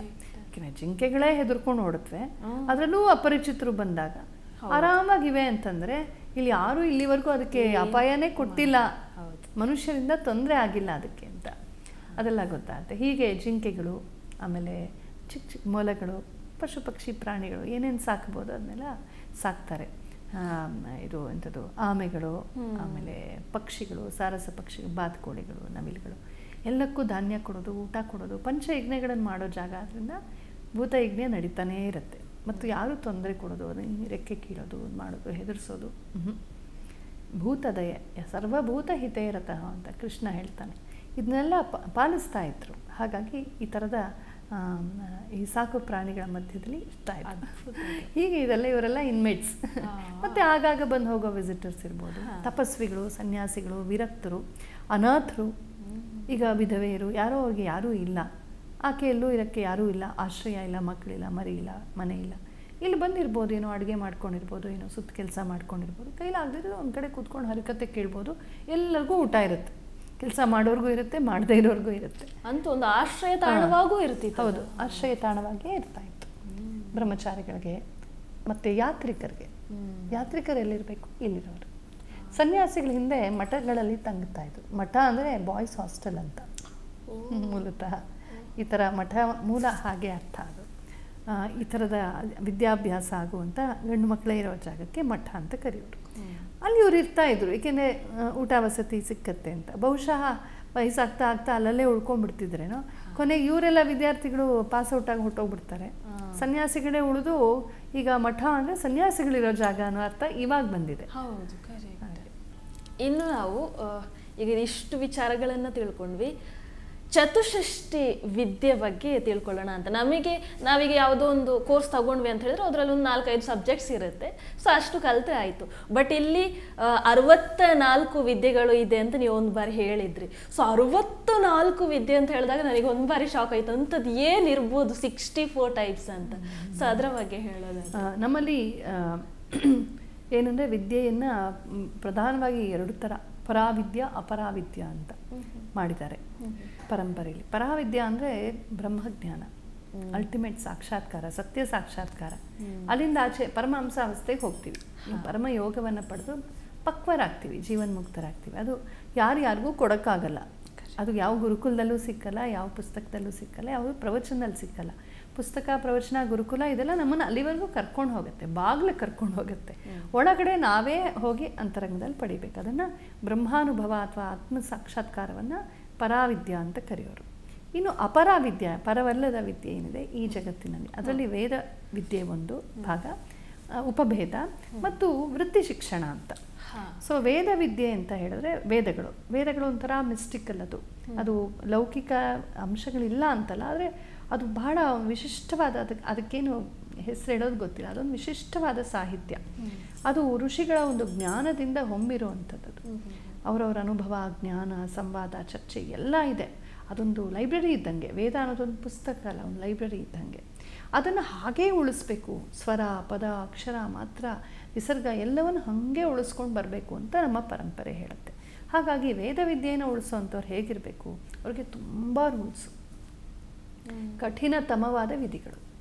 ಈಗ ನಾನು ಯಾವುದೋ ಒಂದು ಬಿಸ್ನೆಸ್ ಮಾಡ್ತೀನಿ, ಏನೋ ಕೆಲಸಕ್ಕೆ ಹೋಗ್ತೀನಿ ಅಂದರೆ ತುಂಬ ರೂಲ್ಸ್ ಇರಲ್ಲ. ನಾನು ಸೈನಿಕ ಆಗ್ತೀನಿ ಅಂದರೆ ತುಂಬ ರೂಲ್ಸ್. ಸಿವಿಲಿಯನ್ಸ್ ಜೊತೆ ಬೆರೆಯೋ ಹಾಗಿಲ್ಲ, ಆರ್ಮಿ ಮಿಲಿಟ್ರಿ ಕ್ಯಾಂಪಸ್ಸಲ್ಲೇ ಇರಬೇಕು, ಆ ಡ್ರೆಸ್ಸೇ ಹಾಕೋಬೇಕು, ಇಷ್ಟೊತ್ತಿಗೆ ಹೇಳಬೇಕು, ಇಷ್ಟೊತ್ತಿಗೆ ಪ್ರಾಕ್ಟೀಸಿಗೆ ಬರಬೇಕು. 2-3 ವರ್ಷಕ್ಕೆ ಒಂದೊಂದು ಸಲ 6 ತಿಂಗಳಿಗೆ ಅಲ್ಲಿಂದ ಇಲ್ಲಿ ಪೋಸ್ಟ್ ಮಾಡ್ತಿರ್ತಾರೆ. ಈ 2 ತಿಂಗಳು ಅರುಣಾಚಲ್ ಪ್ರದೇಶದಲ್ಲಿ ಹಾಕಿದ್ರೆ ತಕ್ಷಣ ನೆಕ್ಸ್ಟ್ ತಮಿಳ್ನಾಡಲ್ಲಿ ಹಾಕ್ತಾರೆ. ಆ ಚಳಿಯಿಂದ ಈ ಬಿಸಿಲಿಗೆ ಬರಬೇಕು. ಕೇಳೋ ಹಾಗಿಲ್ಲ, ಅಯ್ಯೋ ನನ್ನ ಹೆಂಡತಿ ನೋಡಬೇಕು ಅನಿಸ್ತದೆ, ಅಯ್ಯೋ ಇಷ್ಟು ಬಿಸಿಲ ಇಷ್ಟು ಚಳಿನ, ಏನೂ ಹೇಳೋ ಹಾಗಿಲ್ಲ. ಅಂದರೆ ಆ ವೃತ್ತಿಗೆ ಆ ಥರದ ಕಮಿಟ್ಮೆಂಟ್ ಬೇಕು. ಹಾಗೆ ವೇದಾಧ್ಯಯನಕ್ಕೆ ಕೆಲವು ರೂಲ್ಸ್ ಜಾಸ್ತಿ. ವೇದಾಧ್ಯಯನಕ್ಕೆ ನೀನು ಹೀಗೆ ಊಟ ಮಾಡಬೇಕು, ನೀನು ಶಿಕ್ಷಕ ಬೇರೆ, ಎಲ್ಲರಿಗೂ ಪಾಠ ಮಾಡೋನು, ಹಾಗಾಗಿ ನೀನು ಸರಳ ವೇಷ ಧರಿಸ್ಬೇಕು, ನೀನು ಭೋಗದಲ್ಲಿ ತೊಡಗೋ ಹಾಗಿಲ್ಲ, ಮಧ್ಯಾಹ್ನ ನಿದ್ರೆ ಮಾಡೋ ಹಾಗಿಲ್ಲ, ಆಮೇಲೆ ಈ ಥರ ಶುದ್ಧ ಜೀವನ ನಡೆಸಬೇಕು, ಸತ್ಯಸಂಧನಾಗಿರಬೇಕು, ವಿಕ್ರಯ ಮಾಡೋ ಹಾಗಿಲ್ಲ, ನೀನು ಸಂಪಾದನೆಯೇ ಮಾಡೋ ಹಾಗಿಲ್ಲ, ಸಮಾಜ ನೀನು ನೋಡ್ಕೊಳ್ಳುತ್ತೆ, ನೀನು ಇದಕ್ಕಿಷ್ಟು ಅಂತ ಶುಲ್ಕ ತಗೊಳ್ಳೋ ಹಾಗಿಲ್ಲ. ವೇದಕ್ಕೆ, ಯಾವುದೇ ವಿದ್ಯೆಗೆ ಮತ್ತು ಅನ್ನಕ್ಕೆ ಶುಲ್ಕ ತಗೊಳ್ಳೋ ಹಾಗಿಲ್ಲ, ಫ್ರೀಯಾಗೇ ಕೊಡಬೇಕು. ಇದರಿಂದ ನಿಂಗೆ ಬಡತನ ಬರುತ್ತೆ, ಕಷ್ಟ ಬರುತ್ತೆ, ಲೌಕಿಕವಾದ ಯಾವ ಸುಖ ಇರಲ್ಲ. ಆದರೆ ವೇದ ಪರಂಪರೆ ಉಳಿಯತ್ತೆ. ಮಾಡ್ತೀಯಾ? ಎಷ್ಟು ಜನ ಅಲ್ಲೇ ಫಿಲ್ಟರ್ ಔಟ್ ಆಗಿಬಿಡ್ತಾರೆ. ಇಲ್ಲಪ್ಪ ನನಗೇನೋ ಆಸೆ ಇದೆ, ನನ್ನ ಹೆಂಡತಿ ಗೋಲ್ಡ್ ನೆಕ್ಲೆಸ್ ಕೇಳ್ತಾ ಇದ್ದಾಳೆ, ನನ್ನ ಮಗಳಿಗೆ ದುರಿಯಾಗಿ ಮದುವೆ ಮಾಡಬೇಕು, ಎಲ್ಲ ಲೌಕಿಕ ವೃತ್ತಿಗೆ ಹೊರಟೋಗ್ತಾರೆ. ಹಾಗಾಗಿ ಮೊದಲಿಂದಲೂ ಕೂಡ ವೇದಾಧ್ಯಯನಕ್ಕೆ ಬಂದವರು ತುಂಬ ಕಡಿಮೆ. ಆದರೆ ಯಾರು ಬಂದರೂ ಅವ್ರಿಗೆ ತುಂಬ ಗೌರವ ಕೊಡುತ್ತೆ ಸಮಾಜ. ಯಾಕೆಂದರೆ ಅಷ್ಟು ಕಷ್ಟಪಟ್ಟು ಮಾಡ್ತಾರಲ್ಲ ಅಂತ, ತುಂಬ ಸರಳ ಜೀವನ. ಹಾಗಾಗಿ ವೈದಿಕರು ಅಂದರೆ ಅಂದಿನಿಂದ ಇಲ್ಲಿವರೆಗೂ ಆವಾಗ ದೇಹ ಸುಖವನ್ನು ಬಿಟ್ಟರು, ಅಂದರೆ ದೇಹ ಸುಖ ಬಿಟ್ಟಿದ್ದಕ್ಕೆ ಅವರು ವೈದಿಕರು ಅಂತ ಆದರು. ಆದರೆ ಸಮಾಜ ನೋಡ್ಕೊಳ್ತಿತ್ತು, ಅವ್ರಿಗೆ ದಾನ ಧರ್ಮ ಕೊಡೋದು, ಭೂಮಿ ದಾನ ಕೊಡೋದು, ಅದನ್ನೂ ಕೂಡ ಅವ್ರು ಪೂರ್ಣ ಇಟ್ಕೊಳ್ತಿರ್ಲಿಲ್ಲ, ಪ್ರತಿದಾನ ಕೊಡೋರು, ನಮಗೆಷ್ಟು ಬೇಕೋ ಅಷ್ಟು ಇಟ್ಕೊಡೋರು. ಇವತ್ತಿಗೂ ವೈದಿಕರ ಮನೇಲಿ ಹೋಗಿ ನೋಡಿದ್ರೆ ಅವ್ರ ಸಂಖ್ಯೆ ತುಂಬ ತುಂಬ ತುಂಬ ಕಡಿಮೆ ಆಗೋಗ್ಬಿಟ್ಟಿದೆ, ಶುದ್ಧ ವೈದಿಕರು. ಅಂಥವ್ರ ಮನೆಗೆ ಹೋದರೆ ಒಂದಿಷ್ಟು ಅಕ್ಕಿ, ತೆಂಗಿನಕಾಯಿ, ಪಂಚಗಳಿರುತ್ತೆ, ಮಿಕ್ಕಿದೇನೂ ಇರಲ್ಲ ಪಾಪ. ಏಕೆಂದರೆ ಅಕ್ಕಿ ತೆಂಗಿನಕಾಯಿ ದಕ್ಷಿಣೆ ಕೊಟ್ಟರು, ಬಿಟ್ಟರು. ಇವ್ರು ಕೇಳದೆ ಹೋದರೆ ಏನೂ ಕೊಡಲ್ಲ. ಮಾಲ್ಗೆ ಹೋಗ್ಬಿಟ್ಟು ಪಾನಿಪುರಿಗೆ 200 ರೂಪಾಯಿ ಕೊಡೋಕ್ಕೆ ನಮಗೇನೂ ಕಷ್ಟ ಅನಿಸಲ್ಲ. ಪಾಪ್ಕಾರ್ನ್ಗೆ 450 ರೂಪಾಯಿ ಕೊಟ್ಟು ಒಂದು ಪಾಪ್ಕಾರ್ನ್ ಇಷ್ಟು ತಿನ್ನೋಕ್ಕೆ ಏನು ಕಷ್ಟ ಅನಿಸಲ್ಲ. ಆದರೆ ವೈದಿಕರೊಬ್ಬರು ಬಂದು ವೇದವೃತ್ತಿಯನ್ನು ಉಳಿಸ್ತಿದ್ದಾರೆ, 5-10 ಸಾವಿರ ವರ್ಷಗಳ ಪರಂಪರೆಯನ್ನು ಉಳಿಸ್ತಾ ಇದ್ದಾರೆ ಇದನ್ನು ಅಂತಂದರೆ, ಅವ್ರಿಗೆ ದಕ್ಷಿಣೆ ಕೊಡುವಾಗ ಎಲ್ಲಿಲ್ಲದ 100 ರೂಪಾಯಿ 10 ಇಳಿಯುತ್ತೆ, 10 ಹೋಗಿ 1 ರೂಪಾಯಿ ಆಗುತ್ತೆ. ಹೇಗೆ ಬದುಕಬೇಕು ಅವರು? ಹಾಗಾಗಿ ಬಡತನಕ್ಕೆ ಸಿದ್ಧವಾಗಿರೋರು ಮಾತ್ರ ವೈದಿಕರಾಗ್ತಿದ್ರು ಹಿಂದಿನಿಂದಲೂ ಕೂಡ. ಹಾಗಾಗಿ ಮೊದಲಿಂದಲೂ ಈ ಸಂಖ್ಯೆ ಕಡಿಮೆನೇ. ತ್ಯಾಗಕ್ಕೆ ಹೋಗೋರು ಎಷ್ಟು ಜನ ಇರ್ತಾರೆ, ಎಲ್ಲ ಭೋಗಕ್ಕೆ ಹೋಗೋರೆ ಜಾಸ್ತಿ. ಆದರೆ ಸಮಾಜ ಅವ್ರಿಗೆ ತುಂಬ ಗೌರವ ಕೊಡ್ತಿತ್ತು. ಹಾಗಾಗಿ ವೈದಿಕರು ಅಂದರೆ ಒಂದು ವಿಶಿಷ್ಟ ಗೌರವ. ಇವರು ವೇದಾಧ್ಯಯನ ಮಾಡ್ತಿದ್ರು, ಇನ್ನು ಮಿಕ್ಕವ್ರು ಮಾಡೋ ಹಾಗಿಲ್ಲ. ನಾನು ಏನು ಬೇಕಾದ್ರೂ ತಿಂತೀನಿ, ಎಲ್ಲಿ ಬೇಕಾದ್ರೂ ಹೋಗ್ತೀನಿ, ನಾನು ಲೌಕಿಕವಾಗಿ, ಹಂಗಾರೆ ವೇದಾಧ್ಯಯನ ಮಾಡಬೇಡ, ನೀನು ಬೇರೆ ವೃತ್ತಿಗೆ ಹೋಗು, ಕ್ಷತ್ರಿಯನಾಗು, ವೈಶ್ಯ ವೃತ್ತಿಗೆ ಹೋಗು, ಅಥವಾ ಶೂದ್ರದಲ್ಲಿ ಎಷ್ಟೊಂದು ವೃತ್ತಿಗಳಿವೆ, ರೈತ ಆಗ್ಬೋದು, ಬಡಗಿ ಕೆಲಸ ಮಾಡ್ಬೋದು. ಜೀವಿಕೆಗೆ ಎಲ್ಲ ಕಾಯಕಗಳು ಪೂಜ್ಯವೇ, ಕಾಯಕವೇ ಕೈಲಾಸ, ಯಾವುದು ಕೀಳಲ್ಲ. ಬದುಕೋದಕ್ಕೆ, ಸ್ವಾವಲಂಬಿ ಆಗಿರೋದಕ್ಕೆ ಯಾವ ವೃತ್ತಿಯನ್ನಾದರೂ ಚೂಸ್ ಮಾಡ್ಬೋದು. ಆದರೆ ಕೇವಲ ವೇದಾಧ್ಯಯನ ಮಾಡಿ ವೇದದ ಅಧ್ಯಾಪನ ಮಾಡಿ ನಾನು ಇದನ್ನು ಉಳಿಸ್ತೀನಿ ಪರಂಪರೆ ಅಂದರೆ, ನೀನು ಇದು ತಿನ್ನೋ ಹಾಗಿಲ್ಲ, ಇದು ಕುಡಿಯೋ ಹಾಗಿಲ್ಲ, ಇಲ್ಲಿ ಹೋಗೋ ಹಾಗಿಲ್ಲ, ಇದು ಮಾಡೋ ಹಾಗಿಲ್ಲ, 10 ರೂಲ್ಸು ಕರೆಕ್ಟ್ ಈ ಥರ ಇರ್ತಿತ್ತು. ಅವ್ರೇನಾದ್ರು ಹಂಗೆ ತಪ್ಪು ಮಾಡಿದ್ರೆ ಅವನ್ನ ವಿಪ್ರಾಧಮ ಅಂತ ಕರೆಯೋರು. ಅವನು ಯೂಸ್ಲೆಸ್ ಫೆಲೋ, ಅಲ್ಲಿ ಹೋಗ್ಬಿಟ್ಟು ಹಿಂಗೆ ಮಾಡಿದ್ದಾನೆ ಅಂತ ತುಂಬ ನಿಗಾ ಇಡ್ತಾ ಇತ್ತು ಸಮಾಜ. ಸೊ ಇದು ವೇದಾಧ್ಯಯನ ಎಕ್ಸ್ಕ್ಲೂಸಿವ್ ಆಗಿ. ಕೊನೆಗೇನಾಯಿತು, ಅಧ್ಯಯನ, ಅಧ್ಯಾಪನ, ಯಜನ, ಯಾಜನ ಕೇವಲ ವೈದಿಕರಿಗೆ ಅಂತಾಯಿತು, ಈ ಥರ ಇರೋರಿಗೆ ಮಾತ್ರ ಅಂತ. ಇನ್ನು ಕ್ಷತ್ರಿಯ ಇತ್ಯಾದಿ ಅವ್ರಿಗೆ, ವೈಶ್ಯ ಅವ್ರಿಗೆಲ್ಲ ಏನಪ್ಪ ಅಂದರೆ ಅಧ್ಯಯನ ಇದೆ, ಅಧ್ಯಾಪನ ಇಲ್ಲ. ಓದ್ಬೋದು ವೇದವನ್ನು, ಕಲಿಸೋ ಆಗಿಲ್ಲ. ಯಾಕೆ? ಮದ್ಯಪಾನ ಇರುತ್ತೆ, ಮಾಂಸಾಹಾರ ಇರುತ್ತೆ, ಅದು ಮತ್ತೊಂದು ಎಲ್ಲ ಇರುತ್ತೆ. ಸ್ವಲ್ಪ ಜೀವನ ಸ್ವಲ್ಪ ಆರಾಮಾಗಿರುತ್ತೆ, ವೇಶ್ಯರ ಸಹವಾಸ ಇರುತ್ತೆ. ಅಂದರೆ ಅವ್ರು ಸ್ವಲ್ಪ ಭೋಗಪರವಾದಂಥವ್ರು. MG ರೋಡ್ ಲೈಫ್ ಎಲ್ಲ ಇರುತ್ತೆ ಅವರಲ್ಲಿ. ಪಾಶ್ ಆಗಿರ್ತಾರೆ, ಒಳ್ಳೆ ಸುಪ್ಪತ್ತಿಗೆ ಎಲ್ಲ ಭೋಗಗಳನ್ನು ಅನುಭವಿಸ್ತಾರೆ, ಚೆನ್ನಾಗಿ ವೀಳ್ಯ ಹಾಕ್ಕೊಳ್ತಾರೆ, ಮಜಾ ಮಾಡ್ತಾರೆ, ಗೀತ ನೃತ್ಯಗಳಲ್ಲಿ ತೊಡಗ್ತಾರೆ. ಹೀಗೆ ಇವರು ವಿಪ್ರರಿಗೆ ಅದೇನೂ ಇರ್ತಿರ್ಲಿಲ್ಲ ಅಂತಲ್ಲ, ಆದರೆ ತುಂಬ ಕಂಟ್ರೋಲ್ಡು, ಎಲ್ಲ ಕಂಟ್ರೋಲಲ್ಲಿ ಇರ್ತಾಯಿತ್ತು. ಇವ್ರಿಗೆ ಸ್ವಲ್ಪ ಫ್ರೀಡಮು. ಜೊತೆಗೆ ಅವ್ರ ಪಾಪ ಎಕ್ಸ್ಪೆಡಿಷನ್ ಹೋಗೋರು, ಯುದ್ಧಕ್ಕೆ ಹೋಗೋರು, ಎಲ್ಲೋ ಹೋಗೋರು, ತಿಂಗಳುಗಟ್ಟಲೆ ಹೋಗೋರು. ಅಲ್ಲಿ ಅವ್ರಿಗೆ ಒಂದು ಚೂರು ಸಂತೋಷ ಬಿಡವಾ, ಮನೆ ಮಟ್ಟ ಬಿಟ್ಟು ಹೋಗಿರ್ತಾರೆ. ಹಾಗಾಗಿ ಅವ್ರು ಇದನ್ನೆಲ್ಲ ರಿಲ್ಯಾಕ್ಸ್ ಮಾಡೋದ್ರಿಂದ ಅಧ್ಯಯನ ಮಾಡೋ, ಅಧ್ಯಾಪನ ನೀನು ಟೀಚ್ ಮಾಡೋ ಆಗಿಲ್ಲ. ಈಗಿನ ಮಕ್ಕಳು ನೀನು ಮಾಡ್ದಂಗೆ ಮಾಡ್ತಾರೆ, ನಾಳೆ ಮಕ್ಕಳು ಕೈಯಲ್ಲಿ ಬಾಟ್ಲ್ ಇಟ್ಕೊಂಡು ಓದ್ತಾನೆ, ಹಂಗಾಗ್ಬರ್ತದೆ. ಹಾಗಾಗಿ ಅಧ್ಯಾಪನ ಇಲ್ಲ, ಯಜನ ಇದೆ, ಯಾಜನ ಇಲ್ಲ, ಪೌರೋಹಿತ್ಯ ಮಾಡಿಸೋ ಆಗಿಲ್ಲ. ಕಾರಣ ಇಷ್ಟೇ, ನೀನು ಈ ಥರ ಬದುಕಬೇಕು. ಈ ಥರ ಬದುಕಿದ್ರೆ ನೀನು ಅಧ್ಯಯನ, ಅಧ್ಯಾಪನನೂ ಮಾಡಿಸು, ಪೌರೋಹಿತ್ಯನೂ ಮಾಡಿಸು, ಇಲ್ಲದೇ ಇಲ್ಲ. ಮತ್ತು ಕ್ಷಾತ್ರಿಯ ವೃತ್ತಿ, ದೇಶವನ್ನು ಸೇವೆ ಮಾಡೋದು, ಯುದ್ಧ ಮಾಡೋದು, ಆಡಳಿತ ಮಾಡೋದು ಇತ್ಯಾದಿ. ವೈಶ್ವ ವೃತ್ತಿಯಲ್ಲೂ ಅಷ್ಟೇ. ಸಾಮಾನ್ಯವಾಗಿ ಬಿಸ್ನೆಸ್ ಅಂದರೆ ಊರೂರು ತಿರುಗಾಡಬೇಕು, ಎಲ್ಲೋ ತಿನ್ನಬೇಕು, ಎಲ್ಲೋ ಮಲಗಬೇಕು, ಎಲ್ಲರ ಜೊತೆ ಬೆರೀಬೇಕು, ತುಂಬ ಸೋಷಿಯಲೈಸ್ ಆಗಬೇಕು, ಮಾರ್ಕೆಟಿಂಗ್ ಮಾಡಬೇಕು. ಅವರು ಇಷ್ಟೆಲ್ಲ ರೂಲ್ಸ್ ಫಾಲೋ ಮಾಡೋಕ್ಕಾಗಲ್ಲ. ಅವ್ರಿಗೂ ಅಷ್ಟೇ ಅಧ್ಯಯನ ಇದೆ, ಯಜನ ಇದೆ, ಅಧ್ಯಾಪನ ಇಲ್ಲ, ಯಾಜನ ಇಲ್ಲ. ಪೌರೋಹಿತ್ಯ ಮಾಡೋ ಹಾಗಿಲ್ಲ ಅಥವಾ ಪಾಠ ಮಾಡೋ ಹಾಗಿಲ್ಲ. ಮಾಡಬೇಕು ಅಂದ್ರೆ ಅವ್ರು ಈ ಕಡೆ ಬರಬೇಕು. ಮಕ್ಕಳನ್ನ ರಾಂಗ್ ರೋಲ್ ಮಾಡೆಲ್ ಕೊಡೋ ಹಾಗಿಲ್ಲ. ನೋಡಿ ಎಷ್ಟು ವೈಜ್ಞಾನಿಕವಾಗಿ ಅರೇಂಜ್ ಮಾಡಿದ್ದಾರೆ ಇದನ್ನು ನಾವು ಇವತ್ತು ಜಾತಿ ಅಂತ ಕರಿತೀವಿ. ಹಿಂದೆ ಉದ್ದೇಶ ಇದ್ದಿದ್ದು ಹೇಗೆ, ನೀನು ಈ ಥರ ಇರು. ನೋಡಿ ಇವತ್ತು ನಾವು ವನ್ಯಜನ, ಟ್ರೈಬಲ್ ಪೀಪಲ್ ಅಂತ ಹೇಳ್ತೀವಿ, ಇವತ್ತಿಗೂ ಇದ್ದಾರೆ. ಮಾಂಸ ತಿನ್ನುವ, ಮದ್ಯ ಕುಡಿಯುವಂತಹ ಕೆಲವು ಕುಲಗಳಲ್ಲೇ ಹುಟ್ಟಿದ್ರು ಕೂಡ ಅವರಲ್ಲಿ ಯಾರು ಅರ್ಚಕರಾಗಿ ಪುರೋಹಿತರಾಗಿರ್ತಾರಲ್ಲ, ಈಗ ಅವ್ರದ್ದೇ ಒಂದು ಕುಲ ದೈವಕ್ಕೆ ಪೂಜೆ ಮಾಡಿ ಅವ್ರು ತಿನ್ನಲ್ಲ. ಅವ್ರ ಕುಲದವ್ರೆಲ್ಲರೂ ತಿಂತಾರೆ, ಆದರೆ ಅವರು ಸ್ವತಃ ಅಲ್ಲಿ ದೇವ್ರ ಪೂಜೆ ಮಾಡೋದ್ರಿಂದ ಅವ್ರ ಕುಲದವ್ರು ಮಾತ್ರ ತಿನ್ನಲ್ಲ. ಅದೆಲ್ಲ ಉಂಟು ಇವತ್ತಿಗೂ ಕೂಡ. ಭಾಳ ಚೆನ್ನಾಗಿದೆ ಅದು ಅರೇಂಜ್ಮೆಂಟು. ಇನ್ನು ಬೇರೆ ವೃತ್ತಿಗಳು ತುಂಬ ಫ್ರೀಡಮ್ ಜಾಸ್ತಿ, ಅದಕ್ಕೆ ವೇದಾಧ್ಯಯನಕ್ಕೆ ಸ್ವಲ್ಪ ತಡೆ. ಆದರೆ ವೇದಾಧ್ಯಯನ ಇಲ್ಲ ಅಂದ ತಕ್ಷಣ ಅಧ್ಯಯನವೇ ಇಲ್ಲ ಅಂತ ಸುಳ್ಳುಗಳನ್ನು ಹೇಳ್ತಾರೆ ಬ್ರಿಟಿಷರ್ಸ್. ಹಾಗಲ್ಲ, ವೇದ ಎಲ್ಲಪ್ಪ ಒಂದು 5% 10% ಇದೇನೋ, ಇನ್ನು ಮಿಕ್ಕಿದೆಲ್ಲ ಲೌಕಿಕ ವಿದ್ಯೆಯೇ, ವೃತ್ತಿ ಶಿಕ್ಷಣ ಅಂತ ಹೆಸರು. ಅಲ್ಲಿ ಈ ಚತುಷ್ಷಷ್ಟಿ ವಿದ್ಯೆಗಳು ಬರುತ್ತೆ. ಎಲ್ಲರೂ ಚತುಷ್ಷಷ್ಟಿ ವಿದ್ಯೆಗಳನ್ನು ಪೂರ್ಣವಾಗಿ ಕಲ್ತಿದ್ರು ಅಂತ ನಾವು ಹೇಳೋಕ್ಕಾಗಲ್ಲ, ಆದರೆ ಅದೆಲ್ಲದರ ಪರಿಕಲ್ಪನೆ ಎಲ್ಲರಿಗೂ ಇತ್ತು. ನಮ್ಮ ದೇಶ ಭಾಳ ಶ್ರೀಮಂತವಾಗಿದ್ದು ಇದರಿಂದಾಗಿ, ಚತುಷ್ಷಷ್ಟಿ ವಿದ್ಯೆಗಳಿಂದಾಗಿ. ಆ ಚತುಷ್ಷಷ್ಟಿ ವಿದ್ಯೆಗಳ ಲಿಸ್ಟ್ ಇದೆ ನನ್ನ ಹತ್ರ, ಹೇಳ್ತೀನಿ. ಒಂದೊಂದನ್ನು ವಿವರಿಸ್ತಾ ಹೋದರೆ ಅದಕ್ಕೆ ತುಂಬ ಕಾಲ ಬೇಕು.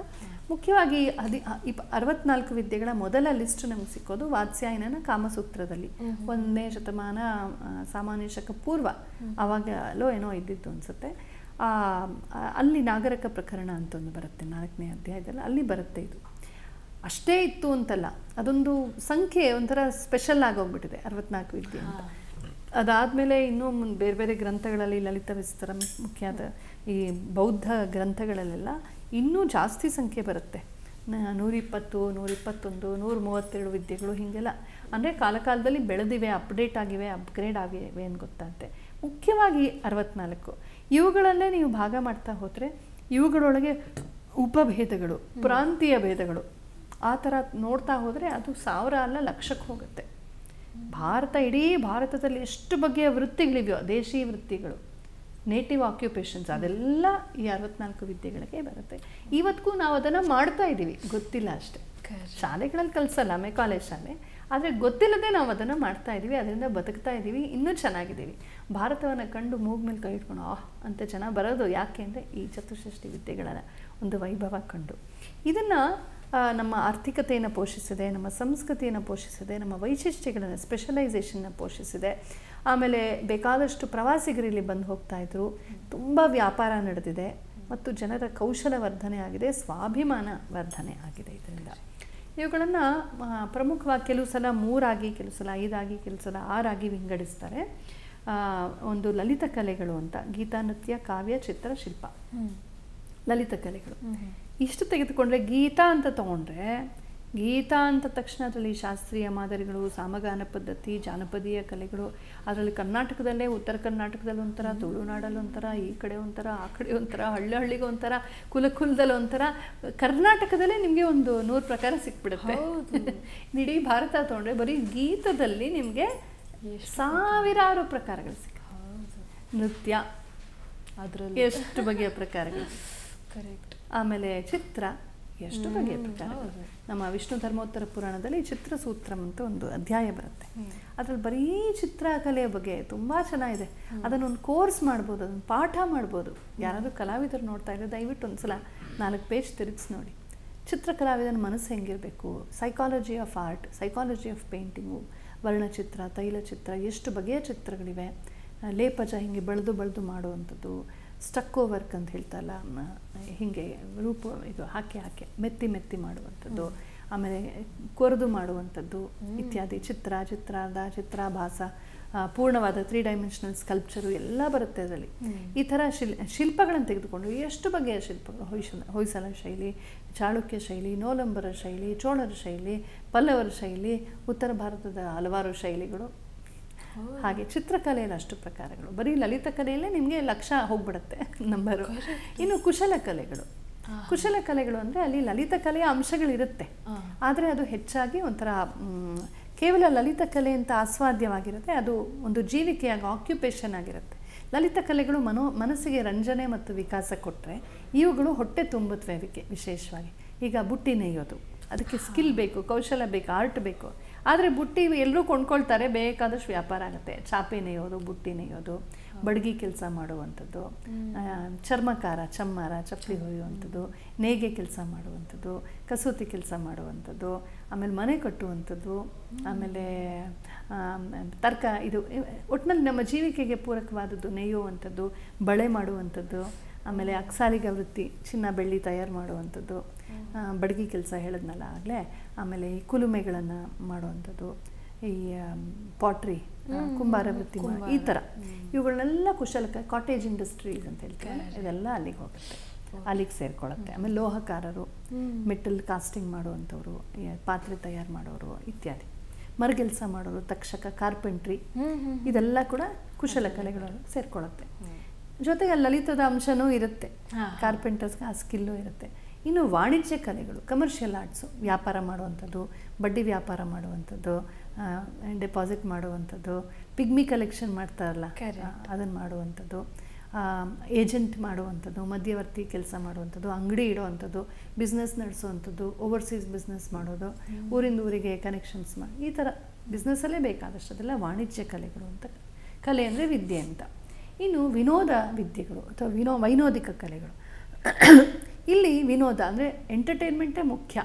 ಈಗ ದೊಂಬರಾಟ ಅಥವಾ ಮ್ಯಾಜಿಕ್ಕು, ಇಂದ್ರಜಾಲ ಮಾಡುವಂಥದ್ದು, ಕೋಳಿ ಕಾಳಗ, ಗುಳಿ ಕಾಳಗ, ಬೇರೆ ಬೇರೆ ಕಾಳಗಗಳು, ಇದೆಲ್ಲ ಇದೆಯಲ್ಲ ಚೆನ್ನಾಗಿರುತ್ತೆ, ಒಂಥರ ಮಜಾ ಬರುತ್ತೆ, ರೋಚಕತೆ ಬರುತ್ತೆ ಇಂಥದ್ದು. ಇದೆಲ್ಲ ಬೇರೆ ದೇಶದಲ್ಲಿ ಮಾಡಿದಾಗ ವಾವ್ ಅಡ್ವೆಂಚರಸ್ ಅಂತೆಲ್ಲ ಹೇಳ್ತೀವಿ. ಆದರೆ ನಮ್ಮ ದೇಶದಲ್ಲಿ ಕಂಬಳ ಆದಾಗ, ಜಲ್ಲಿಕಟ್ಟು ಆದಾಗ ಈ ಇದ್ದಕ್ಕಿದ್ದಾಗೆ ಸೋ ಕಾಲ್ಡ್ ಪ್ರಾಣಿ ಪ್ರೇಮಿಗಳು ದಿನ ಹಾಕ್ಕೊಂಡು ಪ್ರಾಣಿಗಳನ್ನ ತಿಂತಾ ಇರ್ತಾರೆ ಪ್ಲೇಟಲ್ಲಿ. ಆದರೆ ಇದ್ದಕ್ಕಿದ್ದ ಹಾಗೆ ಕಮಾನ್ ಪ್ರಾಣಿಗಳಿಗೆ ತುಂಬ ಹಿಂಸೆ ಅಂತ ಹೇಳ್ತಾರೆ. ಇವರು ತಿನ್ನೋದನ್ನ ಬಿಟ್ಟು ಆಮೇಲೆ ಮಾತಾಡಲಿ. ಅದೇ ಬೇರೆ ದೇಶದ ಬಗ್ಗೆ ದೀಪಾವಳಿ ಟೈಮಲ್ಲಿ ಮಾತ್ರ ನಾಯಿಗಳಿಗೆ ತೊಂದರೆ ಆಗುತ್ತಲ್ಲ, ಹಾಗೆ ಸೆಲೆಕ್ಟಿವ್ ಅಂಥವರು ಹಂಗೆ ಹೇಳ್ತಾರೆ. ಆದರೆ ಇದೆಲ್ಲ ಏನಂದರೆ ಜನ ಇದ್ದ ಮೇಲೆ ಲೋಕದಲ್ಲಿ ಅದು ಸಹಜ. ನೀವು ಜನರನ್ನು ನೀವು ಯಾವುದೇ ಖುಷಿ ಪಡಬಾರ್ದು, ಏನು ಮಾಡಬಾರ್ದು, ಅದು ಆಗೋದಿಲ್ಲ. ಹಂಗೆ ಅವ್ರಿಗೇನೋ ರೋಚಕತೆ ಬೇಕು, ಹುಡ್ಕೊಂಡು ಹೋಗ್ತಾರಲ್ಲ. ರೆಗ್ಯುಲೇಟ್ ಮಾಡ್ಬೋದು, ತೀರಾ ವಿಪರೀತಕ್ಕೆ ಕ್ರೌರ್ಯಕ್ಕೆ ಹೋಗಬಾರ್ದು ಅಂತ ರೆಗ್ಯುಲೇಟ್ ಮಾಡ್ಬೋದೇ ಹೊರತು. ಈಗ ಹೆಂಡ ಕುಡಿಲೇಬೇಡಿ ಅಂದರೆ ಕದ್ದು ಮುಚ್ಚಿ ಕುಡಿತಾರೆ. ಅದಕ್ಕೆ ಹಿಂದೆ ಸುರಾಧ್ಯಕ್ಷ ಇರ್ತಿದ್ದ, ಒಂದು ರೆಗ್ಯುಲೇಟ್ ಮಾಡೋರು, ಇಷ್ಟೇ ಕುಡಿಬೇಕು, ಇಷ್ಟು ಪ್ರಮಾಣ, ಇದಕ್ಕಿಷ್ಟು ಕಾನ್ಸಂಟ್ರೇಷನ್ ಇರಬೇಕು, ಇಷ್ಟು ನೀರು ವಾಟ್ ಎವರ್, ನಂಗೆ ಗೊತ್ತಿಲ್ಲ ಅದ್ರ ಬಗ್ಗೆ, ಹಿಂಗೆ ಅಂತ ರೆಗ್ಯುಲೇಟ್ ಮಾಡೋರು. ಆ ರೆಗ್ಯುಲೇಟ್ ಮಾಡಿದಾಗ ಏನಾಗುತ್ತೆ, ಸ್ವಲ್ಪ ಹಿಡ್ತಾ ಇರುತ್ತೆ. ಹೀಗೆ ವೈನೋದಿಕ ಕಲೆಗಳು. ಇನ್ನು ವ್ಯಾಯಾಮಿಕಿ ಕಲೆಗಳು ಅಂತಲೂ ಒಂದು ವಿಭಾಗ ಇದೆ. ವ್ಯಾಯಾಮ ಅಂತಂದರೆ ಅದೇ ದೇಹಕ್ಕೆ, ಅಂದರೆ ಕ್ರೀಡೆಗಳು, ಬಗೆ ಬಗೆಯ ಔಟ್ಡೋರ್ ಗೇಮ್ಸು, ಇಂಡೋರ್ ಗೇಮ್ಸು ಇತ್ಯಾದಿ ಎಲ್ಲ ಬರುತ್ತಲ್ಲ ನಮಗೆ. ಚಿಳಿದಾಂಡು ಇರ್ಬೋದು, ಅಥವಾ ಓಟ ಇರ್ಬೋದು, ಈಜು ಇರ್ಬೋದು, ರಥ ಓಡಿಸೋದು, ಕುದುರೆ ಓಡಿಸೋದು, ವಾಹನಗಳನ್ನು ಓಡಿಸುವಂಥದ್ದು, ಹತ್ತೋದು, ಇಳಿಯೋದು, ಮರಕೋತಿ ಆಟ, ಕಬಡ್ಡಿ ಆಡುವಂಥದ್ದು, ಬೇರೆ ಬೇರೆ ಆಟಗಳು, ಮಲ್ಲಯುದ್ಧ, ರೆಸ್ಲಿಂಗು, ವ್ಯಾಯಾಮಗಳು, ಕಸರತ್ತು ಮಾಡುವಂಥದ್ದು, ಇದೆಲ್ಲ ದೇಹಕ್ಕೆ ಫಿಸಿಕಲ್ ಟ್ರೈನಿಂಗ್, ಎಕ್ಸಸೈಸ್ ಏನಿದೆ ಅದೆಲ್ಲ ವ್ಯಾಯಾಮಕ್ಕೆ ವಿದ್ಯೆಗಳು. ಹಾಗೆ ಇಂಡೋರ್ ಗೇಮ್ಸ್ ಅದೆಲ್ಲ ವಿನೋದಕ್ಕೆ ಸೇರಿಕೊಳ್ಳುತ್ತೆ. ವಿನೋದದಲ್ಲಿ ಇನ್ನೂ ತುಂಬ ಇದೆ, ಕಾಮಶಾಸ್ತ್ರದಲ್ಲೇ ಬರುತ್ತೆ. ಅಂತಾಕ್ಷರಿ ಇವತ್ತು ಆಡ್ತೀವಲ್ಲ, ಅದು ಕಾಮಶಾಸ್ತ್ರದಲ್ಲಿದೆ. ಕಾಮಸೂತ್ರದಲ್ಲಿ ಬರುತ್ತೆ. ಪ್ರತಿಮಾಲ, ಅಂತಾಕ್ಷರಿ ಎರಡೂ ಒಂದೇ. ಇವತ್ತೆರಡು ಅಂತಾಕ್ಷರಿ ಅಂತ ಬಳಸ್ತೀವಿ. ಹಾಗೆ ಮಾನಸಿ ಕ್ರೀಡಾ ಅಂತ, ಇವತ್ತು ಜಂಬಲ್ ಅಂತ ಆಡ್ತೀವಲ್ಲ, ಅಕ್ಷರಗಳನ್ನೆಲ್ಲ ಹಿಂದೆ ಮುಂದೆ ಮಾಡಿಬಿಟ್ಟು, ಈಗ ಯಶೋಧ ಅಂದರೆ ಶೋಧಯ ಅಂತೇನೋ ಇರುತ್ತೆ, ಹಿಂದೆ ಮುಂದೆ ಮಾಡಿಬಿಟ್ಟು ಪದವನ್ನು, ಆ ಜಂಬಲ್, ಅದು ಗೂಢಾಕ್ಷರ, ಗೂಢಲಿಪಿ, ಆಮೇಲೆ ಗೂಢಭಾಷಾ ನಾವು ಮಕ್ಕಳಿದ್ದಾಗ ಮಾತಾಡ್ತಿದ್ವಿ ತಮಾಷೆಗೆಲ್ಲ, ಕಾಣಿಸೋದೇ ಇಲ್ಲ, ಕೇಳಿಸೋದಿಲ್ಲ. ಏನಂದರೆ ಭಾಷೆ, ಭಾಷೆ ಕೇಳಿದ್ಯಾ ನೀನು? ಭಾಷೆ ನಾನು ಚೆನ್ನಾಗಿ ಮಾತಾಡ್ತಿದ್ದೆ, ಈಗೆಲ್ಲ ಮರ್ತೋಗ್ಬಿಟ್ಟಿದೆ. ಅಕ್ಷರಕ್ಕೂ ಸೇರಿಸೋದು ಸ್ಟಾರ್ಟಿಂಗಲ್ಲಿ. ನಾನು ನಾಳೆ ಬರುತ್ತೇನೆ, ನಾಪ ನುಪ ನಾಪ ಳೆಪ ಬಪ ರೂಪ ತೆಪ ನೆಪ. ಅದನ್ನ ಫಾಸ್ಟಾಗಿ ಹೇಳೋದು ಬೇರೆ, ಈಗ ನಂಗೆ ಆಗಲ್ಲ ಹೇಳೋಕ್ಕೆ. ಹಾಗೆ ನಾಪನುಪ ಬಪತಿಪ್ಪ ಅಂತೇನೋ ಹೇಳ್ಕೊಂಡು ಹೋಗೋದು. ನಾವಂದ್ರೆ ಒಂದು ಸೆಂಟೆನ್ಸಲ್ಲಿ ಒಂದೊಂದು ಲೆಟರ್ ಮಾತ್ರ ಹಾಗೆ ಹೇಳ್ಕೊಂಡು ಹೋಗೋದು. ಅದೇನಾಗುತ್ತೆ ಅಂದರೆ ಯಾರಿಗೆ ಭಾಷೆ ಅಭ್ಯಾಸ ಇದೆಯೋ ಅವ್ರಿಗೆ ಟಕ ಟಕ ಅಂತ ಅರ್ಥ ಆಗುತ್ತೆ, ಮಿಕ್ಕವ್ರಿಗೆ ಅರ್ಥ ಆಗಲ್ಲ. ಇದನ್ನು ಹಿಂದೆ ಗೂಢಚಾರಿಗಳೆಲ್ಲ ಬಳಸ್ತಿದ್ರು ಅಂತ ಸಾರ್ವಜನಿಕ ಸ್ಥಳದಲ್ಲಿ. ಅಕಸ್ಮಾತ್ ಯಾರಾದರೂ ಕೇಳಿಸ್ಕೊಂಡ್ರು ಅವ್ರಿಗೆ ಅರ್ಥ ಆಗಬಾರ್ದು. ಹಾಗೆ ಸಭಾಷೆ, ಸಭಾಷಾ, ಟ ಭಾಷಾ, ಪ ಭಾಷಾ, ಬೇರೆ ಬೇರೆ ಅಕ್ಷರ ಇಟ್ಕೊಂಡು ನಾವೇ ನಿರ್ಮಾಣ ಮಾಡ್ಕೊಳ್ಳೋದು. ಇಂಥದ್ದು ಗೂಢಭಾಷಾ, ಗೂಢಲಿಪಿ, ಪ್ರತಿಮಾಲಾ, ಬೌದ್ಧಿಕಿ ವಿನೋದಗಳು, ಈ ತರಾವರಿ ವಿನೋದಗಳನ್ನೆಲ್ಲ ಮಾಡ್ತಾಯಿದ್ರು. ವ್ಯಾಯಾಮಿಕ ಕ್ರೀಡೆಗಳು. ಇನ್ನು ಸಂಕೀರ್ಣ ಕಲೆಗಳು ಅಂತ, ಸಂಕೀರ್ಣ ವಿದ್ಯೆಗಳು ಅಂದರೆ ಈ ಎಲ್ಲ ಮಿಕ್ಸ್ ಆಗಿರುವಂಥದ್ದು. ಇವೆಂಟ್ ಮ್ಯಾನೇಜ್ಮೆಂಟ್ ಅಂತಂತಲ್ಲ, ಈಗ ನಾಟಕ ತೆಗೆದುಕೊಂಡ್ರೆ ರಂಗಭೂಮಿ ಅಂತ ಯಾವುದನ್ನು ರೂಪಕ ಅಂತ ಕಲೆ ಅಂತ ಹೇಳ್ತಾರೆ. ಅದರಲ್ಲಿ ತರಾವರಿ ನೆನ್ನೆ ಹೇಳಿದ್ನ ಗೊತ್ತಿಲ್ಲ, ರೂಪಕದಲ್ಲಿ ದಶರೂಪಕಗಳು ಅಂತ 10 ಬಗೆಯ ವೀಥಿ ಅಂದರೆ ಬೀದಿ ನಾಟಕ, ಪ್ರಕರಣ, ಹಗರಣ ಅಂತ ಹೇಳ್ತೀವಲ್ಲ, ಪ್ರಕರಣ, ಅದೊಂದು ಬಗೆಯ ಒಂದು ಎಪಿಸೋಡ್ ತೊಗೊಂಡು ಮಾಡುವಂಥದ್ದು. ನಾಟಕ ತುಂಬ ಅಂಕಗಳು, ತುಂಬ ಕ್ಯಾರೆಕ್ಟರ್ಸು, ನವರಸಗಳು ಬಂದು ಹೋಗೋ ಒಂದು ದೊಡ್ಡ ಸುದೀರ್ಘವಾದಂಥ ಒಂದು ರೂಪಕ, ಅದಕ್ಕೆ ನಾಟಕ ಅಂತ ಹೆಸರು. ಹೀಗೆ ಬರೀ ನಾಟಕ ಅಂತ ಬಳಸ್ತೀವಿ. ಚಿಕ್ಕ ನಾಟಕ, ದೊಡ್ಡ ನಾಟಕ ಇಲ್ಲ. ದೊಡ್ಡದಾಗಿದ್ದರೆ ಮಾತ್ರ ಅದಕ್ಕೆ ನಾಟಕ ಅಂತ ಹೆಸರು, ಚಿಕ್ಕದಾಗಿದ್ದರೆ ಅದಕ್ಕೆ ಬೇರೆ ಥರ ಹೆಸರು. ಪ್ರಹಸನ, ಡಿಮ ಅಂತೆಲ್ಲ ಹೆಸರಿದೆ, ವ್ಯಾಯೋಗ ಅಂತೆಲ್ಲ. ಇದೊಂಥರ ಸಂಕೀರ್ಣ ಕಲೆ. ಯಾಕೆಂದರೆ ಇದರಲ್ಲಿ ಸಂಗೀತ ಬರುತ್ತೆ, ನೃತ್ಯ, BGM ಬ್ಯಾಕ್ಗ್ರೌಂಡ್ ಮ್ಯೂಸಿಕ್ ಇರುತ್ತೆ, ನೃತ್ಯ, ಸಂಗೀತ, ಆಮೇಲೆ ಸ್ಟೇಜ್ ಸೆಟ್ಟಿಂಗ್ ಇರುತ್ತೆ, ಕಾಸ್ಟ್ಯೂಮ್ ಮೇಕಿಂಗ್ ಇರುತ್ತೆ, ಜ್ಯುವೆಲ್ರಿ ಮೇಕಿಂಗ್ ಇರುತ್ತೆ, ಲೈಟ್ಸ್ ಹಾಕೋದಿರುತ್ತೆ, ಜನರಲ್ ಮ್ಯಾನೇಜ್ ಮಾಡೋದಿರುತ್ತೆ, ಅಲ್ಲೆಲ್ಲ ಗ್ಯಾಲರಿ ಎಲ್ಲ ಬಂದವ್ರನ್ನ ಕೂಡಿಸೋದು ಮಾಡಿಸೋದು ಅದೆಲ್ಲ ಇರುತ್ತೆ, ಟಿಕೆಟ್ ಕಲೆಕ್ಷನ್ ಇರುತ್ತೆ, ಎಲ್ಲ ಇರ್ತಿತ್ತು ಹಿಂದೆ. ಅದೆಲ್ಲ ಮಾಡಬೇಕಲ್ಲ. ಸೊ ಅದು ತುಂಬ ಜನ ವಾಹಕರು ಬೇಕು, ಕ್ಲೀನ್ ಮಾಡೋರು ಬೇಕು, ಸೇವಕರು ಬೇಕು, ಸ್ಪಾನ್ಸರ್ ಮಾಡೋರು ಬೇಕು, ಹೀಗೆ ತುಂಬ ವಿಚಾರಗಳು. ಒಂದು ಫಿಲ್ಮ್ ಇಂಡಸ್ಟ್ರಿ ಥರ ಇಷ್ಟು ಸೇರಿಕೊಂಡಿದೆ, ಅದಕ್ಕೆ ಸಂಕೀರ್ಣ ಕಲೆ ಅಂತ ಹೇಳೋರು. ಹಾಗೆ ದೇವಸ್ಥಾನ ಕಟ್ಟೋದು ಅಂತ ಹೇಳಿದಾಗ ಕಾಂಟ್ರಾಕ್ಟ್ ಕೊಟ್ಟರೆ ಬರೀ ಇಂಜಿನಿಯರ್ಸಿಂದ ಆಗೋದಿಲ್ಲ. ಕೂಲಿಗಳು ಬೇಕು, ಶಿಲ್ಪಿಗಳು ಬೇಕು, ಲೋಹಕಾರರು ಬೇಕು. ಈಗ ಅಲ್ಲಿ ಕಬ್ಬಿಣ, ಕಂಬಿ ಗಿಬ್ಬಿ ಎಲ್ಲ ತಂದು ಕೊಡ್ತಲ್ಲ, ಕಂಬಿ ಕತ್ತರಿಸೋರೇ ಬೇರೆ ಇರ್ತಾರೆ, ಕಲ್ಲು ಕತ್ತರಿಸೋರೇ ಬೇರೆ ಇರ್ತಾರೆ, ಲೋಹದ ಕೆಲಸ ಮಾಡೋರೇ ಬೇರೆ ಇರ್ತಾರೆ, ಸಿಮೆಂಟ್ ಮೌಲ್ಡಿಂಗ್ ಮಾಡೋರೇ ಬೇರೆ ಇರ್ತಾರೆ. ಇವಾಗೆಲ್ಲ ಇರೋ ಥರನೇ ಆವಾಗಲೂ ಕೂಡ. ಸೊ ಹಾಗಾಗಿ ಎಲ್ಲರ ಒಂದು ಟೀಮ್ ವರ್ಕ್ ಅದು. 10 ವಿದ್ಯೆಗಳನ್ನು ಸೇರಿಸ್ಕೊಂಡು ಮಾಡೋ ಒಂದು ಇದನ್ನು ಸಂಕೀರ್ಣ ಕಲಾ ಅಂತ ಕರೆಯೋರು. ಹೀಗೆಲ್ಲ ನಾವು ನೋಡ್ತೀವಿ ಸಾಕಷ್ಟು. ಇವುಗಳ ಪೈಕಿ ದೊಡ್ಡ ಪಟ್ಟಿನೇ ಇದೆ. ನಾನು ಸುಮ್ಮನೆ ಹಾಗೆ ಓದ್ಕೊಂಡು ಹೋಗ್ತೀನಿ. ತುಂಬ ವಿವರಕ್ಕೆ ಹೋಗೋದಕ್ಕೆ ಸಮಯ ತುಂಬ ಬೇಕಾಗುತ್ತೆ. ಮತ್ತು ನಾನಾಗಲೇ ಹೇಳ್ದಂಗೆ ಇದು ಒಂದೊಂದರಲ್ಲೂ ಕೂಡ ನಿಮಗೆ ಪ್ರಾದೇಶಿಕ ಭೇದಗಳಿದೆ. ಒಡಿಸ್ಸಾಗೆ ಹೋದರೆ ಅಲ್ಲೇ ಒಂದಷ್ಟು ಭೇದಗಳು. ಆ ಒಡಿಸ್ಸಾ ಜಿಲ್ಲೆಗೆ ಭೇದ, ಗ್ರಾಮಕ್ಕೆ ಭೇದ, ಕಾಶ್ಮೀರಕ್ಕೆ ಹೋದರೆ ಅಲ್ಲೇ ಭೇದಗಳು, ಗುಜರಾತ್ಗೆ ಹೋದರೆ ಅಲ್ಲೇ ಪ್ರಭೇದಗಳು, ಹೀಗೆ. ಹಾಗಾಗಿ ಪ್ರತಿಯೊಂದಕ್ಕೂ ಕೂಡ ಎಷ್ಟೋ ಪರಂಪರೆ ಇದೆ, ಎಷ್ಟೋ ವಿಧಾನಗಳಿದೆ. ನೇಯ್ಗೆ ಅಂತ ತೆಗೆದುಕೊಂಡ್ರೆ ಇವತ್ತೇ ಎಷ್ಟು ಥರ ವೀವ್ಸ್, ಇಂಡಿಯನ್ ವೀವ್ಸ್, ಎಷ್ಟು ಬಗೆಯ ನೇಯ್ಗೆಗಳಿವೆ. ಕರ್ನಾಟಕದೊಳಗೆ ಇಳಕಲ್ ಸೀರೆ ಇದೆ, ಉಡುಪಿ ಕಡೆ ಸೀರೆ ಇದೆ, ಈ ಕಡೆ ಸೀರೆ ಇದೆ, ನಮ್ಮ ಬೆಂಗಳೂರು ಕಡೆ ಇದೆ, ಮೈಸೂರು ಸಿಲ್ಕ್ ಇದೆ, ಎಷ್ಟೊಂದಿದೆ, ಮೊಳಕಾಲ್ಮೂರು ಸೀರೆ ಇದೆ, ಎಷ್ಟೊಂದು ಬಗೆಯ ಇದೆ, ಎಷ್ಟು ಬಗೆಯ ಈ ಕಣಗಳು, ಗುಡ್ಡದ ಕಣ ಅಂತ ಹೇಳ್ತಾರಲ್ಲ, ಬ್ಲೌಸ್ ಪೀಸೇ ಅದು ತುಂಬ GI ಟ್ಯಾಗೆಲ್ಲ ಇದೆ ಅದಕ್ಕೆ. ಹೀಗೆ ತಿನಿಸುಗಳನ್ನು ತೆಗೆದುಕೊಂಡ್ರೆ ಎಷ್ಟು ಥರ, ಒಂದು ಒಬ್ಬಟ್ಟನ್ನ ಎಷ್ಟು ಥರ ಮಾಡ್ತೀವಿ, ಅನ್ನಗಳನ್ನು ಎಷ್ಟು ಥರ ಮಾಡ್ತೀವಿ. ಹೀಗೆ ಪಾಕಕಲೆ ಕೂಡ ಇದೆ ಇದರಲ್ಲಿ. ಅದು ವೈಜ್ಞಾನಿಕ ಕಲೆಗೆ ಸೇರ್ಕೊಳ್ಳುತ್ತೆ. ಅದು ಮತ್ತೆ ಹೇಳೋಕ್ಕೆ ಕೃಷಿ ಮತ್ತು ಪಾಕಕಲೆ, ಆಯುರ್ವೇದ, ಇದೆಲ್ಲ ವೈಜ್ಞಾನಿಕ ಕಲೆಗಳು ಅಂತ.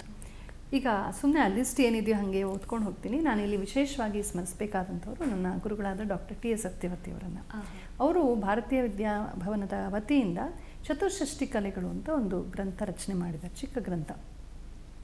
ತುಂಬ ಚೆನ್ನಾಗಿ ಇದೆಲ್ಲದರ ಬಗ್ಗೆ ನಾನಿವಾಗ ಏನೇನು ಹೇಳ್ತಿದ್ದೀನೋ ಅದರ ಆಧಾರವಾಗಿ ಸ್ವಲ್ಪ ಬೇರೆ ಮೂಲಗಳಿಂದ ಸೇರಿಸ್ಕೊಂಡು ಹೇಳ್ತಾ ಇದ್ದೀನಿ. ಅಲ್ಲಿ ಶ್ರೀಕಾಂತ್ ಶ್ರೀಧರನವರು ಒಬ್ಬರು ಒಂದು ಪಟ್ಟಿಯೇ ಕೊಟ್ಟಿದ್ದಾರೆ ಚತುಷ್ಷಷ್ಟಿ ವಿದ್ಯೆಗಳನ್ನು, ಅದನ್ನು ಅವರು ಬರೆದಿದ್ದಾರೆ. ಅಲ್ಲಿಂದ ಆಧರಿಸ್ಕೊಂಡು ನಾನು ಹೇಳ್ತಾ ಇದ್ದೀನಿ. ಗೀತ, ಅದರಲ್ಲಿ ಹಾಡೋದು, ವಾದ್ಯ ಅಂತ 2 ಬಗೆ ಬರುತ್ತೆ ನಮಗೆ. ಅದರಲ್ಲಿ ಪ್ರಾದೇಶಿಕ ಶೈಲಿಗಳು ಇತ್ಯಾದಿ ಬರುತ್ತೆ. ಆಮೇಲೆ ವಾದ್ಯಗಳಲ್ಲಿ 4 ಬಗೆ. ತತವಾದ್ಯ ಅಂದರೆ ತಂತಿ ವಾದ್ಯಗಳು, ಆಮೇಲೆ ಸುಶಿರವಾದ್ಯ ಊದೋ ಅಂಥದ್ದು, ಕೊಳಲು ಗಿಳಲು ನಾಗಸ್ವರ ಆ ಥರ. ತಂತಿವಾದ್ಯ ಅಂದರೆ ವೀಣೆ, ಸಿತಾರು ಇತ್ಯಾದಿ. ಆಮೇಲೆ ಘನವಾದ್ಯಗಳು, ತಾಳ, ಘಟ ಇತ್ಯಾದಿ, ಚಿಟಿಕೆ ಅಂಥದ್ದು. ಆಮೇಲೆ ಇನ್ನೊಂದು ಬಂದು ಅವನದ್ಧ ವಾದ್ಯ ಅಂತ, ಅಂದರೆ ಚರ್ಮ ಹೊದಿಸಿ, ಮೃದಂಗ, ತಬ್ಲ, ಅದಕ್ಕೆಲ್ಲ ಚರ್ಮ ಹಾಕಿ ಮಾಡಿರ್ತಾರಲ್ಲ ಆ ಥರದ ವಾದ್ಯಗಳು. ಅದರಲ್ಲಿ ಎಷ್ಟೋ ಪ್ರಕಾರಗಳು. ನೀವೇನಾದ್ರು ತಿರುಪತಿಗೆ ಹೋದರೆ ಅಥವಾ ನಮ್ಮ ಮೈಸೂರರ ಮನೆಗೆ ಹೋದರೂ ಕೂಡ ತರಾವರಿ ವಾದ್ಯಗಳ ತಿರುಪತಿ ಮ್ಯೂಸಿಯಮಲ್ಲಿ ನೋಡ್ಬೋದು ನೀವು. ಹಾಗೆ ನೃತ್ಯದಲ್ಲಿ ಎಷ್ಟು ಪ್ರಕಾರಗಳು, ಎಷ್ಟು ಪ್ರಾದೇಶಿಕ ವೈಶಿಷ್ಟ್ಯಗಳು. ಭಾಳ ಹಿಂದೆ ಅದಕ್ಕೆ ತಾಂಡವ, ಲಾಸ್ಯ ಅಂತ 2 ಪ್ರಕಾರಗಳು ಹೇಳಿದರು. ತಾಂಡವದಲ್ಲೂ ಊರ್ವ ತಾಂಡವ, ಚಂಡ ತಾಂಡವ, ಪ್ರಚಂಡ ತಾಂಡವ ಅಂತ ಒಂದು ಥರದ ಭಾಗ ಇದ್ದರೆ, ಇನ್ನು ಸಪ್ತ ತಾಂಡವಗಳ ಒಂದು ಪ್ರಕಾರವೂ ಇದೆ. ಉಮಾ ತಾಂಡವ, ಸಂಧ್ಯಾ ತಾಂಡವ, ಪ್ರಳಯ ತಾಂಡವ ಅಂತೆಲ್ಲ ಬರುತ್ತೆ. ತಾಂಡವ ಅಂದರೆ ಅಂತಲೇ ಇರಬೇಕು ಅಂತಿಲ್ಲ, ಅದೊಂದು ತಪ್ಪು ಕಲ್ಪನೆ. ತಾಂಡವ ಅಂದರೆ ಬರೀ ಮ್ಯಾಸ್ಕ್ಯುಲೈನ್ ಅಂತ. ಒಂದು ಮಟ್ಟಕ್ಕೆ ಕೆಲವು ತಾಂಡವಗಳು ತುಂಬ ಮ್ಯಾಸ್ಕ್ಯುಲೈನ್, ಆದರೆ ತಾಂಡವ ಅಂದರೆ ಅದೊಂದು ಬಗೆಯ ನೃತ್ಯ. ಮೂಲತಃ ಲಾಸ್ಯ ಅನ್ನೋದು ಒಂದು ಬಗೆಯ ನೃತ್ಯ. ಇದನ್ನು ಸ್ತ್ರೀಯರೇ ಮಾಡಬೇಕು, ಅದನ್ನು ಪುರುಷರೇ ಮಾಡಬೇಕು ಅಂತೇನಿಲ್ಲ. ಉಮಾ ತಾಂಡವ ಅಂತಲೇ ಬರುತ್ತೆ, ಶಿವಪಾರ್ವತಿ ಸೇರಿ ಮಾಡುವಂಥದ್ದು. ಇಲ್ಲಿ ತರಾವರಿ ನೃತ್ಯಗಳು. ಆಲೇಖ್ಯ ಅಂತಂದರೆ ಪೇಂಟಿಂಗು, ಚಿತ್ರ. ಅದರಲ್ಲಿ ವರ್ಣಚಿತ್ರ, ಆಮೇಲೆ ರೇಖಾಚಿತ್ರ, ಕೊರೆದು ಮಾಡುವ ಚಿತ್ರ, ಬಸ್ಟ್ ಮ್ಯೂರಲ್ಸ್ ಅಂತ ಹೇಳ್ತೀವಲ್ವ, ಚಿತ್ರಾರ್ಧ ಅಂದರೆ ಗೋಡೆ ಇರುತ್ತೆ, ಗೋಡೆ ಮೇಲೆ ಸ್ವಲ್ಪ ಉಬ್ಬು ಚಿತ್ರ ಥರ ಮಾಡಿರ್ತಾರೆ ಅಲ್ವಾ, ಉಬ್ಬು ಶಿಲ್ಪಗಳು. ಇನ್ನು ಪೂರ್ಣ ಶಿಲ್ಪಗಳು 3D, ಅದು ಕೂಡ ಚಿತ್ರದ್ದೇ ಒಂದು ಭಾಗ, ಚಿತ್ರಾಭಾಸ ಅಂತದನ್ನು ಕರೀತಾರೆ. ಶಿಲ್ಪಕಲೆ ಅದರೊಳಗೆ ಸೇರ್ಕೊಂಡ್ಬಿಡುತ್ತೆ. ಇನ್ನು ವಿಶೇಷಕ ಛೇದ್ಯ ಅಂತ ಅಂದರೆ ಇಲ್ಲಿ ಹಣೆ ಮೇಲೆ ನಾವು ಚಿಕ್ಕವರಿದ್ದಾಗ ಇಲ್ಲೆಲ್ಲ ಬೊಟ್ಟಿಟ್ಟು ನಮ್ಮಮ್ಮ ಅಲಂಕಾರ ಮಾಡೋರು, ನಮಗೆ ಇವಾಗೆಲ್ಲ ಹೋಯ್ತದು, ಇಲ್ಲೆಲ್ಲ ಮಾಡೋರು ಪತ್ರಲೇಖನ ಅಂತ. ಮತ್ತು ಟ್ಯಾಟೂಸ್ ಹಾಕ್ಕೊಳ್ತಾರೆ ಇವತ್ತು, ಇಲ್ಲಿ ಬೆನ್ನಿಗೆ ಎಲ್ಲ ಕಡೆ ಮೆಹಂದಿ ಹಾಕ್ಕೊಳ್ತೀವಲ್ಲ, ಮೆಹಂದಿ ಸ್ವಲ್ಪ ಆಮೇಲೆ ಬಂದಿದ್ದು ಆಚೆಯಿಂದ ಅಂತ ಗೊತ್ತಾಗುತ್ತೆ. ಹಾಗೆ ಮೂಗ್ಬೊಟ್ಟಿದೆಲ್ಲ ಪರ್ಷ್ಯ ಆ ಕಡೆಯಿಂದ ಬಂತು ಅಂತ ಹೇಳ್ತಾರೆ. ಒಟ್ಟಿನಲ್ಲಿ ಈ ಮೈ ಮೇಲೆಲ್ಲ ಹಾಕ್ಕೊಳ್ಳೋ ಅಂಥ ಅದಕ್ಕೆ ಪ್ರೊಫೆಷ್ನಲ್ಸ್ ಇರ್ತಾಯಿದ್ರು, ಅದೇ ಒಂದು ವಿದ್ಯೆ. ಇವತ್ತಿಗೂ ಮೆಹಂದಿ ಹಾಕ್ಬಿಟ್ಟು ಆರಾಮಾಗಿ ಸಂಪಾದನೆ ಮಾಡೋರು ಎಷ್ಟೊಂದು ಜನ ಇಲ್ಲ. ಹಾಗೆ ತಂಡುಲ ಕುಸುಮ ಬಲಿವಿಕಾರ ಅಂತ, ರಂಗೋಲಿ, ತರಾವರಿ. ಬಲಿವಿಕಾರ ಅಂದರೆ ರಂಗೋಲಿ ಅಂತ ಅರ್ಥ. ತರಾವರಿ ರಂಗೋಲಿಗಳು ಮಣ್ಣಲ್ಲಿ ಹಾಕೋದು, ಕೆಂಪು ಮಣ್ಣಲ್ಲಿ ಹಾಕೋದು, ಅಕ್ಕಿ ಹಿಟ್ಟಲ್ಲಿ ಹಾಕೋದು, ಕಲ್ಲಿನ ಪುಡಿಯಲ್ಲಿ ಹಾಕೋದು, ಅದರೊಳಗೆ ವರ್ಣ ತುಂಬೋದು, ಹೂ ತುಂಬೋದು, ಧಾನ್ಯ ತುಂಬೋದು, ಹೀಗೆಲ್ಲ. ಆಮೇಲೆ ಪುಷ್ಪಾಸ್ತರಣ, ಮನೆಯನ್ನು ಹೂಗಳಿಂದ ಅಲಂಕರಿಸೋದು, ಹೂವಿನ ಹಾಸಿಗೆಗಳನ್ನು ಮಾಡುವಂಥದ್ದು, ಇದೆಲ್ಲ ಇರ್ತಾಯಿತ್ತು. ಆಯಾ ಒಂದು ಋತುವಿಗೆ ಅನುಗುಣವಾಗಿ ವಾಟರ್ ಬೆಡ್ಸು, ಅಂದರೆ ರಬ್ಬರ್ ವಾಟರ್ ಬೆಡ್ ಅಲ್ಲ, ಈ ತುಂಬ ಮಾಯಿಶ್ಚರ್ ಇರುವಂಥ, ನೀರು ತುಂಬಿಕೊಂಡಿರುವಂಥ ಎಲೆಗಳು, ಈ ಕಮಲದ ಪತ್ರ ಎಲ್ಲ ಇರುತ್ತಲ್ಲ ಆ ಥರ, ಬಿಸಿನಿ ಪತ್ರ, ಅವುಗಳನ್ನು ಹಾಕ್ಬಿಟ್ಟು ಹಾಸಿಗೆ ಮಾಡೋದು. ಅದ್ರ ಮೇಲೆ ಮಲ್ಕೊಂಡ್ರೆ ಉಷ್ಣ ಎಲ್ಲ ಹೋಗ್ಬಿಟ್ಟು ತಣ್ಣಗಾಗತ್ತೆ. ರಾಜಕುಮಾರಿಯರು ಬಿಸಿನಿ ಪತ್ರದ ಶೈನದ ಮೇಲೆ ಮಲ್ಕೊಂಡಿರೋ ಕಾವ್ಯ ವರ್ಣನೆಗಳೆಲ್ಲ ನಮಗೆ ಸಿಕ್ಕತ್ತೆ. ಹಾಗೆ ದಶನ ವಸನ ರಾಗ ಅಂದರೆ ಹಲ್ಲುಗಳಿಗೆ, ಮೈಗೆ, ಚರ್ಮಕ್ಕೆ, ಉಗುರುಗಳಿಗೆಲ್ಲ ಬಣ್ಣ ಬಳಿಯುವಂಥದ್ದು. ಹಲ್ಲುಗಳಿಗೂ ಮಾಡ್ತಿದ್ರು ಅಂತ, ಇವತ್ತಿಗೂ ಕೆಲವರು ಮಾಡ್ಕೊಳ್ಳೋಕೆ ಶುರು ಮಾಡಿದ್ದಾರೆ, ಅದೆಲ್ಲ ಇತ್ತು. ಮಣಿಭೂಮಿ ಕರ್ಮ ಅಂದರೆ ನೆಲಕ್ಕೆ ಟೈಲ್ಸ್ ಹಾಕುವಂಥದ್ದು. ಇಂಡಸ್ ಕಾಲದ್ದೇ ಡೋಲಾವೀರ, ಗುಜರಾತಲ್ಲಿ ಸಿಂಧು ಸರಸ್ವತಿ ಜನಾಂಗದ್ದು. ಅಲ್ಲಿ ನಿಮಗೆ ಟೈಲ್ಸನ್ನು ನೋಡ್ಬೋದು, ಇಂಟರ್ನೆಟಲ್ಲಿ ಹೋಗಿ ನೋಡಿ. ಆ ಕಾಲದ್ದು ಫ್ಲೋರ್ ಟೈಲ್ಸ್ ವಿತ್ ಡಿಸೈನ್ಸು ಎಷ್ಟು ಚೆನ್ನಾಗಿದೆಯೋ ನಮ್ಮಂಥ ಚಿತ್ರಗಳಿವೆ. ಆಮೇಲೆ ಶಯನ ರಚನಾ, ಬಗೆ ಬಗೆಯ ಹಾಸಿಗೆಗಳನ್ನು ತಯಾರು ಮಾಡೋದು, ಕಾಟನ್ ಹಾಸಿಗೆ, ಸಿಲ್ಕ್ ಹಾಸಿಗೆ, ಅವರವರ ದೇಹಕ್ಕೆ ಹೇಗೆ ಬೇಕೋ ಥೆರಪಿ ಥರ ಕೂಡ ಇದನ್ನು ಮಾಡೋರು, ಸುಖಕ್ಕಾಗಿ ಕೂಡ ಮಾಡ್ತಾಯಿದ್ರು. ಉದಕ ವಾದ್ಯ ಅಂದರೆ ವಾಟರ್ ಡ್ರಮ್ಸು ಇತ್ಯಾದಿ, ನೀರ ಮೇಲೆ ಹೊಡೆದು ಸಂಗೀತ ನುಡಿಸುವಂಥದ್ದು. ಉದಕ ಆಘಾತ ಅಂದರೆ ಒಂದು ಬಗೆಯ ಜಲಕ್ರೀಡೆಗಳು ಅಂತ ಹೇಳ್ಬೋದು. ಚಿತ್ರಯೋಗ ಅಂದರೆ ಒಬ್ಬನ್ನ ಸಣ್ಣ ಮಾಡೋಕ್ಕೆ, ದಪ್ಪ ಮಾಡೋಕ್ಕೆ ಏನೇನೋ ಮದ್ದು ಮಾಡಿ ಇದು ಮಾಡಿ ಮಾಡುವಂಥದ್ದು, ಅಥವಾ ಹುಚ್ಚು ಇದ್ದರೆ ಬಿಡಿಸೋದು, ಅಥವಾ ಹುಚ್ಚು ಹಿಡಿಸೋದು, ಶತ್ರುಗಳ ಮೇಲೆ ಪ್ರಯೋಗ ಮಾಡೋಕ್ಕೆ ಅದನ್ನೆಲ್ಲ ಮಾಡೋರು. ಯಾರೋ ಶತ್ರುವನು ಸ್ಪೈ ಬಂದಿದ್ದಾನೆ ಗೊತ್ತಾದ್ರೆ ಇಂಥದ್ದೇನೋ ಒಂದು ಮಾಡಿ ಕಳಿಸ್ಬಿಡೋದು ಅವ್ರಿಗೆ. ರಾಜೇಂದ್ರಿಗೆ ಮಾಡೋರಲ್ವ ಹೀಗೆಲ್ಲ ಮಾಡಿ. ನಮ್ಮ ಮೈಸೂರು ಸಾಮ್ರಾಜ್ಯದ ದೊರೆಯವರ ಹೆಸರು ನೆನಪಾಗ್ತಿಲ್ಲ, ನಮ್ಮ ರಣಧೀರ ಕಂಠೀರವ ನರಸರಾಜ ಒಡೆಯರ್ ಬರೋ ಮುಂಚೆ ಒಬ್ಬರು ರಾಜ ಇದ್ದರು. ಅವ್ರಿಗೆ ಹಾಗೆ ತುಂಬ ಕೆಟ್ಟವನು ಮಂತ್ರಿ, ಆತ ಮದ್ದು ಮಾಡಿಸ್ಬಿಟ್ಟು ಪಾಪ ರಾಜನಿಗೆ ಹುಷಾರು ತಪ್ಪೋ ಹಾಗೆ ಮಾಡಿಬಿಟ್ರು. ರಾಣಿಗೆ ಗೊತ್ತಾಗಿ ಇನ್ನು ಈತ ಬಂದ್ಬಿಡ್ತಾನೆ ಅಂತ ರಾತ್ರೋರಾತ್ರಿ ನಮ್ಮ ರಣಧೀರ ಕಂಠೀರವ ತೇರಕನಂಬಿಯಲ್ಲಿದ್ದರು, ಅಲ್ಲಿಂದ ಕರೆಸ್ಬಿಟ್ಟು ರಾತ್ರೋರಾತ್ರಿ ಅವ್ರನ್ನ ರಾಜ ಮಾಡಿಬಿಡ್ತಾರೆ. ಇವ್ರನ್ನ ಸಾಯಿಸೋದಕ್ಕೆ ತಿರುಚಿರಾಪಳ್ಳಿಯಿಂದ 28 ಜನ ಮಲ್ಲರನ್ನು ಕರ್ಕೊಂಬಂದು ಬೆಡ್ರೂಮೊಳಗೆ ಬಿಡಿಸ್ಬಿಟ್ಟಿರ್ತಾನೆ ಅವನು ಮಂತ್ರಿ, ಕೆಟ್ಟವನು. ಅಷ್ಟು ಜನನ ಒಂಟಿಗರಾಗಿ ಸಾಯಿಸ್ತಾರೆ ರಣಧೀರ ಕಂಠೀರವ. ಎಂಥ ರೋಮಾಂಚಕ ಕಥೆ ಇದು. ನಮ್ಮ ಡಾಕ್ಟರ್ ರಾಜ್ಕುಮಾರ್ ಅವ್ರ ಸಿನಿಮಾ ಇದೆ, ಹಳೆಯ ಸಿನಿಮಾ. ಅಂಥ ಸಿನಿಮಾಗಳು ಬರಬೇಕಪ್ಪ. ಇವತ್ತು ಎಂಥ ಟೆಕ್ನಾಲಜಿ ಇದೆ, ಏನೋ ಕಿತ್ತೋಗಿರೋ ಕಥೆಗಳನ್ನು ಹಾಕ್ತಾರೆ. ಇಲ್ಲಿ ಶೇಖರಕ ಆಪೀಡನ ಅಂದರೆ ಹೇರ್ ಕ್ಲಿಪ್ಸ್ ಮಾಡುವಂಥದ್ದು, ಹಾಕುವಂಥದ್ದು, ಕೂದಲಲ್ಲೇ ಮಾಡುವಂಥದ್ದು, ಹೆಣೆಯುವಂಥದ್ದು ಇತ್ಯಾದಿ. ನೇಪಥ್ಯ ರಚನಾ ಅಂದರೆ ಸ್ಟೇಜ್ ಸೆಟ್ಟಿಂಗ್, ಸ್ಟೇಜ್ ಹಿಂದೆ ಮುಂದೆ, ತರಾವರಿ ಸ್ಟೇಜ್ಗಳ ಬಗ್ಗೆ ರೌಂಡಾಗಿ ಚೌಕಾಕಾರವಾಗಿ ಇರುತ್ತಾ, ಅದೆಲ್ಲ ನಮ್ಮ ನಾಟ್ಯಶಾಸ್ತ್ರದಲ್ಲಿ ಬರುತ್ತೆ. ಕರ್ಣಪತ್ರಭಂಗ ಅಂತ ಅಂದರೆ ಇಲ್ಲಿಂದ ಕಿವಿಗೆ ಓಲೆಗಳು, ಕೆಲವರು ಇಲ್ಲೆಲ್ಲ ಇಟ್ಕೊಳ್ತಾರಲ್ಲ, ಹಿಂಗೆ ಇಳಿಬಿಡುವಂಥದ್ದು. ಬರೀ ಲೋಹದ್ದು ಅಂತಲ್ಲ, ಹಿಂದೆ ಹೂಗಳದ್ದು ಮಾಡ್ತಾಯಿದ್ರು. ಹೂಗಳದ್ದು, ಬಳ್ಳಿಗಳದ್ದು, ಮಂಜರಿಗಳು, ಲತೆಗಳು, ಸಣ್ಣ ಸಣ್ಣ ನಾರುಗಳಲ್ಲಿ ಹಿಂಗೆ ಹೊಲಿದು ಮಾಡಿ ಎಲ್ಲ ಹಾಕ್ಕೊಳ್ತಾಯಿದ್ರು. ಹೀಗೆಲ್ಲ ಇದು ತುಂಬ ದೂರ ಆಗಿಬಿಟ್ಟಿದ್ದೀವಿ. ಮನೆಯಲ್ಲೂ ಗಿಡಗಳಿರ್ತಾಯಿದ್ವು ಆಗ. ಈಗ ಪ್ರಕೃತಿಯಿಂದ ದೂರವಾಗಿದ್ದೀವಿ, ಈ ಕಲೆ ಮರ್ತು ಹೋಗ್ಬಿಟ್ಟಿದ್ದೀವಿ. ಗಂಧಯುಕ್ತಿ ನೂರಾರು ಸಾವಿರಾರಲ್ಲ ಲಕ್ಷೋಪಲಕ್ಷ ಪರ್ಫ್ಯೂಮ್ಸನ್ನು ನಮ್ಮ ದೇಶದಲ್ಲಿ ತಯಾರು ಮಾಡ್ತಾಯಿದ್ರು, ಈಗಲೂ ಮಾಡ್ತಾ ಇದ್ದಾರೆ. ಬ್ರಿಟಿಷರ್ಸು ಫ್ರೆಂಚರ್ ಕಾಲದಲ್ಲಿ ಏನಾಯಿತು, ನಮ್ದು ಎಷ್ಟು ಪರ್ಫ್ಯೂಮ್ ತಯಾರು ಮಾಡೋರು ಪ್ಲಸ್ ಪರ್ಫ್ಯೂಮ್ ತಯಾರು ಮಾಡೋ ರಾ ಮೆಟೀರಿಯಲ್ ಎತ್ಕೊಂಡು ಹೋಗ್ಬಿಟ್ಟು ಇಂಗ್ಲೆಂಡಲ್ಲಿ ಫ್ರಾನ್ಸಲ್ಲಿ ಇಟ್ಕೊಂಡ್ಬಿಟ್ರು. ಅಲ್ಲೇ ಉಳ್ಕೊಂಡ್ಬಿಟ್ಟಿದ್ದಾರೆ ಅವರೆಲ್ಲ ತುಂಬ ಜನ. ಇಲ್ಲಿ ಬಾಯಿ ಮುಚ್ಕೊಂಡು ಬೆಳೆದಿದ್ದನ್ನು ಕೊಡ್ತಾ ಇರಬೇಕು. ಇವತ್ತಿಗೂ ಹಾಗೆ. ಇವತ್ತು ನಮ್ಮ ಎಷ್ಟೋ perfume raw material is exported. ಅಲ್ಲಿ ಹೋಗ್ಬಿಟ್ಟು ಫ್ರೆಂಚ್ ಪರ್ಫ್ಯೂಮ್ ಆಗಿ ಇಂಗ್ಲೀಷ್ ಪರ್ಫ್ಯೂಮ್ ಆಗಿ 3,000 ರೂಪಾಯಿ ಚಿಕ್ಕ ಬಾಟಲ್ ಬರುತ್ತೆ. ಇನ್ನೂ ಸರಿ ಮಾಡಿಸಿಲ್ಲ ನಾವು. ಅದು ಗಂಧಯುಕ್ತಿ ತರಾವರಿ ಗಂಧಗಳು, ಪನ್ನೀರು, ಗಂಧದ ನಾವೇ ಹಬ್ಬ ಹರಿದಿನ ಆದರೆ ನಮ್ಮ ಮನೇಲಿ ಗಂಧ ತೆಗೆದುಬಿಟ್ಟು ಆ ಗಂಧವನ್ನು ಅದ್ರ ಜೊತೆ ಬೇರೆ ಪನ್ನೀರಿನ ಇದೆಲ್ಲ ಬೆರೆಸ್ಬಿಟ್ಟು ತುಳಸಿ ಎಲ್ಲ ಹಾಕಿಬಿಟ್ಟು ಒಂದು ಬಟ್ಲಲ್ಲಿ ಕೊಡ್ತಾಯಿದ್ವಿ. ಅರಿಶಿನ ಕುಂಕುಮ ಜೊತೆ ಗಂಧ ಹಿಂಗೆ ಇಟ್ಕೊಳ್ತಾ ಇದ್ವಿ ಮನೇಲಿ. ಇವಾಗ ಹೊರಟೋಗ್ಬಿಟ್ಟಿದೆ. ಯಾರಾದ್ರು ಮನೆಗೆ ಕಾರ್ಯಕ್ರಮಕ್ಕೆ ಬಂದರೆ ಪನ್ನೀರ್ ದಾಡಿ ಇವತ್ತಿಗೂ ಇದೆ ನಮ್ಮ ಮನೇಲಿ. ಹಿಂಗೆ ನಮ್ಮ ಥರ ಆವಾಗೆಲ್ಲ ಚಿಕ್ಕ ಹುಡುಗಿರು ನಾವು ಚೆನ್ನಾಗಿ ಅಲಂಕಾರ ಮಾಡಿ ನಿಲ್ಲಿಸ್ಬಿಡೋರು. ರೇಷ್ಮೆ ಲಂಗ ಎಲ್ಲ ಹಾಕ್ಕೊಂಡು ಅವೆಲ್ಲ ಹಾಕ್ಕೊಂಡು ಜುಮ್ಕಿ ಎಲ್ಲ ಹಾಕ್ಕೊಂಡು ಹಿಂಗೆ ಬಂದೋದ್ಮೇಲೆಲ್ಲ ಪನ್ನೀರ್ ಸಿಂಪಡಿಸೋದೆಲ್ಲ ನಡೀತಾ ಇತ್ತು. ಅದೆಲ್ಲ ತುಂಬ ಸೊಗಸಾದಂಥ ಪರಂಪರೆಗಳು ವಾಪಸ್ ಬರಬೇಕು ಅಂತ ನನಗನ್ಸುತ್ತೆ. ಹಾಗೆ ಭೂಷಣ ಯೋಜನಾ ಬಗೆಯ ಅಲಂಕಾರ ಭೂಷಣಗಳನ್ನು ತಯಾರು ಮಾಡಿ ಜ್ಯುವೆಲ್ರಿ ಮೇಕಿಂಗ್, ಐಂದ್ರಜಾಲ ಅದೇ ಇದು ನಮ್ಮ ಮ್ಯಾಜಿಕ್, ಕೌಚುಮಾರ ಯೋಗ, ಇದು ತುಂಬ ಶಕ್ತಿ ಮತ್ತು ತುಂಬ ಒಂದು ಯುಕ್ತಿ ಮತ್ತು ಸಂತಾನೋತ್ಪತ್ತಿಯ ಶಕ್ತಿ ವರ್ಧಿಸೋದಕ್ಕಾಗಿ ಮಾಡುವಂಥ, ವರ್ಧಿಸೋದು ಅಥವಾ ಹಾಳು ಮಾಡೋದು ಎರಡೂ ಥರ ಮಾಡೋದಕ್ಕಾಗಿ ಕೌಚುಮಾರ ಯೋಗ ಅಂತ ಏನೇನೋ ಒಂಥರ ಮದ್ದುಗಳು ತಯಾರು ಮಾಡುವಂಥದ್ದು. ಅದು ವಿವರಗಳು ಗೊತ್ತಿಲ್ಲ. ಹಸ್ತಲಾಘವ ಅಂದರೆ ಕೈ ಚಳಕ, ತರಾವರಿ ಕೆಲಸಗಳು, ಜಗ್ಲಿಂಗ್ ಇರ್ಬೋದು, ಆಟಗಳಿರ್ಬೋದು, ಮತ್ತು ತಯಾರು ಮಾಡೋದಿರ್ಬೋದು, ಹ್ಯಾಂಡಿ ವರ್ಕ್ ಇರ್ಬೋದು, ಇಲ್ಲೇ ಇರುತ್ತೆ. ಹಿಂಗೆ ಅಂತಾರೆ, ಅಲ್ಲಿ ನೋಡಿದ್ರೆ ಹೊಟ್ಟೋಗಿದ್ದಂಗೆ ಇರುತ್ತೆ ಈ ಥರ ಚಳಕಗಳೆಲ್ಲ. ಕೆಲವರು ನೋಡಿರ್ಬೋದು ಹಸ್ತಚಳಕದಲ್ಲಿ 2-3 ರೂಬಿಕ್ಸ್ ಕ್ಯೂಬ್ ಡೊಟೆಯ ಮಾಡ್ತಿರ್ತಾರೆ. ಅದೆಲ್ಲ ಈ ಹಸ್ತಲಾಘವಕ್ಕೆ ಸೇರಿಕೊಳ್ಳುತ್ತೆ. ವಿಚಿತ್ರ ಶಾಖಾಯುಷ ಭಕ್ಷ್ಯ ವಿಕಾರ ಕ್ರಿಯಾ ಪಾನಕ, ಇದೆಲ್ಲ ಊಟಗಳು, ಪಾನಕಗಳು, ರಸಾಯನಗಳು ಇದಕ್ಕೆ ಸಂಬಂಧಪಟ್ಟಿದ್ದು. ಸೂಚಿವಾನ ಕರ್ಮ, ಟೇಲರಿಂಗು ಇತ್ಯಾದಿ. ಸೂತ್ರ ಕ್ರೀಡಾ ಅಂದರೆ ತಂತಿವಾದ್ಯಗಳನ್ನು ತಯಾರು ಮಾಡೋದು, ತಂತಿಗಳನ್ನು ತಯಾರು ಮಾಡೋದು, ಸ್ಟ್ರಿಂಗ್ಸನ್ನು ತಯಾರು ಮಾಡೋದು, ಮೆಟಲ್ ಸ್ಟ್ರಿಂಗ್ಸು, ಮೆಟಲ್ ರಾಡ್ಸು, ಬಾಡ್ಸು ಇದಕ್ಕೆ ಸಂಬಂಧಪಟ್ಟಂಥದ್ದು. ವೀಣಾ ಡಮರುಕ ವಾದ್ಯಗಳನ್ನು ಮಾಡುವಂಥದ್ದು. ಪ್ರಹೇಲಿಕಾ, ಪ್ರತಿಮಾಲ, ದುರ್ವಾಚಕ ಯೋಗ, ಇದೆಲ್ಲ ಬೌದ್ಧಿಕ ಕ್ರೀಡೆಗಳು. ಪುಸ್ತಕ ವಾಚನ, ಹೆಂಗೆ ಓದೋದು ಅಂತ ಫ್ಲಾಲೆಸ್ ಆಗಿ ಲಿಪಿಗಳನ್ನು, ಭಾಷೆಗಳನ್ನು ಸ್ಪಷ್ಟವಾಗಿ ಉಚ್ಚಾರವನ್ನು ಹೆಂಗೆ ಓದೋದು. ಹಿಂದೆ ಇದು ತುಂಬ ಮುಖ್ಯವಾಗಿತ್ತು. ಏಕೆಂದರೆ ಅದನ್ನು ಓದಿ ಹೇಳೋರನ್ನ ಇಟ್ಕೊಳ್ತಾ ಇದ್ರು ರಾಜಂದು. ಎಲ್ಲ ಕರೆಸ್ಪಾಂಡೆನ್ಸ್ ಲೆಟರ್ಸ್ ಬರುತ್ತಲ್ಲ. ನಾಟಕ, ಆಖ್ಯಾಯಿಕ ದರ್ಶನ, ಆಮೇಲೆ ಕಾವ್ಯ ಸಮಸ್ಯಾ ಪೂರ್ಣ, ಇದೆಲ್ಲ ಕಾವ್ಯಕ್ಕೆ ಸಂಬಂಧಪಟ್ಟಿದ್ದು. ಇವತ್ತಿಗೂ ಡಾಕ್ಟರ್ ಗಣೇಶ್ ಅವರು, ಡಾಕ್ಟರ್ ಆರ್ ಶಂಕರ್ ಅವರು ಮತ್ತು ಡಾಕ್ಟರ್ ರಾಮಕೃಷ್ಣ ಪೆಜತ್ತಾಯಿ ಅವರು, ಇವರೆಲ್ಲ ಸಂಸ್ಕೃತದಲ್ಲಿ ಭಾಳ ಚೆನ್ನಾಗಿ ಇದನ್ನೆಲ್ಲ ಮಾಡ್ತಾರೆ. ಕನ್ನಡದಲ್ಲೂ ಕೂಡ ಕಾವ್ಯ ರಚನೆ, ಕಾವ್ಯ ಸಮಸ್ಯಾ ಪೂರ್ಣಾದಿಗಳನ್ನು ನೀವು ನೋಡಬೇಕು ಅಂದರೆ ಗಣೇಶ್ ಅವ್ರು ಮಾಡೋದನ್ನು ನೋಡ್ಬೋದು. ಹಾಗೆ ನಮ್ಮ ಗಣೇಶ್ ಭಟ್ ಕೊಪ್ಪಳ ತೋಟ ಅವರಿದ್ದಾರೆ. ಮತ್ತು ತುಳುವಿನಲ್ಲಿ ಡಾಕ್ಟರ್ ವಸಂತ ಭಾರದ್ವಾಜ್ ಮಾಡ್ತಾರೆ. ಉಮೇಶ್ ಭಟ್ ಅವರು ತೀರ್ಥಹಳ್ಳಿ ಆ ಕಡೆಯವರು, ಹರಿಹರಪುರದವರು, ಅವ್ರು ಮಾಡ್ತಾರೆ. ತುಂಬ ಜನ ಇದ್ದಾರೆ ಈ ಥರ. ಉಡುಪಿ ಕಡೆ ಸುಬ್ರಹ್ಮಣ್ಯ ಭಟ್ರು ಅಂತ ಒಬ್ಬರಿದ್ದಾರೆ.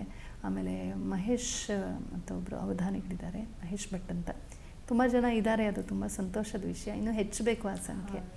ಆಮೇಲೆ ಪಟ್ಟಿಕಾ ವೇತ್ರವಾನ ವಿಕಲ್ಪ ಅಂದರೆ ಕೇನ್ ಫರ್ನಿಚರು, ಬೊಂಬಿನಲ್ಲಿ ಮಾಡುವಂಥದ್ದು. ತಕ್ಷಕರ್ಮ, ಕಾರ್ಪೆಂಟ್ರಿ, ತಕ್ಷಕರ್ಮ ಅಂದರೆ ಚಿನ್ನ, ಬೆಳ್ಳಿ ಮತ್ತು ಮೆಟಲ್ಲು, ಪಾಟ್ರಿ, ಅದರ ಮೇಲೆ ಹೀಗೆ ಕೆತ್ತನೆ ಮಾಡುವಂಥದ್ದು. ಆಮೇಲೆ ತಕ್ಷಣ ಅಂತಂದರೆ ಕಾರ್ಪೆಂಟ್ರಿ ಮತ್ತು ಬಡಗಿ ಕೆಲಸ. ವಾಸ್ತುವಿದ್ಯಾ, ಸಿವಿಲ್ ಇಂಜಿನಿಯರಿಂಗು, ಆರ್ಕಿಟೆಕ್ಚರ್ ಇತ್ಯಾದಿ. ಹಾಗೆ ರೂಪ್ಯ ರತ್ನ ಪರೀಕ್ಷೆ, ಬಗೆಯ ರತ್ನಗಳನ್ನು ಜೆಮಾಲಜಿ ಅಂತಲ್ಲ, ಅದನ್ನು ಮಾಡುವಂಥದ್ದು. ಧಾತು ವಿದ್ಯಾ, ಬಗೆಯ ಲೋಹಗಳನ್ನು ಮತ್ತು ಅದರ ಅಲಾಯ್ಸ್, ಮಿಶ್ರ ಲೋಹಗಳನ್ನು ತಯಾರು ಮಾಡೋದು ಇತ್ಯಾದಿ, ವಿಂಗಡಿಸೋದು ಇತ್ಯಾದಿ. ಮಣಿರಾಗ ಕರ್ಮ ಅಂತ, ಈ ಇರುವ ಮಣಿಗಳಿಗೆ ಬಣ್ಣ ಬಳಿಯುವಂಥದ್ದು, ಬೇರೆ ಥರ ಕಾಣೋ ಹಾಗೆ ಮಾಡೋದು, ಗ್ಲಾಸ್ ಮೇಲೆ ಬಣ್ಣ ಬಳಿಯೋದು ಇತ್ಯಾದಿ. ವೃಕ್ಷಾಯುರ್ವೇದ, ಇದು ಕೃಷಿಗೆ ಸಂಬಂಧಪಟ್ಟಂತೆ ಹಾಗೆ ಕಾಡುಗಳಿಗೆ ಸಂಬಂಧಪಟ್ಟಂತೆ ಬೇಕಾದಷ್ಟು ಬರುತ್ತೆ. ಮೇಷ ಕುಕ್ಕುಟ ಲಾವಕ ಯುದ್ಧ ವಿಧಿ, ಅದೇ ಕೋಳಿ ಕಲಹ, ಗುಳಿ ಕಲಹ ಅಂಥದ್ದೆಲ್ಲ, ಟಗರಿನ ಕಲಹ ಇತ್ಯಾದಿ. ಶುಕಸಾರಿಕಾ ಪ್ರಲಾಪನ, ಪಕ್ಷಿಗಳಿಗೆ ಭಾಷೆ ಮಾತಾಡೋದು ಹೇಳ್ಕೊಡುವಂಥದ್ದು. ಉತ್ಸಾದನ ಸಂವಹನ, ಕೇಶಮರ್ದನ ಕೌಶಲ, ಇದೆಲ್ಲ ಮಸಾಜ್ ಮಾಡುವಂಥದ್ದು, ಬಾಡಿ ಮಸಾಜ್, ಹೇರ್ ಮಸಾಜ್ ಇತ್ಯಾದಿ. ಅಕ್ಷರ ಮುಷ್ಟಿಕಾ ಕಥನ ಅಂದರೆ ಒಂದು ಮುಖ್ಯವಾದ ಪ್ರಧಾನ ಅಕ್ಷರವನ್ನು ಕೇಳಿ ಇಡೀ ಪದವನ್ನು ಇಡೀ ವಾಕ್ಯವನ್ನು ಗೆಸ್ ಮಾಡುವಂಥದ್ದು, ಇದೆಲ್ಲ ತುಂಬ ವಿದ್ವತ್ ಬೇಕಾಗುತ್ತೆ. ಅದಕ್ಕೆ ಮ್ಲೇಚ್ಛಿತ ವಿಕಲ್ಪ, ಮ್ಲೇಚ್ಛ ಭಾಷೆಗಳನ್ನು, ಅನ್ಯ ದೇಶಗಳ ಭಾಷೆಗಳನ್ನು ಕಲಿಯುವಂಥದ್ದು. ಈಗ ಇಂಗ್ಲೀಷ್ ನಾವೆಲ್ಲ ಮ್ಲೇಚ್ಛಿತ ವಿಕಲ್ಪರೆ ಕಲ್ತ್ಕೊಂಡ್ಬಿಟ್ಟಿದ್ದೀವಿ ತುಂಬ. ಹಾಗೆ ದೇಶ ಭಾಷಾ ವಿಜ್ಞಾನ, ಬರೀ ಕನ್ನಡದ ಮೇಲೆ ಪ್ರೀತಿ. ನಮ್ಮ ಡಾಕ್ಟರ್ ರಾಜ್ಕುಮಾರ್ ಅವರು ಹಾಡಿದೆ ಅಲ್ಲ, ಕಲಿಯೋಕ್ಕೆ ಕೋಟಿ ಭಾಷೆ, ಆಡೋಕ್ಕೆ ಒಂದೇ ಭಾಷೆ ಕನ್ನಡ. ಹಾಗೆ ಎಲ್ಲ ಕಲಿಬೇಕು. ಆದರೆ ಕನ್ನಡ ಭಾಳ ಮುಖ್ಯ, ನಮ್ಮ ದೇಶ ಭಾಷೆ ನಮ್ಗೆ ತುಂಬ ಮುಖ್ಯ. ಜೊತೆಗೆ ಇತರ ಸಂಸ್ಕೃತ ಭಾಷೆಯನ್ನು ಮತ್ತು ಅಕ್ಕಪಕ್ಕದ ಭಾಷೆಗಳನ್ನು, ಹಿಂದಿ ಭಾಷೆ ಇರ್ಬೋದು, ತಮಿಳು, ನಾನು ಕಲಿಯೋದಪ್ಪ ಅಂತ ಅನ್ನೋದು ಕನ್ನಡ ಪ್ರೀತಿ ಅಲ್ಲ, ಅದು ಫೆನಿಟಿಸಮ್ ಆಗುತ್ತೆ. ಅವನಿಗೆ ಎಷ್ಟು ಸರ್ವಭಾಷಾಮಯಿ ಸರಸ್ವತಿ. ಒಂದಷ್ಟು ಭಾಷೆಗಳನ್ನು ಕಲಿತ್ರೆ ಯಾವತ್ತೂ ನಮ್ಮ ಮನಸ್ಸು ಉದಾರವಾಗುತ್ತೆ, ನಾವು ಒಂಥರ ಓಪನ್ ಅಪ್ ಆಗ್ತೀವಿ ಮತ್ತು ಭಾರತೀಯತೆಯ ಬೋಧೆ ಬರುತ್ತೆ. ಈಗ ನಮಗೆ ತೆಲುಗು ಗೊತ್ತಿದ್ರೆ ಕನ್ನಡ ತೆಲುಗುನಲ್ಲಿ ಎಷ್ಟು ಸಾಮ್ಯ ಇದೆ ಅಂತ ನಮ್ಗೆ ಫೀಲ್ ಆಗುತ್ತೆ. ಹಾಗೆ ತಮಿಳು ಕನ್ನಡದಲ್ಲಿ ಎಷ್ಟು ಸಮಾನ ಪದಗಳಿವೆ, ಎಷ್ಟು ಬಳಕೆಗಳಿವೆ. ನಾವೆಲ್ಲ ಒಂದೇ ಮೂಲತಃ ಅನ್ನೋ ಒಂದು ಭಾವೈಕ್ಯ ಬರೋದರಿಂದ ನಮ್ಮನ್ನು ಜಾತಿ ಹೆಸರಲ್ಲಿ ಮತ್ತು ಈ ಭಾಷೆ ಹೆಸರಲ್ಲಿ ವಿಂಗಡಿಸಿ ನೀನು ಬೇರೆ ನೀನು ಬೇರೆ ನೀನು ಬೇರೆ ನೀನು ಬೇರೆ ಅಂತ ಕೂಡಿಸೋ ವಾಮಪಂಥೀಯರು ಯಾಕೆ ಅಂದರೆ ಭಾವೈಕ್ಯ ಬರಬಾರ್ದು ಅಂತ. ನಾವೆಲ್ಲ ಬೇರೆ ಬೇರೆ ಅಂತ ಕೂತಾಗ ನಮ್ಮನ್ನೆಲ್ಲ ಸಪ್ರೇಟ್ ಮಾಡಿ ಮತಾಂತರ ಮಾಡ್ಬೋದು. ಇವ್ರಿಗೆ ದುಡ್ಡು ಸಿಕ್ಕತ್ತೆ, ಹಾಳಾಗಿ ಹೋಗ್ತಾರೆ, ಹಾಳಾದವರೇ ಮೊದಲು, ನಾವು ಹಾಳಾಗ್ತೀವಿ. ಆದರೆ ನಾವು ಒಂದಾಗಬೇಕು ಅಂದರೆ ನಾನಾ ಭಾಷೆಗಳನ್ನು ಕಲಿಬೇಕು. ನಾನಾ ಭಾಷೆಗಳನ್ನು ಕಲಿತಾಗ ಅದೇ ಮಾತೃಭಾಷೆಯನ್ನು ವಿಶೇಷವಾಗಿ ಕಲಿಬೇಕು, ಸಂಸ್ಕೃತ ಕಲಿಬೇಕು. ಇಷ್ಟು ಯಾರಲ್ಲಿ ಬರುತ್ತೋ ಅವ್ರಿಗೆ ನಿಜವಾದ ಭಾರತ ಅರ್ಥ ಆಗುತ್ತೆ, ಚೆನ್ನಾಗಿ ಅರ್ಥ ಆಗುತ್ತೆ. ಹಾಗೆ ಇನ್ನೂ ತುಂಬ ಇವೆ. ನಿಮಿತ್ತ ಜ್ಞಾನ ಅಂತಿದೆ, ಪುಷ್ಪ ಶಕಟಿಕ ಅಂತ ಹೂವಿನ ರಥಗಳನ್ನು ತಯಾರು ಮಾಡುವಂಥದ್ದು, ಯಂತ್ರಗಳನ್ನು ತಯಾರು ಮಾಡುವಂಥದ್ದು, ಮಷೀನರಿ, ಧಾರಣಾ ಮಾತೃಕ, ಬಗೆ ಬಗೆಯ ಧಾರಣ ಶಕ್ತಿ, ನೆಮನಿಕ್ಸ್ ಅಂತ ಹೇಳ್ತೇವೆ, ಮೆಮೊರಿ ಸ್ಕಿಲ್ಸು. ಆಮೇಲೆ ಸಂಪಾಠ್ಯ ಅಂತ ಚೆನ್ನಾಗಿ ಒಂದೇ ಸಲ ಕೇಳಿದ್ದನ್ನು ಗೊತ್ತಿಲ್ಲದೆ ಇರುವಂಥ ಅಪರಿಚಿತವಾದ ಭಾಷೆಯ ಇದನ್ನು ಒಂದೇ ಸಲ ಕೇಳಿ ಹಾಗೆ ರಿಪೀಟ್ ಮಾಡುವಂಥದ್ದು. ಇದೆಲ್ಲ ರಾಜೇಂದ್ರಿಗೆ ತುಂಬ ಉಪಯೋಗ ಆಗ್ತಿತ್ತು. ಗೂಢಚಾರಿಗಳು, ದೂತರು ಇದನ್ನೆಲ್ಲ ಬಳಸ್ಕೊಳ್ತಾ ಇದ್ರು. ಆಮೇಲೆ ಮಾನಸಿ ವಿದ್ಯಾ ಅಂತ ಕೇವಲ ಅದೇ ಮನಸ್ಸನ್ನೇ ಬಳಸ್ಕೊಂಡು ಗೆಸ್ಸಿಂಗ್ ಮಾಡುವಂಥದ್ದು. ಈ ಡಮ್ಶಾರೆಟ್ಸು ಮಾಡ್ತಿಲ್ಲ ಆ ಥರ ಸಮಥಿಂಗ್ ಲೈಕ್ ದಟ್. ವಿಸರ್ಗ, ಅನುಸ್ವಾರ ಇವುಗಳನ್ನೆಲ್ಲ ಗುರುತಿಸುವಂಥದ್ದು. ಕಾವ್ಯಕ್ರಿಯಾ, ನಮ್ಮ ಕಾವ್ಯ ಕಲೆ.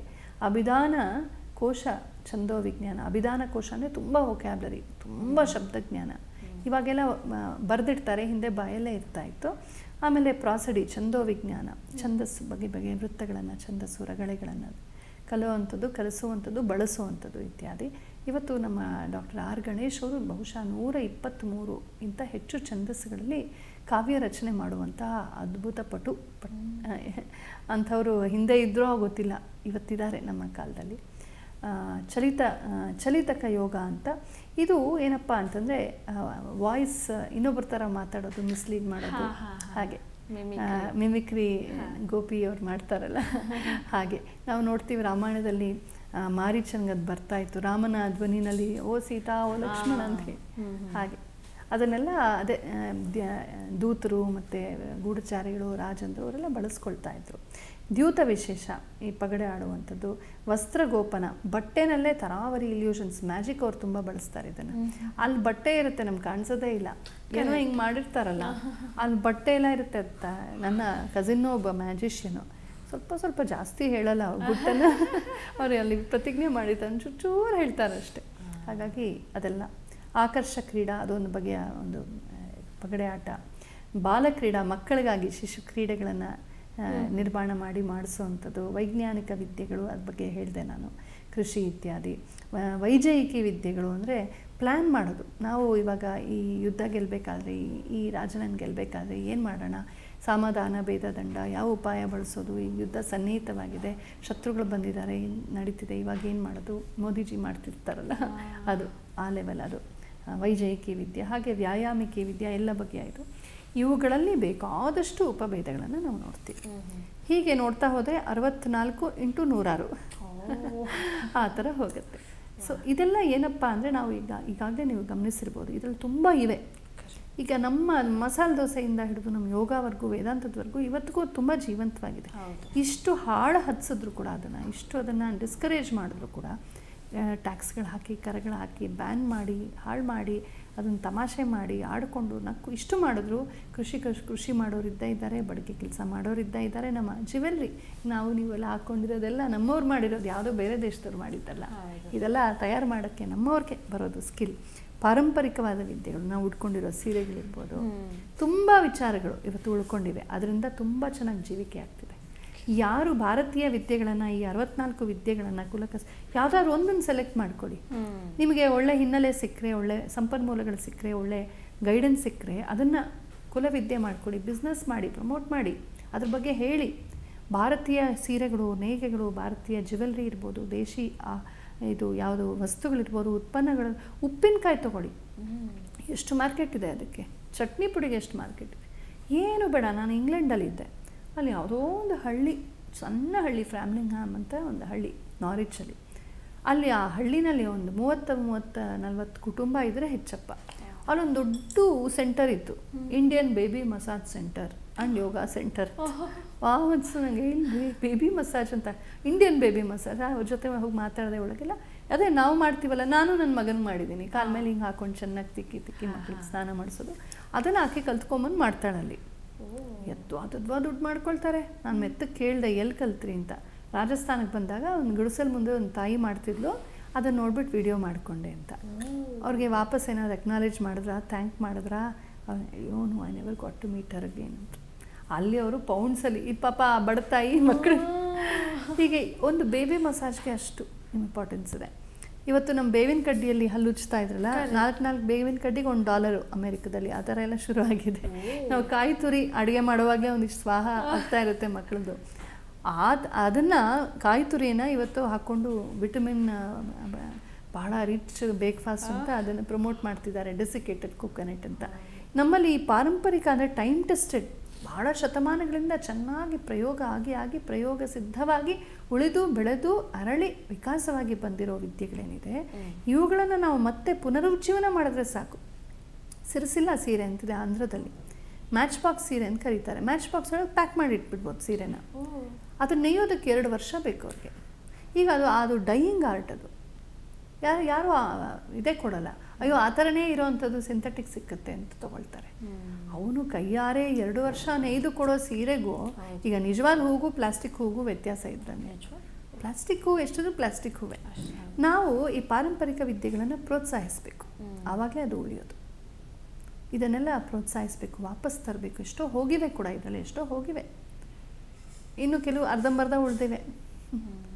ಇದನ್ನು ನಾವು ಸ್ವಲ್ಪ ನೋಡಿಕೊಂಡ್ರೆ ಅವಾಗ ಏನಾಗುತ್ತೆ, ಇನ್ನೊಂದು ದೇಶದ ಮುಂದೆ ಕೈ ಚಾಚೋದು ತಪ್ಪುತ್ತೆ. ನಾವು ಎಕ್ಸ್ಪೋರ್ಟ್ ಜಾಸ್ತಿ ಮಾಡಬೇಕು, ಇಂಪೋರ್ಟ್ ಕಡಿಮೆ ಮಾಡಬೇಕು. ವಿಜಯನಗರ ಸಾಮ್ರಾಜ್ಯದ ಪ್ರಿನ್ಸಿಪಲ್ ಆಗಿತ್ತು, ಭಗವಾನ್ ವಿದ್ಯಾರಣ್ಯರಿಂದ ಸ್ಥಾಪಿತವಾದದ್ದು. ಅಲ್ಲಿನ ಆರ್ಥಿಕ ನೀತಿಯೇ ಹಾಗೆ. ಒಂದು ಹಳ್ಳಿ ಅಂದರೆ ಅಲ್ಲಿ ಅದೆಷ್ಟೋ 22 ಡಿಪಾರ್ಟ್ಮೆಂಟ್ ಇರಬೇಕು. ಇದಿಷ್ಟು ಇದ್ರೇ ಹಳ್ಳಿ ಅಂತ. ಅಂದರೆ ಏನು ಬೇಕೋ ದಿನನಿತ್ಯದ ಬದುಕಿಗೆ ಅಷ್ಟು ಸಿಕ್ಕಲೇಬೇಕು ಹಳ್ಳಿನಲ್ಲಿ. ಅಷ್ಟು ಜನ, ಅಷ್ಟು ಕುಲದವ್ರು ಇರಲೇಬೇಕು. ಕುಂಬಾರ ಇರಲೇಬೇಕು, ಬಡಗಿಯವನು ಇರಲೇಬೇಕು, ಕೃಷಿಕ ಇರಲೇಬೇಕು, ಅರ್ಚಕ ಇರಲೇಬೇಕು, ಶಿಕ್ಷಕ ಇರಲೇಬೇಕು. ಹೀಗೆಲ್ಲ ಮಾಡ್ತಿದ್ದು ಎಲ್ಲ ಸಿಕ್ಕಬೇಕು ಹಳ್ಳಿನಲ್ಲಿ. ಅದಲ್ಲದೆ ಎಕ್ಸ್ಟ್ರಾ ಏನಾದ್ರು ಬೇಕು ಅಂದರೆ ಬೇರೆ ಕಡೆಯಿಂದ ತರಬೇಕು. ಅಂದರೆ ಎಷ್ಟು ಮ್ಯಾಕ್ಸಿಮಮ್ ಎಕ್ಸ್ಪೋರ್ಟು ನಾವು ಬೆಳೆಸಿ ಅದು ಸಮೃದ್ಧವಾಗಿ ಇನ್ನೊಬ್ಬರು ಕೊಡೋ ಥರ ಇರಬೇಕೇ ಹೊರತು ನಾವು ಬೇಡ್ಕೊಂಡು ಹೋಗಬಾರ್ದು ಅಂತ. ಆ ಆರ್ಥಿಕ ನೀತಿಯಿಂದ ಹಂಪೆ ಒಂದು ಕಾಲದಲ್ಲಿ ಹೆಂಗೆ ಬೆಳೆದಿತ್ತು ಅಂದರೆ ಮುತ್ತು ರತ್ನಗಳನ್ನು ತಕ್ಕಡಿಯಲ್ಲಿ ಮಾರ್ತಾ ಇತ್ತು. ಇವತ್ತು ಇಂಪೋರ್ಟೆಡ್ ಹುಚ್ಚಿದು ನಮಗಿರೋದ್ರಿಂದ ಏರ್ ಟ್ಯಾಗ್ ಕೂಡ ತೆಗಿಯಲ್ಲ ಕೆಲವು ಸೂಟ್ ಕೇಸಿಂದ. ಅಲ್ಲಿಂದ ಏನೋ ಅದೊಂದು ಭೂಮಿ ಮೇಲೆ ಇನ್ನೊಂದು ಜಾಗ ಅಷ್ಟೇ. ಆ ಹುಚ್ಚನ್ನು ನಾವು ಬಿಡಬೇಕು. ನಮ್ಮದನ್ನು ನಾವು ವಿಶ್ವಗುರುವಾಗಿ ಪ್ರಪಂಚಕ್ಕೆ ಕೊಡೋಕ್ಕೆ ಬೇಕಾದಷ್ಟಿದೆ. ನಮ್ಮ ಸಂಸ್ಕೃತ ಭಾಷೆ ಇದೆ, ನಮ್ಮ ಕನ್ನಡ ಭಾಷೆ ಇದೆ, ನಮ್ಮ ಸಂಸ್ಕೃತಿ ಇದೆ, ನಮ್ಮ ಸೀರೆ ಇದೆ, ನಮ್ಮ ಮಸಾಲೆ ದೋಸೆ ಇದೆ, ನಮ್ಮ ಪಾನಿಪುರಿ ಇದೆ, ನಮ್ಮ ವೇದಾಂತ ಇದೆ, ನಮ್ಮ ವಚನಗಳಿವೆ, ನಮ್ಮ ಸಂಗೀತ ಇದೆ, ನಮ್ಮ ನೃತ್ಯ ಇದೆ. ಜಗತ್ತು ಸಂತೋಷ ಪಡುವಂಥದ್ದು, ವಿಕಾಸವಾಗೋದಕ್ಕೆ ಬೇಕಾದಷ್ಟು ಮೆಟೀರಿಯಲ್, ಜ್ಞಾನ, ಸಂಪನ್ಮೂಲಗಳು, ಊಟ, ಆಯುರ್ವೇದ ಎಲ್ಲ ನಮ್ಮಲ್ಲಿದೆ. ನಮ್ಮಲ್ಲಿ 40, 50, 60 ವರ್ಷಗಳ ಕಾಲ ಸಂತೋಷವಾಗಿ ನಮ್ಮನೇಲೇ ಇದ್ದಾರೆ. ವೃದ್ಧ ದಂಪತಿಗೆ ನನ್ನ ತಂದೆ ತಾಯಿ 64 ವರ್ಷ ಆಯಿತು ಮದುವೆಯಾಗಿ. ಇವತ್ತಿಗೂ ಸಂತೋಷವಾಗಿ ಜೊತೆಲಿದ್ದಾರೆ. ಅವರಿಂದ ನಾವು ಕಲಿತು ಅಲ್ಲಿ ಹೇಳ್ಕೊಡ್ಬೇಕು. 2 ವರ್ಷಕ್ಕೂ ಒಂದು ಮದುವೆ ನಿಲ್ಲೋದು ಕಷ್ಟ ಅನ್ನೋ ಥರ ಆಗಿರೋ ಪಾಶ್ಚಾತ್ಯ ದೇಶಗಳಿಗೆ ನಾವು ಕಲಿಸ್ಬೇಕು. ಬಟ್ ನಾವು ಇಂಟರ್ನೆಟ್ಟಲ್ಲಿ what do I need counselling for my marriage ಅಂತ ಅಲ್ಲಿಂದ ನಾವು ಪಡಿತಿದ್ದೀವಿ. ಯಾರ ಮಾಡೆಲ್ಸು ಫ್ಯಾಮಿಲಿ ಮಾಡೆಲ್ಸ್ ಫೇಲ್ ಆಗಿದೆಯೋ ಅವರಿಂದ ನಾವು ಕೌನ್ಸೆಲಿಂಗ್ ಪಡಿಯೋದಕ್ಕೆ ಹೋಗ್ತಾ ಇದ್ದೀವಿ. ನಮ್ಮ ಮನೇಲೇ ವಯಸ್ಸಾದ ವೃದ್ಧ ದಂಪತಿ ಕೈ ಹಿಡ್ಕೊಂಡು ಆ ಸುಖದಲ್ಲಿ ದುಃಖದಲ್ಲಿ ಇಷ್ಟು ವರ್ಷ ಮಕ್ಕಳು ಮೊಮ್ಮಕ್ಕಳು ಮರಿ ಮಕ್ಕಳು ನೋಡಿ ಅವರೆಲ್ಲ ಬಿಟ್ಟು ಹೋಗಿದೆ ಎಲ್ಲ ನೋಡಿ, ಆದರೆ ತಮ್ಮ ಒಬ್ರಿಗೊಬ್ರು ಕುಂಟ್ಕೊಂಡೇ ಹೋಗಿ ತನ್ನ ಗಂಡನಿಗೆ ಏನೋ ಮಾಡ್ಕೊಂಬರ್ತಾಳೆ ಅಜ್ಜಿ. ಅಲ್ಲೇ ಕುಳಿತಲ್ಲೇ ಪಾಪ ಅಜ್ಜಿಗೆ ತಾತ ಮಸಾಜ್ ಮಾಡ್ತಿರ್ತಾರೆ. ಎಂಥ ಪ್ರೇಮ ಬಾಂಧವ್ಯ ಅದು. ಅವರಿಂದ ಕಲಿಬೇಕಲ್ವ ನಾವು. ಇಲ್ಲಿ ಸಿದ್ಧವಾದಂಥ ವಿದ್ಯೆಗಳನ್ನು ಜಗತ್ತಿಗೆ ಕಲಿಸ್ಬೇಕು. ಆದರೆ ಇಲ್ಲಿರೋ ಸಿದ್ಧ ವಿದ್ಯೆಗಳನ್ನು ಕಲಿಬೇಕಲ್ಲ ನಾವು. ಚತುಷ್ಷಷ್ಟಿ ವಿದ್ಯೆಗಳನ್ನು ಇವತ್ತಿಗೂ ಕೂಡ ನಾವು ಉಳಿಸ್ಬೋದು, ಬೆಳೆಸ್ಬೋದು. ತುಂಬ ಉಳಿದಿವೆ, ತುಂಬ ಬೆಳೆದಿವೆ, ಎಷ್ಟೋ ಕಳೆದು ಹೋಗಿವೆ.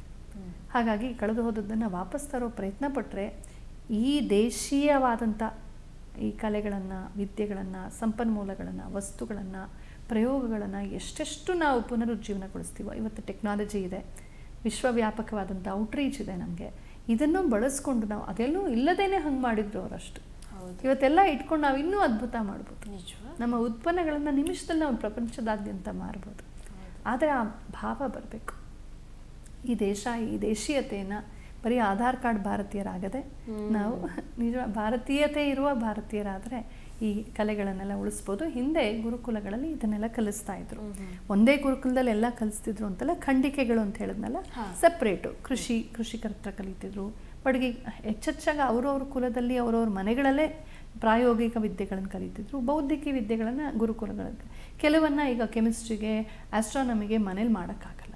ಆದರೆ ನಾನು ಸಂಗೀತ ಮನೇಲಿ ಕಲಿಬೋದು, ನಾನು ಪಾಕವಿದ್ಯೆ ಮನೇಲಿ ಕಲಿಬೋದು, ವೇದಾಂತ ಮನೇಲಿ ಕಲಿಬೋದು, ಮನೆ ಜಗಲಿಯಲ್ಲಿ ಕುತ್ಕೊಂಡು ವೇದಾಂತ ಕಲಿಬೋದು, ವ್ಯಾಕರಣ ಕಲಿಬೋದು, ಗಣಿತ ಕಲಿಬೋದು. ಆದರೆ ನಾನು ಆಸ್ಟ್ರಾನಮಿ ಕಲಿಬೇಕು, ಸ್ಕೈ ವಾಚಿಂಗ್ ಮಾಡಬೇಕು, ಫಿಸಿಕ್ಸು ಕೆಮಿಸ್ಟ್ರಿದು ಏನೋ ಒಂದು ಇದು ಮಾಡಬೇಕು ಅಂತಂದರೆ ನಾನು ಮನೇಲಿ ಆಗತ್ತಾ? ಹಾಗೆ ಕೆಲವಕ್ಕೆ ಗುರುಕುಲಗಳೇ ಬೇಕಾಗಿತ್ತು, ಕೆಲವು ಮನೆಯಲ್ಲಿ ಆಚಾರ್ಯರ ಮನೆಗಳಲ್ಲಿ. ಹಾಗೆ ಎಲ್ಲ ವ್ಯವಸ್ಥೆಗೂ ಅವಕಾಶ ಇರೋದೇ ನಮ್ಮ ಭಾರತೀಯ ಸಂಸ್ಕೃತಿಯ ವೈಶಿಷ್ಟ್ಯ. ಹೀಗೆ ಇರಬೇಕು ಅಂತ ಸಫಕೇಟ್ ಮಾಡ್ತಿರ್ಲಿಲ್ಲ. ಇದಲ್ಲದೆ ಇನ್ನೂ ಯಾರೋ ಒಂದು ಗುರುಕುಲ ಶುರು ಮಾಡ್ಬೋದು, ಅವ್ರಿಗೂ ಅವಕಾಶ ಇರ್ತಿತ್ತು. ಯಾರು ಗುರುಕುಲ ಮಾಡ್ತೀವಿ, ವಿದ್ಯೆ ಕಲಿಸ್ತೀವಿ ಅಂದರೆ ಫ್ರೀಯಾಗಿ ಕಲಿಸ್ಬೇಕು, ಗೌರ್ಮೆಂಟ್ ಅದಕ್ಕೆ ಕೊಡುತ್ತೆ, ರಾಜ ಕೊಡ್ತಾನೆ. ಇವತ್ತು ಲೈಸೆನ್ಸ್ ಸಿಕ್ಕೋದೇ ಕಷ್ಟ, ಜಾಗ ಸಿಕ್ಕೋದು ಕಷ್ಟ. ಈಗ ಏನು ನಾವು ಮಾಡೋಣ, ಒಂದು ಗುರುಕುಲ ಮಾಡಿ ಯಾರು ಕೊಡ್ತಾರೆ? ನನಗೇ ಇಷ್ಟ, ತುಂಬ ಕಷ್ಟ ಇದೆ. ಅಂದರೆ ಪ್ರಶಾಂತವಾಗಿ ತುಂಬ ನಮಗೇನು ಇನ್ಫ್ರಾಸ್ಟ್ರಕ್ಚರ್ ಬೇಡ, ಸರಳವಾದ ಪರಿಸರದಲ್ಲಿ ತೋಟ ಇರಬೇಕು, ತನ್ನ ಮಧ್ಯೆ ಕೂತ್ಕೊಂಡು ನಿರಂತರವಾಗಿ ಭಾರತೀಯ ವಿದ್ಯೆಗಳನ್ನು ಬೋಧನೆ ಮಾಡಬೇಕು. ರಾಮಾಯಣ, ಮಹಾಭಾರತ, ಪುರಾಣಗಳು, ಆಯುರ್ವೇದ ಇರ್ಬೋದು, ಅರ್ಥಶಾಸ್ತ್ರ ಇರ್ಬೋದು, ಸಂಗೀತ ಇರ್ಬೋದು, ಶಿಲ್ಪ ಇರ್ಬೋದು, ಪಾರಂಪರಿಕ ವಿದ್ಯೆಗಳು, ಗ್ರಂಥಗಳಿವೆ. ಅದು ತಿಳ್ಕೊಂಡಿರೋ ವಿದ್ವಾಂಸರಿದ್ದಾರೆ, ಅವ್ರಿಗೆ ವೇದಿಕೆ ಇಲ್ಲ, ಗ್ರಂಥಗಳಿವೆ, ಅನಾಥವಾಗಿ ಕೂತಿವೆ. ತಿಳ್ಕೊಳ್ಳೋ ಆಸಕ್ತಿ ಇರೋ ಜಿಜ್ಞಾಸೆಗಳಿದ್ದಾರೆ, ಅವ್ರಿಗೆ ಇದೆಲ್ಲಿ ಸಿಕ್ಕತ್ತೆ ಗೊತ್ತಿಲ್ಲ. ಎಲ್ಲ ಒಂದು ಮಾಡೋಣ ಅಂದರೆ ಎಲ್ಲಿ? ಒಂದು ಲೈಸೆನ್ಸ್ ಸಿಕ್ಕಲ್ಲ, ಒಂದು ಭೂಮಿ ಸಿಕ್ಕಲ್ಲ, ಇದು ಸಿಕ್ಕಲ್ಲ. ದುಡ್ಡೇ ದೊಡ್ಡ ಪ್ರಶ್ನೆ ಆಗೋಗ್ಬಿಡುತ್ತೆ. ನಮ್ಮ ಸಾಮಾನ್ಯರಿಗೆ, ಮಿಡಲ್ ಕ್ಲಾಸ್ ಅವ್ರಿಗೆ ಅದೇ ಕಷ್ಟ. ಇನ್ನು ಮಿಕ್ಕವ್ರು ಜಾಗ ಸಿಕ್ಕರೆ ಸಾಕು, ಮಾಲ್ ಮಾಡು, ಜಾಗ ಸಿಕ್ಕರೆ ಸಾಕು, ಒಂದು ಹೌಸಿಂಗ್ ಕಮ್ಯುನಿಟಿ ಮಾಡು, ದುಡ್ಡು ಮಾಡ್ಕೊ. ಅಥವಾ ಒಂದು ಇಂಟರ್ನ್ಯಾಷನಲ್ ಸ್ಕೂಲು, ಕಾಲೇಜ್ ಸ್ಕೂಲ್ ಮಾಡಿಬಿಟ್ಟು ಚೆನ್ನಾಗಿ ದುಡ್ಡು ಸಂಪಾದಿಸು. ಸ್ಕೂಲು ಒಂದು ಬಿಸ್ನೆಸ್ಸು, ಕಾಲೇಜು ಒಂದು ಬಿಸ್ನೆಸ್ಸು, ಹೌಸಿಂಗ್ ಕಾಂಪ್ಲೆಕ್ಸು ಬಿಸ್ನೆಸ್ಸು, ಎಲ್ಲ ಬಿಸ್ನೆಸ್ಸು. ಎಲ್ಲರೂ ಬಿಸ್ನೆಸ್ ಮಾಡ್ತಿದ್ದಾರೆ, ಮಕ್ಕಳ ಕ್ವಾಲಿಟಿ ಹಾಳಾಗ್ತಾ ಇದೆ. ಯಾಕೆ? ಪಾರಂಪರಿಕ ವಿದ್ಯೆ ಕೊಡೋರಿಲ್ಲ. ಇನ್ನು ಮಠ ಮಂದಿರಗಳಲ್ಲಿ ಏನಾಗುತ್ತೆ, ಅವ್ರವ್ರ ಮಠದ ಸಿದ್ಧಾಂತ ಮಾತ್ರ ಪಾಠ ಮಾಡ್ಕೊಂಡು ಹೊಟ್ಟೋಗ್ಬಿಡ್ತಾರೆ ಹೆಚ್ಚಾಗಿ. ಅದು ಬಿಟ್ಟರೆ ಮಾಮೂಲಿ ಕಾಲೇಜ್ ಶಾಲೆ ನಡೆಸ್ತಾರೆ. ಗುರುಕುಲಗಳಲ್ಲಿ ಅಷ್ಟೇ ವೇದಾಂಗಗಳು ಮಾತ್ರ ಪಾಠ ಮಾಡ್ತಾರೆ, ಸಿದ್ಧಾಂತಗಳನ್ನು ಪಾಠ ಮಾಡ್ತಾರೆ. ಇದೆಲ್ಲ ಚತುಷ್ಷಷ್ಟಿ ವಿದ್ಯೆಗಳಿಗೆ ಒಂದೊಂದೇ ಸ್ವಲ್ಪ ಪರಿಚಯ ಮಾಡಿಸ್ಬೋದಲ್ಲ. ಅದನ್ನೆಲ್ಲ ಮಾಡಿಸೋವಂಥ ಗುರುಕುಲಗಳು ಬೇಕು. ಕಷ್ಟ ಇದೆ. ಹಿಂದೆ ರಾಜಪೋಷಣೆ ಇರ್ತಿತ್ತು, ಸಾರ್ವಜನಿಕರು ಪೋಷಣೆ ಮಾಡ್ತಿದ್ರು, ಶ್ರೀಮಂತರು ದೇಣಿಗೆ ಕೊಡೋರು, ದಾನಗಳಲ್ಲಿ ನಡೀತಾ ಇತ್ತು, ಬರ್ತಾ ಇತ್ತು ಗುರುಕುಲ ಅಂತಂದರೆ. ಮತ್ತು ಇವರು ಕೂಡ ನಾನ್ ಕಮರ್ಷಿಯಲ್ ಆಗಿರ್ತಾ ಇದ್ರು. ಎರಡೂ ಥರ, ಬಂತಲ್ಲ ಅಂತ ಬಾಚ್ಕೊಳ್ಳೋ ಬುದ್ಧಿ ಇಲ್ಲ, ಎಲ್ಲವನ್ನ ಸಾರ್ವಜನಿಕವಾಗಿ ಬಳಸೋದು, ಹಾಗಿರ್ತಾ ಇತ್ತು. ಆ ವ್ಯವಸ್ಥೆಯಲ್ಲಿ ಇದೆಲ್ಲ ಉಳೀತು. ಇವತ್ತು ದೊಡ್ಡ ಮನಸ್ಸು ಮಾಡಿ ಯಾರಾದ್ರೂ ಹಂಗೆ ಮಾಡಬೇಕಾಗತ್ತೆ. ಯಾರಿಗೆ ಅರ್ಹತೆ ಇದೆಯೋ, ವಿದ್ವಾಂಸರುಗಳು ಯಾರು ಈ ಥರ ಇರ್ತಾರೋ ಅವ್ರಿಗೆ ಸಾರ್ವಜನಿಕರು ಪೋಷಣೆ ಮಾಡಬೇಕು. ಇವರು ಕೂಡ ಅದನ್ನು ಚೆನ್ನಾಗಿ ನಡೆಸ್ಕೊಂಡು ಹೋಗಬೇಕು, ಜನ ಬಂದು ಕಲಿತು ಹೋಗಬೇಕು. ಸೊ ಮಿನಿಮಮ್ ಏನು ಇನ್ಫ್ರಾಸ್ಟ್ರಕ್ಚರು, ಹಣ, ಶುಲ್ಕ ಬೇಕೋ ಇಟ್ಕೊಂಡು. ಇವತ್ತು ಶುಲ್ಕ ರಹಿತವಾಗಿ ಮಾಡೋದು ತುಂಬ ಕಷ್ಟ, ಸಂಪೂರ್ಣ ದಾನದಲ್ಲಿ ನಡೆಯೋಕ್ಕಾಗೋದಿಲ್ಲ, ತುಂಬ ಕಷ್ಟ. ಈಗ ನನಗೇ ಇಷ್ಟ, ನನಗೆ ಶುಲ್ಕ ರಹಿತವಾಗಿ ಮಾಡೋದು ಹೆಂಗೆ? ಇಂಟರ್ನೆಟ್ ಚಾರ್ಜಸ್ ಕಟ್ಟಬೇಕು, ಝೂಮ್ ಚಾರ್ಜಸ್ ಕಟ್ಟಬೇಕು, ಓಡಾಡಬೇಕು ಅಲ್ಲಿಂದ ಇಲ್ಲಿ, ಪೆಟ್ರೋಲ್ ಹಾಕ್ಕೊಂಡು, ಎಲ್ಲದಕ್ಕೂ ಪ್ರಶ್ನೆ ಬಂದ್ಬಿಡುತ್ತೆ, ಅವಲಂಬನೆ ಬಂದ್ಬಿಡುತ್ತೆ. ಹಾಗಾಗಿ ಸಮಾಜ ಪೋಷಿಸಿದ್ರೆ ಇದೆಲ್ಲ ಉಳಿಯುತ್ತೆ. ಸೊ ಸಾಮಾಜಿಕರು ಸೇರಿ ಇದು ಬೇಕು ನಮಗೆ. ಹೇಗೆ ಇಂಗ್ಲೀಷ್ ಬೇಕು ಬೇಕು ಬೇಕು ಅಂತ ನಾವು ಕೇಳಿದ್ವು, ಅದು ಬಂದು ತಲೆ ಮೇಲೆ ಕೂತ್ಕೊಳ್ತು. ನಮ್ಗೆ ಬೇಕು, ನಮ್ಗೆ ಸಂಸ್ಕೃತ ಬೇಕು, ನಮ್ಗೆ ಕನ್ನಡ ಬೇಕು, ನಮಗೆ ಪಾರಂಪರಿಕ ವಿದ್ಯೆ ಬೇಕು, ಸಾಂಪ್ರದಾಯಿಕ ವಿದ್ಯೆ ಬೇಕು, ಇದು ಬೇಕು ನಮ್ಗೆ. ದೇಶಿ, ನನ್ನ ಹತ್ರ ದೇಶಿ ಸೀರೆ ಬೇಕು, ದೇಶಿ ಒಡವೆ ಬೇಕು, ನನಗೆ ಮೂಲದೇ ಬೇಕು, ಮೂಲ ನೇಯ್ಗೆ ಬೇಕು, ಕಾಪಿ ಪೇಸ್ಟ್ ಬೇಡ, ನನಗೆ ಡೂಪ್ಲಿಕೇಟ್ ಬೇಡ ಅಂತ ಕೇಳಬೇಕು ನಾವು. ಸಮಾಜದಲ್ಲಿ ಯಾವಾಗ ಡಿಮ್ಯಾಂಡ್ ಬರುತ್ತೋ ಆವಾಗ ಇದೆಲ್ಲ ಉಳಿಯುತ್ತೆ. ಹೀಗೆ ಗುರುಕುಲಗಳನ್ನೆಲ್ಲ ಕಲಿಸ್ತಾ ಇದ್ವು. ದೊಡ್ಡ ದೊಡ್ಡ ಗುರುಕುಲಗಳೆಲ್ಲ ಇದ್ದು ಅವುಗಳ ಬಗ್ಗೆ ಎಲ್ಲ ಓದ್ಕೋಬೋದು, ನೋಡ್ಬೋದು. ಸ್ವಲ್ಪ ಮಾಹಿತಿ ಇದೆ ಇಂಟರ್ನೆಟ್ಟಲ್ಲೂ. ಇದು ವಿದ್ಯೆಯ ಕ್ಷೇತ್ರ. ಭಾರತ ಅಂದರೆ ನಾನು ಸರಸ್ವತಿ ಮಂದಿರ ಅಂತಲೇ ಹೇಳ್ತೀನಿ. ನಮ್ಮ ಭಾರತ ದೇಶ ಅಂದರೆ ಸರಸ್ವತಿಯ ದೇವಾಲಯ. ಭಾಸಿ ರಮತೆ ಇತಿ ಭಾರತ, ಬೆಳಕಿನಲ್ಲಿ ರಮಿಸುವ ದೇಶ. ಜ್ಞಾನವನ್ನು ಪಡೆದ್ರು, ಜ್ಞಾನವನ್ನು ಕೊಟ್ಟರು, ಜ್ಞಾನವನ್ನು ಪಡೆದ್ರು, ಜ್ಞಾನವನ್ನು ಕೊಟ್ಟರು. ಬರೀ ಭಾರತೀಯರ ಹತ್ರ ಶುಲ್ಕ ತೊಗೊಂಡಿಲ್ಲ ಅಂತಲ್ಲ, ಚೈನಾ ಅವ್ರ ಹತ್ರ ತೊಗೊಂಡಿಲ್ಲ, ಅರಬ್ ಅವ್ರ ಹತ್ರ ತೊಗೊಂಡಿಲ್ಲ, ಗ್ರೀಕ್ ಅವ್ರ ಹತ್ರ ತೊಗೊಂಡಿಲ್ಲ, ಪರ್ಷಿಯಾ, ಯಾರು ಎಲ್ಲಿಂದ ಬಂದರು ಯಾರ ಹತ್ರನೂ ಯಾವ ದುಡ್ಡು ತೊಗೊಂಡಿಲ್ಲ. ಊಟ ಕೊಟ್ಟು, ವಸತಿ ಕೊಟ್ಟು, ವಿದ್ಯೆ ಕೊಟ್ಟು ಕಳಿಸಿದ್ರು. ಆದರೂ ನಮ್ಮ ವಿದ್ಯೆ ಏನು ಖಾಲಿ ಆಗಿಲ್ಲ. ಅವರೆಲ್ಲ ಪೇಟೆಂಟ್ ಮಾಡ್ಕೊಂಡು ಹೋದರು, ನಾವು ಪೇಟೆಂಟ್ ಮಾಡಲಿಲ್ಲ. ಆದರೂ ನಮ್ಮ ವಿದ್ಯೆ ಏನು ಖಾಲಿ ಆಗಿಲ್ಲ. ಯಾಕೆಂದರೆ ಇಲ್ಲಿ ಸರಸ್ವತಿ ಕೂತಿದ್ರೆ ವಿದ್ಯೆ ಕೊಡ್ತಾನೇ ಇರ್ತಾಳೆ ಅವಳು. ನಾನ್ ಸ್ಟಾಪ್ ನದಿ ಹುಟ್ಟತಾನೇ ಇರುತ್ತಲ್ಲ, ನದಿ ನಿರಂತರವಾಗಿ ಚಿಲುಮೆ ಚಿಮ್ಮೋ ಹಾಗೆ ಇಲ್ಲಿಂದ ಜ್ಞಾನವನ್ನು ಚಿಮ್ಮಿಸ್ತಾ ಇರ್ತಾಳೆ. ಜ್ಞಾನಕ್ಕಾಗಿ ವಿದ್ಯೆ, ಕೇವಲ ಡಿಗ್ರಿಗಾಗಿ ಅಲ್ಲ, ಜ್ಞಾನಕ್ಕಾಗಿ. ಡಿಗ್ರಿಗಾಗಿ ವೃತ್ತಿಗಾಗಿ ಏನು ಮಾಡಬೇಕು ಅದು ಪ್ಯಾರಲಲ್ ಆಗುತ್ತೆ. ಆದರೆ ಕಲಿಯೋದೇ ಕೇವಲ ಡಿಗ್ರಿಗಾಗಿ ಅನ್ನೋ ಭಾವನೆ ಬರಬಾರ್ದು. ನನ್ನ ಮಕ್ಕಳಿಗೂ ನನ್ನ ಮಗನಿಗೂ ಅದೇ ಹೇಳ್ತಾ ಇರ್ತೀನಿ, ತಿಳ್ಕೊಳ್ಳೋಕ್ಕೋಸ್ಕರ ಕಲಿ. ಫಸ್ಟ್ ಎಕ್ಸಾಮ್ಗೆ ಕೇಳ್ಬಿಡ್ತಾರಮ್ಮ, ಪಾಪ ಮಕ್ಕಳು ತಪ್ಪಲ್ಲ, ಆ ಥರ ಆ್ಯಟಿಟ್ಯೂಡ್ ಮಾಡ್ತಾರೆ. ಎಕ್ಸ್ಟ್ರಾ ಏನಾದ್ರು ಬರೆದ್ರೆ ಯಾಕೆ ಹಂಗೆ ಬರೀತೀಯ, ಹಿಂಗೆ ಬರೀ, ಪ್ರಯೋಗ ಮಾಡೋಕ್ಕೆ ಬಿಡೋದಿಲ್ಲ. ಸೊ ಅದೇನಾಗ್ಬಿಡುತ್ತೆ, ಪರೀಕ್ಷೆಗೆ ಬರೆದ್ರೆ ಸಾಕು, ಆಮೇಲೆ ಟೈಮ್ ಇರಲ್ಲ, ಓಡೋಗ್ಬಿಡ್ತಾರೆ ಆಟಾಡೋಕ್ಕೆ. ಅದನ್ನು ಬಿಟ್ಟು ನಾವು ಜ್ಞಾನಕ್ಕಾಗಿ ಕಲಿಬೇಕು. ನಾನು ಅದಕ್ಕೆ ಒಂದು ಪ್ರಯೋಗ ಮಾಡ್ತೀನಿ ನನ್ನ ಮಗನ ಜೊತೆ, ಬೇರೆ ಪೋಷಕರು ಮಾಡ್ಬೋದು. ಈಗ ಒಂದು ಹಿಸ್ಟ್ರಿನಲ್ಲಿ ಏನೋ ಇರುತ್ತೆ, ಅಲ್ಲಿ ಯಾರೋ ಒಬ್ಬರು ಮಹಾತ್ಮರ ಚರಿತ್ರೆ ಇರುತ್ತೆ, ಅದ್ರ ಬಗ್ಗೆ ನಾನೇ ಮಾತಾಡಿದ ವೀಡಿಯೋನೋ ಅಥವಾ ಇನ್ಯಾರೋ ಮಾತಾಡಿದ ವೀಡಿಯೋಸ್ ಇರುತ್ತಲ್ಲ, ಅದನ್ನು ಹಾಕಿ ಕೊಡಿಸ್ತೀನಿ ನಾನು. ಹೆಚ್ಚು ಮಾಹಿತಿ ಇರಬೇಕು. ಈಗ ಮೊನ್ನೆ ಕಮಲಾ ದೇವಿ ಚಟ್ಟೋಪಾಧ್ಯಾಯ ಅವ್ರದ್ದೇನೋ ಇತ್ತು, ಅವನಿಗೆ ಒಂದೇ ಪ್ಯಾರ, ತುಂಬ ಕಮ್ಮಿ ಮಾಹಿತಿ ಇತ್ತು. ನಾನೇ ಅದ್ರ ಬಗ್ಗೆ ಮಾತಾಡಿದ್ದೆ, ವಿಡಿಯೋ ಮಾಡಿದ್ದೆ. ಅದನ್ನು ಕೂತ್ಕೊಂಡು ಕೇಳು, ಮಕ್ಕಳು ಶ್ರವಣ ಚೆನ್ನಾಗಿ ಮಾಡುತ್ತೆ. ಎಷ್ಟು ವಿಚಾರ ಗೊತ್ತಾಯ್ತು ಈಗ ಅಲ್ವಾ? ಹಾಗೆ ಮತ್ತೊಂದು ಕೆಳದಿ ಚೆನ್ನಮ್ಮ, ಕೇಳಿಸ್ಕೊ. ಹೀಗೆ ಅಮರ್ ಚಿತ್ರಕಥೆಯಲ್ಲಿ ಓದಿಸೋದು ನೋಡಿ, ಇಲ್ಲಿ ಇವ್ರ ಚರಿತ್ರೆ ಹೆಂಗಿದೆ, ಭಾರತ ಭಾರತಿಯಲ್ಲಿ ಆಕತ್ತೆ, ಇದು ಓದು. JD ನಾಯ್ಡು ಬಗ್ಗೆ ನೋಡೋರು ಇಷ್ಟೆಲ್ಲ ಮಾಡಿದ್ದಾರೆ, ಕೇಳಿಸ್ಕೊ ಇಷ್ಟೆಲ್ಲ. ಹೀಗೆ ಮಾಡ್ತಾ ಹೋದಾಗ ಏನಾಗುತ್ತೆ, ನನ್ನ ಒಂದು ಪ್ಯಾರಾ ಏನಿದೆ ಅದು ಪರೀಕ್ಷೆಯಲ್ಲಿ ಹಾಗೆ ವಾಮಿಟ್ ಮಾಡಿ ಬರೋದಲ್ಲ, ಈ ವ್ಯಕ್ತಿಯ ಬಗ್ಗೆ ಇಷ್ಟೆಲ್ಲ ಇದೆ, ಇನ್ನೇ ಎಷ್ಟು ಜನ ಸಾಧನೆ ಮಾಡಿದ್ದಾರೆ. ಹೀಗೆ ಮನಸ್ಸನ್ನು ತೆರೆಯೋ ಪ್ರಯತ್ನವನ್ನು ನಾವು ಮಾಡಬೇಕು. ಗುರುಕುಲಗಳು ಮಾಡ್ತಾ ಇದ್ವು, ಇವತ್ತು ನಾವು ಮಾಡಬಹುದು. ಈಗಲೂ ಮನಸ್ಸು ಮಾಡಿದ್ರೆ ಒಳ್ಳೆ ಶಾಲೆಗಳು ಇವೆ. ಈ ಮಧ್ಯೆ ಕೂಡ ಈ ಒಂದು ಸಿಸ್ಟಮಲ್ಲೂ ಕೂಡ ಸಾಧ್ಯವಾದಷ್ಟು ಭಾರತೀಯತೆಯನ್ನು ರೂಪಿಸುವಂಥ ಶಾಲೆಗಳು, ಶಿಕ್ಷಣ ತಜ್ಞರು ಇದ್ದಾರೆ ಅನ್ನೋದು ಒಂದು ಗುಡ್ ನ್ಯೂಸ್. ಬಹಳ ಅದ್ಭುತವಾಗಿ ತಿಳಿಸಿದ್ರಕ್ಕ. ಗುರುಕುಲ ನಮ್ಮ ಭಾರತೀಯ ಶಿಕ್ಷಣ ಪದ್ಧತಿ ಬಗ್ಗೆ ಒಂಚೂರು ಗೊತ್ತಿತ್ತು, ಅದನ್ನು ಬಹಳ ವಿಸ್ತಾರವಾಗಿ ಬಹಳ ಅದ್ಭುತವಾಗಿ ತಿಳಿಸಿದ್ರಿ. ನೀವು ಅದನ್ನು ಹೇಳ್ತಾ ಇದ್ದಾಗ ಆ ಕಾಲಕ್ಕೆ ಒಂದು ಬಾರಿ ಹೋಗ್ಬಿಡೋಣ ಅಂತ ಅನಿಸುವಷ್ಟು ಖುಷಿ ಅನಿಸುತ್ತೆ. ಆದರೆ ಈಗ ಮತ್ತೆ ಹಿಂದಕ್ಕೆ ಹೋಗೋದಕ್ಕಾಗಲ್ಲ, ಆದರೆ ಅದನ್ನು ಮತ್ತೆ ತರುವಂತಹ ಪ್ರಯತ್ನವನ್ನು ಖಂಡಿತವಾಗ್ಲೂ ಮಾಡ್ಬೋದು. ಅದನ್ನು ಇವತ್ತಿಗೆ ತಂದು ಮುಂದಕ್ಕೆ ಹೋಗ್ಬೇಕು, ಖಂಡಿತ ಮುಂದಕ್ಕೆ ಹೋಗಬೇಕು. ಆಮೇಲೆ ಭಾರತೀಯರಲ್ಲಿ ಎಲ್ಲವೂ ಇದೆ. ನಾವು ಆ್ಯಕ್ಚುಲಿ ಬಹಳ ರಿಚ್ ಇದ್ದೀವಿ. ಸ್ಟಿಲ್ ನಾವು ಯಾಕೆ ಪಾಶ್ಚಾತ್ಯರ ಮುಂದೆ ಕೈ ಕಟ್ಟಿ ನಿಲ್ತೀವಿ, ಯಾಕೆ ಬೇಡ್ತಾ ಇದ್ದೀವಿ ಅಂತ ನಿಜವಾಗ್ಲೂ ಅರ್ಥ ಆಗ್ತಿಲ್ಲ. ನಮ್ಮತನವನ್ನು ನಾವು ಉಳಿಸ್ಕೊಳ್ಳೋಣ, ನಮ್ಮ ಈ ಭಾರತೀಯ ಶಿಕ್ಷಣ ಪದ್ಧತಿ ಇನ್ನಷ್ಟು ಬೆಳೆಸೋಣ ಅಂತ ಹೇಳ್ತಾ ನಿಮ್ಮೆಲ್ಲ ಮಾಹಿತಿಗಳಿಗೆ ಧನ್ಯವಾದಗಳಕ್ಕೆ. ಧನ್ಯವಾದ, ನಮಸ್ಕಾರ. ಟಿವಿ ವಿಕ್ರಮ, ದೇಶ ನಿಮ್ಮ ಕೈಯಲ್ಲಿ. ಈ ಕಾರ್ಯಕ್ರಮ ನಿಮಗೆ ಇಷ್ಟ ಆಗಿದ್ದಲ್ಲಿ ಲೈಕ್, ಶೇರ್ ಹಾಗೂ ಕಮೆಂಟ್ ಮಾಡಿ. ಟಿವಿ ವಿಕ್ರಮದ ಕಾರ್ಯಕ್ರಮಗಳನ್ನು ನಿರಂತರವಾಗಿ ವೀಕ್ಷಿಸಲು ಸಬ್ಸ್ಕ್ರೈಬ್ ಮಾಡಿ, ಬೆಲ್ ಐಕನ್ ಒತ್ತಿ.